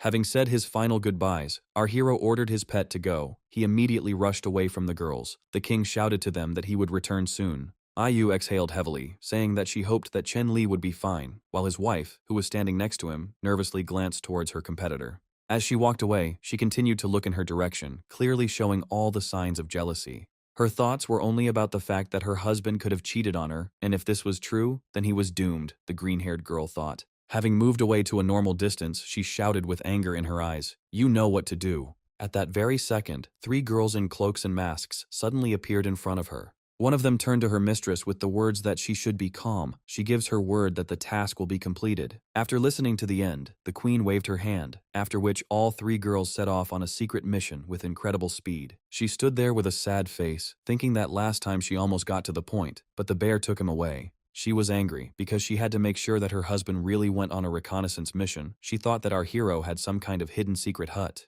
At this time our hero sneezed over and over again, without stopping. Looking around nervously, he couldn't understand where the cold air was coming from, or whether his wound hadn't healed yet. But at that moment, he noticed a steep slope, thinking that it would not be possible to climb such a slope without any sounds. He ordered his bear to move north, and it immediately bolted to the side. He thought that there were only a couple of ways to climb smoothly. It was no wonder that the mountain tribe had chosen this particular place, because it just smelled of safety. With a depressed face, he wondered what if he sent the main forces head-on without any clever plans. And while they are fighting, he will sneak behind them for a surprise attack. Suddenly loud words were heard asking our heroes who he was and why he had come here. This made the bear stop abruptly. Our main character barely stayed on his back. He began to quickly look around, trying to see who was screaming. Before he had time to fully look around, mountain men began to appear right in front of him, who were clearly not happy to see him. The bear growled, and our hero shouted at them to calm down, because his name was Chen Li. He had come to arrange a meeting with their leader. He explained to them that last time he came with war himself, now it was his turn, adding that this was simple politeness on his part. They began to whisper among themselves, continuing to look rudely in his direction. After some time, they shouted at him to go away, because their leader would not talk to him, and if he did not go away, he would become their prey. Our main character was stunned by these words, because if he was trying to look like a sweetheart, then the man-eating bear should have clearly scared them. He thought that these savages had no education at all, so he didn't even want to communicate with them. Thoughts began to visit his head to simply kill everyone. Suddenly he noticed something that made him surprised. He saw two men behind them carrying huge sacks of something on their shoulders. He could not believe that they were tribal people, but one of the locals told him about people tied hand and foot, but they were not tied. Looking closer, he noticed Mitsu and the chief of the mountain tribe. Their appearance was pitiful. The mountain king, looking around, also noticed the king, and a drop of cold sweat ran down his cheek. He stopped and began to shout, asking if it was really King Chen Li standing in front of him, and if so, why had he come to see them? Our hero shouted to the bear to rush forward, and she immediately carried out her master's order. The mountain men stood their ground, shouting at the one flying straight at them to stop, but after just a few seconds they were scattered in different directions. Our hero ran up to the two, asking what could have happened that they had sunk to such a level, since he had come to ask for another fight. The Mountain King explained that their end had come, because their witch did not give divine power to the losers, and those who lost this power became what they were now. And after a few seconds of silence, he added that now he was no longer the leader of the mountain tribe. It was a new guy, much stronger than the former Mountain King. He appeared from behind the rock. He seemed several times larger than the previous Mountain King. He immediately ordered his subordinates to rush into battle, and they furiously rushed into the attack. Our main character's face was no longer so fearless. After all, right now several dozen harpoons were aimed at him, which would obviously now be thrown with the aim of killing him. He couldn't believe or understand when they were able to master the harpoon because their progress was too fast. With incredible speed, he began to use his divine axe to deflect the harpoons flying at him. Screams of pain began to ring out around him, which surprised Chen Li. After all, they didn't care about their comrades, two of whom were wounded by a bear and were also under attack by harpoons. These savages completely ignored the presence of their comrades and others. One of the wounded looked towards the former Mountain King, asking him why he was standing there like a pillar when the weapon was right at their feet. He asked him if he really wanted to lie down on the sacrificial table. Reluctantly, he began to pull the harpoon out of the ground, moving slowly. At this time, several savages were already running towards him. Looking around, our hero realized that these savages were coming from all sides. Our king also didn't like the fact that their new leader refused to come down and fight personally. Using the power of Pangu now would have been reckless. Loudly shouting, "The smart one won't go up the mountain," he ordered his pet to move forward. She rushed to the side, trying to avoid being hit by the harpoons as much as possible. Enough time passed, the sun was already setting, night was coming. Our hero sat on a hill, looking into the distance, examining nature, and also thinking about what had happened, making plans. At this time, the bear was fishing behind him in the river flowing next to them. Night fell, and the mountain dwellers continued to patrol with torches. Our hero thought that he would not be able to achieve success even now, although it was night. He also understood that all the leaders are just puppets, and some witch hiding behind the scenes is the real leader. He understood that no matter how many leaders he defeated, others would appear, replacing one with another, and eventually someone would defeat our main hero, Chen Li thought. He began to regret that he had not pumped up his intellect before, because right now he lacked it. He needed to find out where the witch was hiding in order to kill her. But all these thoughts were distracted by the loud and angry roar of his bear. Looking in her direction, he couldn't understand what she noticed and what made her so angry. A few seconds later, he saw a huge column of dust rise into the air. It seemed as if something had rushed along the path at an incredibly fast speed, causing dust to rise. And later he was able to see how the huge green monster was screaming, and these were screams of pain and fear. As he ran, he crashed into trees, seeming to be trying to throw something off his back. Seeing this whole scene, Chen Li ordered Xiongda not to make a single noise, otherwise they would be noticed. The green-skinned monster continued to scream in pain, its screams echoing over a large distance around. Looking closely, our hero saw some black silhouettes on his body that were biting him. The beast continued to scream, covered in blood. He finally collapsed in pain, continuing to make sounds for several minutes. Eventually the screams died down, and looking at all this, our hero was afraid to show himself. He tried to make out these creatures that were sitting on him. He was interested in what kind of herd of weirdos this was. Gradually, these creatures began to surround the body of the huge monster. One of them glanced towards the bushes where our main character was sitting. They immediately ducked down so as not to be noticed. But he continued to look towards the bushes. His face was covered in blood. It was running down his body. Our hero thought that they had been noticed. But after some time they turned around and went in the direction from which the animal had come. Our heroes, seeing these creatures leave, breathed a sigh of relief because they were not noticed. They stood up and walked in the opposite direction, glad that they did not have to fight anyone. And then he turned around, passing through the river. The hero ordered the bear to stay there. He was going to cross to the other bank to look at everything and return immediately. The depth was sufficient to hide the hero's entire body in it. Having climbed out of the water, he shook himself off, trying to step on the ground as quietly as possible so as not to make any sounds. Hiding behind the trees, he looked around. He was careful. He was wondering how these weirdos managed to drag this monitor lizard so far, and he was also wondering how far their lair was from here. He needed to talk to them in order to find out everything, our hero thought, continuing to hide. Suddenly, from behind his back, he felt a piercing cold breeze, which he felt on his back, but he did not pay attention to it. But it wasn't a breeze. A black silhouette was rushing towards him from behind his back, preparing to attack him. At the last moment he was able to notice the attacker, but did not have time to dodge. There was a huge column of dust from the impact, as well as a small scream.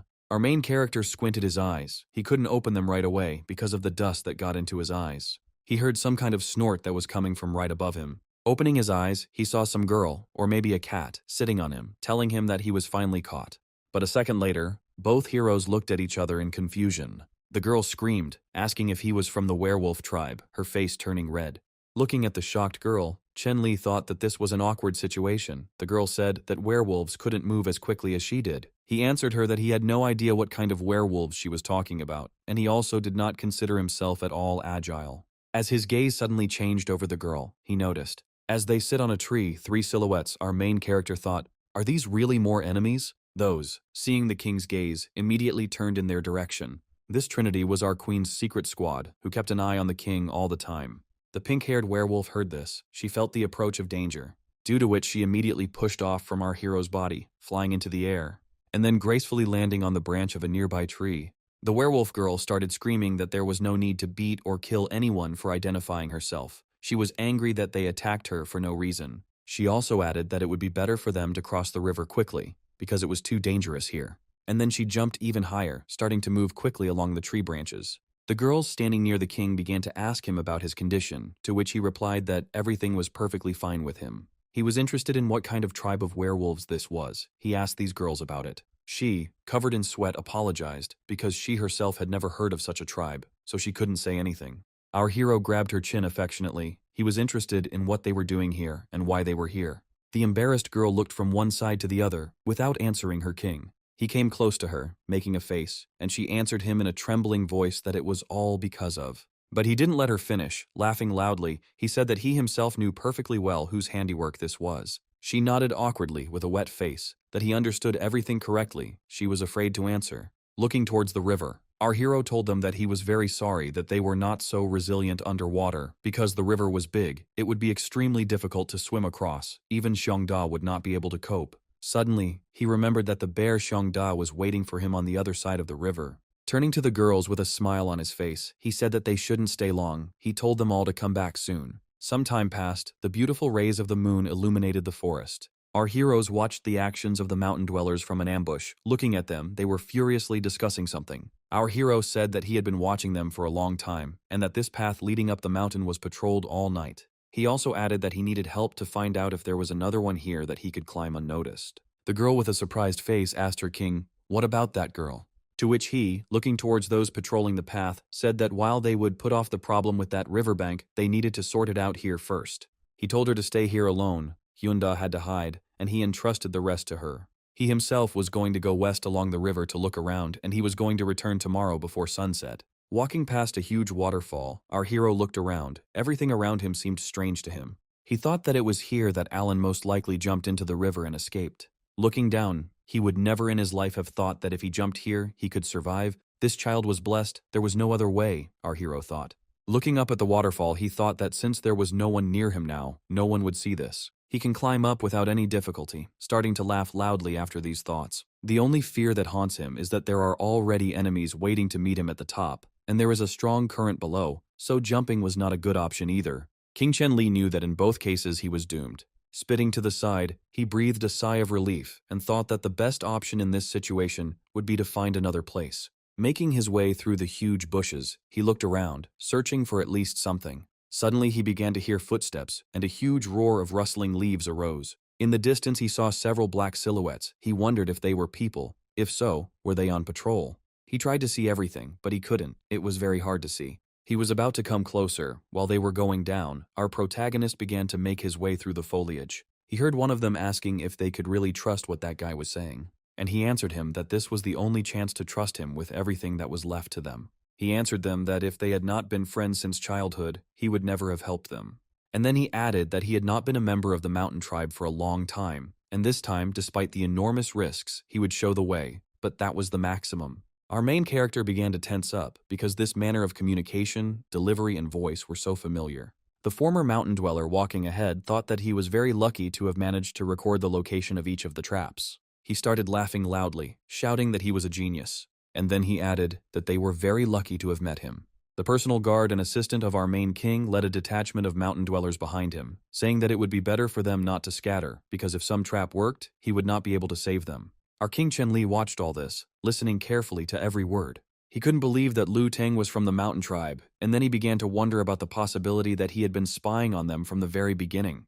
But examining them, he became convinced that these savages were not as developed as they seemed at first glance. He was also interested in the question of how he was able to find out the location of absolutely every trap.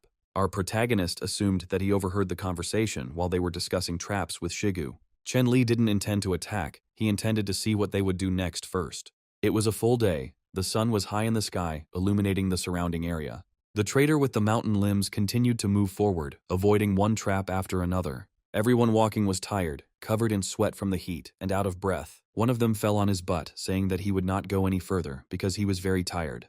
But Lu Teng sternly answered them that all they had to do was climb the mountain, asking them if they really didn't want to kill King Chen-li. But one of the mountain men, leaning against a tree, replied that they had covered a distance that would have taken a whole night and day in just half a day. Everyone began to fall, breathing heavily, discussing how it would be much easier with divine power, but now it was gone. The trader, looking at them, apologized, saying that there was no other way. He pointed to the top of the mountain, saying that there would definitely be people on guard there, and that sooner or later the patrol would get to them. And among them, there was a rather huge big guy who stood out and was impossible not to notice. He told them that he did not want to be buried there, and also said that he thought that his former comrades did not want to return to a life of slavery. Looking down, he seemed to be thinking about something. His face seemed sad. He said that further on there would be an area with traps, and after that there would be the end of the path. There was one last step left.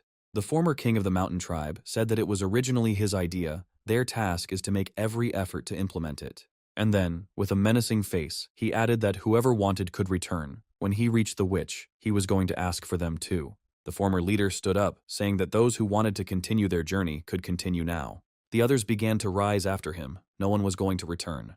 The twins looked at each other. One of them continued to sit. But during the discussions, they decided that they would go after their king. All the heroes continued on their way. It was hard for them, but no one was going to give up. At this time, a boy with a wolf skin on his head was on duty at the tower, who carefully watched everything around. Suddenly he noticed something that made him surprised, because someone had entered the area with traps. Looking down, he wondered if these were hungry wanderers looking for food. The kid noticed Lu Tong, who was climbing up with them. He thought that his comrade should know the safe route. Why was he climbing up here? He began calling loudly to his friend, raising his hand and waving them so that he would pay attention to him as soon as possible. And then he added that none of them should take another step.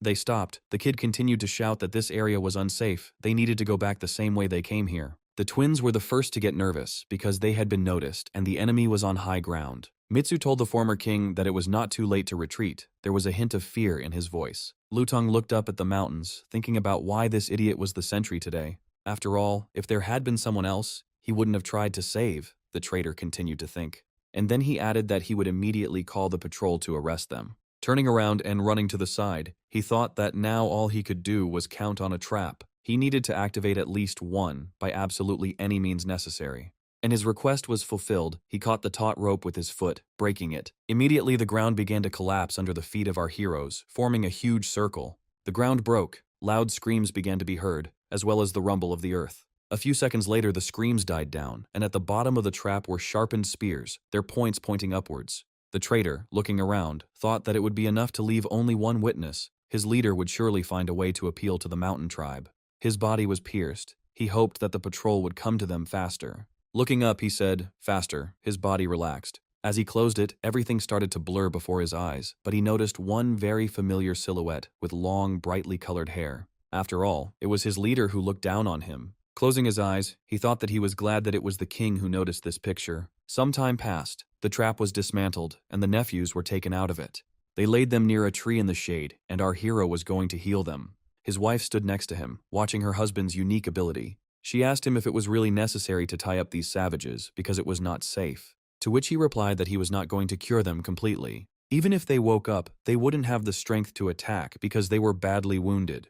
The girl added that these people could serve her king. She was serious. Drawing her weapon, she looked towards the traitor, asking her husband to allow her to deal with the traitor. She swung her whip, pointing it towards the traitor, preparing to attack him. But at that very moment, Chen Li appeared with words for her to wait, covering the man lying on the ground with his body. He told her not to jump to conclusions. He wanted to hear the whole story when he woke up. Heishi, who was standing nearby, said that only a couple of people would be enough for interrogation. It was not necessary to leave everyone alive in his opinion. Shigu supported the words of the Sea Tribe chief, adding that they cannot afford to use so many medicines. It wasn't a very nice gesture from the newcomer tribe, as it wasn't easy to make such an arrogant guy betray his community, even if the witch treated him like a slave. But as far as they know, these guys are closely related to each other. Therefore, our hero was going to save them, because the former leader of the mountain tribe would submit obediently. Moreover, last time he promised our main character that he would not kill his people, so the king was going to be merciful. He was nervous, because for the sake of some savages, he had to spend a lot of money and medicine. If he didn't hear at least a thank you, this would be the end. Looking at the unconscious Lu Ten, he ordered that he be carried into the house, and when he came to, the king asked that he be called. Ayu leaned over to the mountain chieftain, examining him carefully. And then she turned towards our main character and said that she thought he had woken up. Some time passed. Our hero stood opposite the former mountain king, who was sitting on the ground. Our hero asked him if he wanted to say that no one had ever actually seen the witch, since all the information was transmitted through the little girl. He replied that it was so, adding that even the most important sacrifices were performed by her. He told how she claimed to be the witch's messenger, and that only she was immune to the curse. Our hero thought he had misheard, and asked again if he really meant a curse. He explained that, according to the girl, the witch's body was shrouded in a curse, and anyone who approached her would immediately die a painful death. They saw the divine power in action with their own eyes, so no one dared or decided to doubt her words. There was not even any guard at the entrance to the cave, the former king continued to tell. Our hero told him that if everything he said was to be believed, then they had a chance to carry out an attack operation, adding that it was not so easy to deal with the newly minted leader of the mountain tribe. The Mountain King asked our hero if he was really that worried about the collapse. Explaining that this was the name of the current king, he said that no one could compare with his power, especially after he received divine power, but it still relied on the ritual of sacrifice, during which it was necessary to light a fire. Therefore, it is not carried out on a rainy or windy day, and no one may receive divine power. On such days, the leader and the entire clan are most weakened, the bald man said. Our king spoke of their tribe's many vulnerabilities, asking why others still did not know about them. He explained that on rainy days, it is very difficult to move along mountain paths. Even people who know the area do not go beyond the territory. Chen Li added to the mountain man's reasoning with his suggestion that, in addition, strong winds are always accompanied by heavy rain, so it takes a very long time to hide vulnerable areas. He exhaled heavily, raising his head up, and then sharply bending over towards the man sitting on the ground. He said that others definitely could not know about this information. Then he smiled, still exhaling heavily, and extended his hand to the former mountain chief. He stood up and listened as his interlocutor told him with a smile on his face that they were now traitors to the mountain tribe. Our king said that now they would definitely not be able to accept them back, so he offered to join them. At that moment he looked at him, his gaze showing confidence. And then with a quick but light blow, he pushed our king's hand aside. He said that no matter who asks him, under what circumstances, he never gives out information. He leaned against a tree, breathing heavily. Our hero looked at him silently, listening to him say that he doesn't know who the newbie king really is, but when he asks, he wants to tell as much as possible. These words confused our hero. He did not quite understand what he meant. So with a smile on his face and a raised finger, showing class, he said that this is love. He grabbed him and shouted, asking Chen Li if he was tired of living, to which our hero laughingly answered him that it was all just a joke. The mountain man thanked our king for interrogating him without prying ears, but he could not accept the offer. Chen Li said with a smile on his face that he couldn't force him to do it. And later he added that as soon as the others get back on their feet, they can leave at any time. Still with the same smile on his face, he told his new comrade about his hope that the next time they met, they would no longer be enemies. And then, laughing loudly, he asked if he really loved him that much. He, just like last time, grabbed him and shouted at him that he would kill him. 5 whole days passed. The whole tribe was preparing for battle. Lun Te brought the coal to the king, handing it over. In front of our hero lay coal, sulfur, saltpeter, and bamboo stalks. He needed more charcoal. Ayu asked our main character if he had really forgiven the traitor, and he replied that the only thing he could not forgive was how he had pretended to be a traitor in order to find out information. Ayu tried to object to her king's words, but he argued his trust by saying that in the past, this man had risked his life to save him. He remembered that moment, and also thought that primitive people would not have enough brains for such tricks. Ayu also added that according to the latest information, the leader of the mountain tribe left the camp this morning. Food, weapons, water were ready. She said that the departing former mountain members would definitely wander for several days. He, holding something in his hands and twirling it, said that they had given them everything they could, and now everything depends on them. Our hero thought that the poisons, food, firecrackers, weapons, armor, and shields were already ready. They just had to wait for the storm. Even at night, preparations continued, with each member of the tribe busy with some task. Amphibians were considered the strongest, so they did hard work. Our main character sat in his royal chambers looking at the system window. He thought about how this broken system had spent 70 tech points on 3 copies of the ointment. He thought the price was stable, but it turned out that she hung herself after each purchase. Suddenly there was a knock at the door, which distracted him from his thoughts. He ordered to come in. The closest members of our protagonist's tribe entered the royal chambers. He immediately told them that they should know why he called them here. He was not going to beat around the bush, but to get straight to the plan. He began to tell his plan, saying that they would split into 4 squads. Heishi had to take 3 reliable subordinate troops and go to the mountain to rescue the prisoners, the location of the tribesmen Feng had determined a few days ago.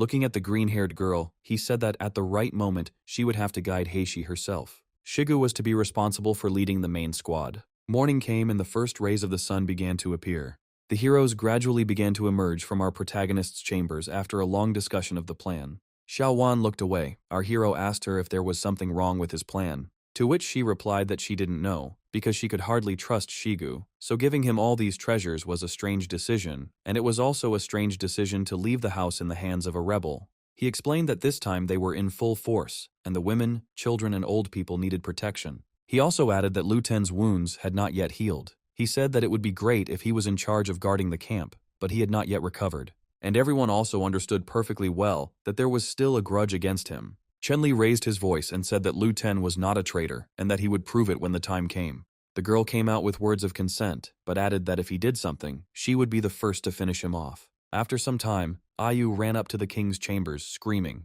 She screamed that the wind was rising and their king needed to hurry. Going outside, our main character felt a breeze, the speed of which gradually increased. He looked into the distance. Looking at the sky, he was thinking. He was immersed in his thoughts. He felt the strong moisture that was in the air. It seemed to him that they had very little time left because the rain would only hinder them. He ordered everyone to get ready immediately because they were leaving right now. Enough time passed, and clouds gradually covered the sun in the sky. Our heroes were already standing near the waterfall, having walked along the road that our hero found. He told the girl that Alan was already in ambush nearby. He told the girl that if one of them fell into the water, she would be responsible for saving them. He also added that the bear would look after her. He told the others that they would first cross the river and climb the cliff, but he was going to go to the top of the mountain alone, adding that everyone should follow the plan. Our hero looked towards the mountains, asking everyone to be extremely careful. The hero's plan began to be executed. Everyone began to carry out their tasks. Shigu and the main army made their way through the dense foliage, holding shields in their hands. There was tension in the air. He thought that the others should all be in their places by now. They began to light the firecracker that would signal the start of the battle. He threw her down, shouting that the louder the better. There was a powerful explosion that frightened and confused the savages. Immediately after the explosion, our heroes began to appear from the foliage with a scream and ran towards the mountains. They knocked them off their feet, shouting at them to disperse, as they had not yet fully recovered from the explosion. One of Shigu's subordinates shouted for him to look up, because the king of the mountain tribe appeared before them. The rest of the tribe began to appear on the rocks, and with each passing second, there were more and more of them. Shigu gave the order for everyone to stand in a defensive formation. The main army quickly lined up, raising their shields up.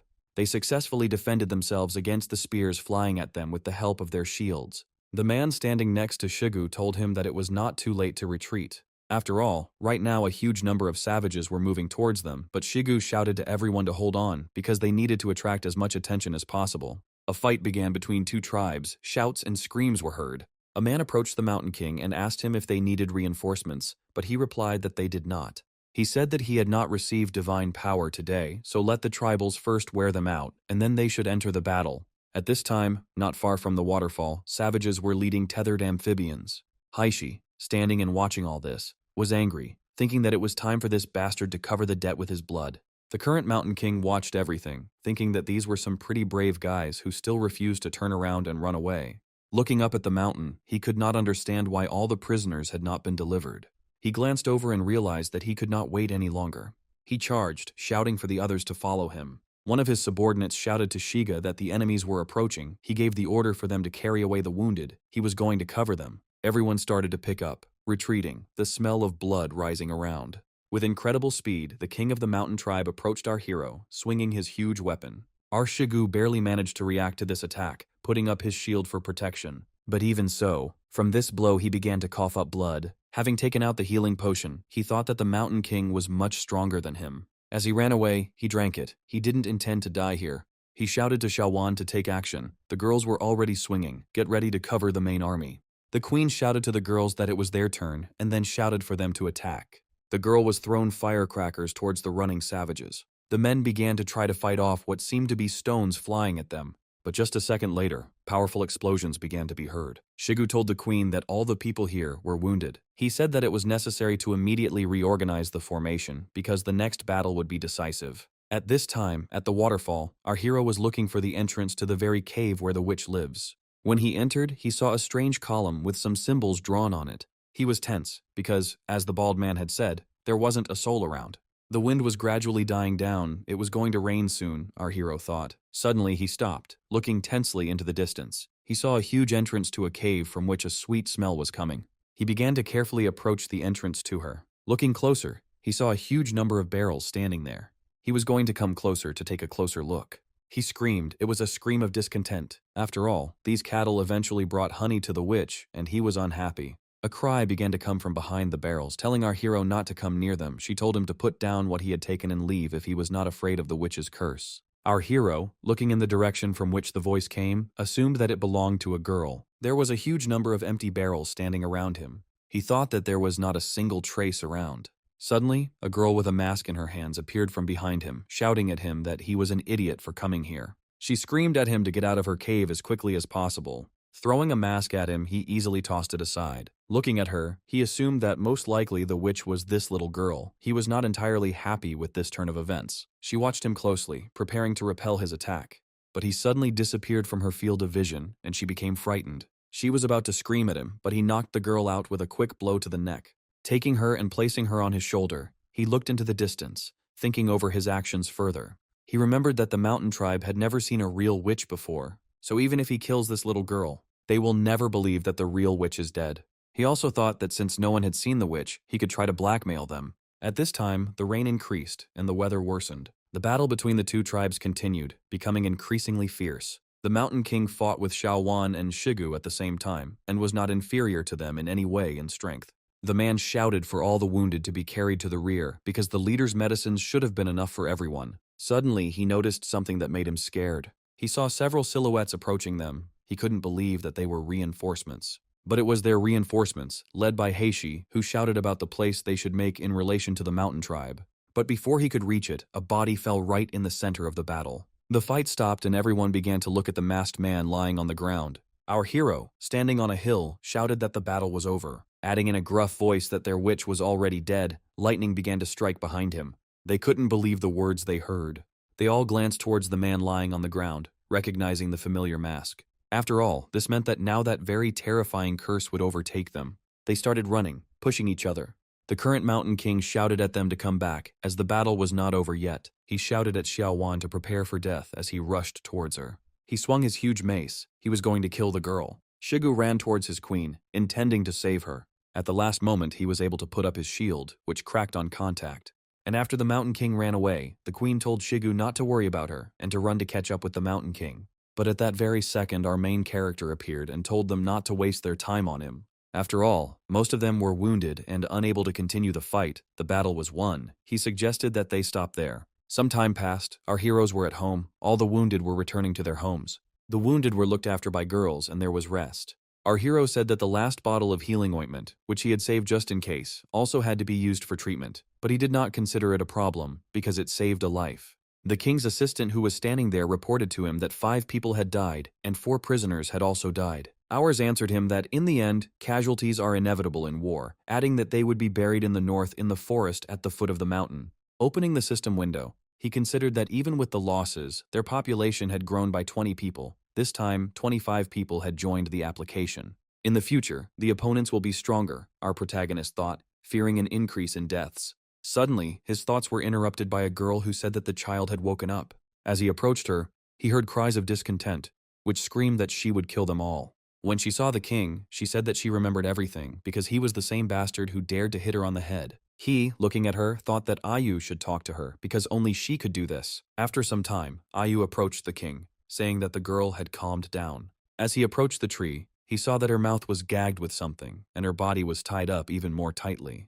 The child made every effort to get him to take the grass out of her mouth. As soon as he pulled out some of it, the girl swallowed the rest, asking him what kind of grass it was, and then asking him to bring more. Ayu, smiling, said that it was licorice, and also added that if she behaved obediently, she would get more. The girl with a satisfied face asked her king if he could come closer to her. He approached her, holding out a leaf of grass, telling her that first he would ask her a few questions, and then she would get some sweets. But she wasn't going to wait for questions. She bit the grass along with Chen Li's hand, causing him to scream in pain. He shouted at her that she was a naughty child. The girl said that she could not be fooled by the grass, she only needed honey. He, grabbing her affectionately by the cheek, said that in the future, she would receive as much of him as she wanted. She happily said that the man standing in front of her was strange, but she decided to stay here. After some time, both were already sitting together. The child was lying on the head of our main character. The girl said that it was not the best place she had been, but the main thing was not to return to her father because the attitude towards werewolves is stinking. Our hero asked her what her father was like, to which she replied that her father was a great sorcerer of the werewolf clan and she learned magic from him, adding that her father can turn a person into a werewolf since her real dad was turned into one by another dad. Our hero didn't ask her if all werewolves before this were really ordinary people.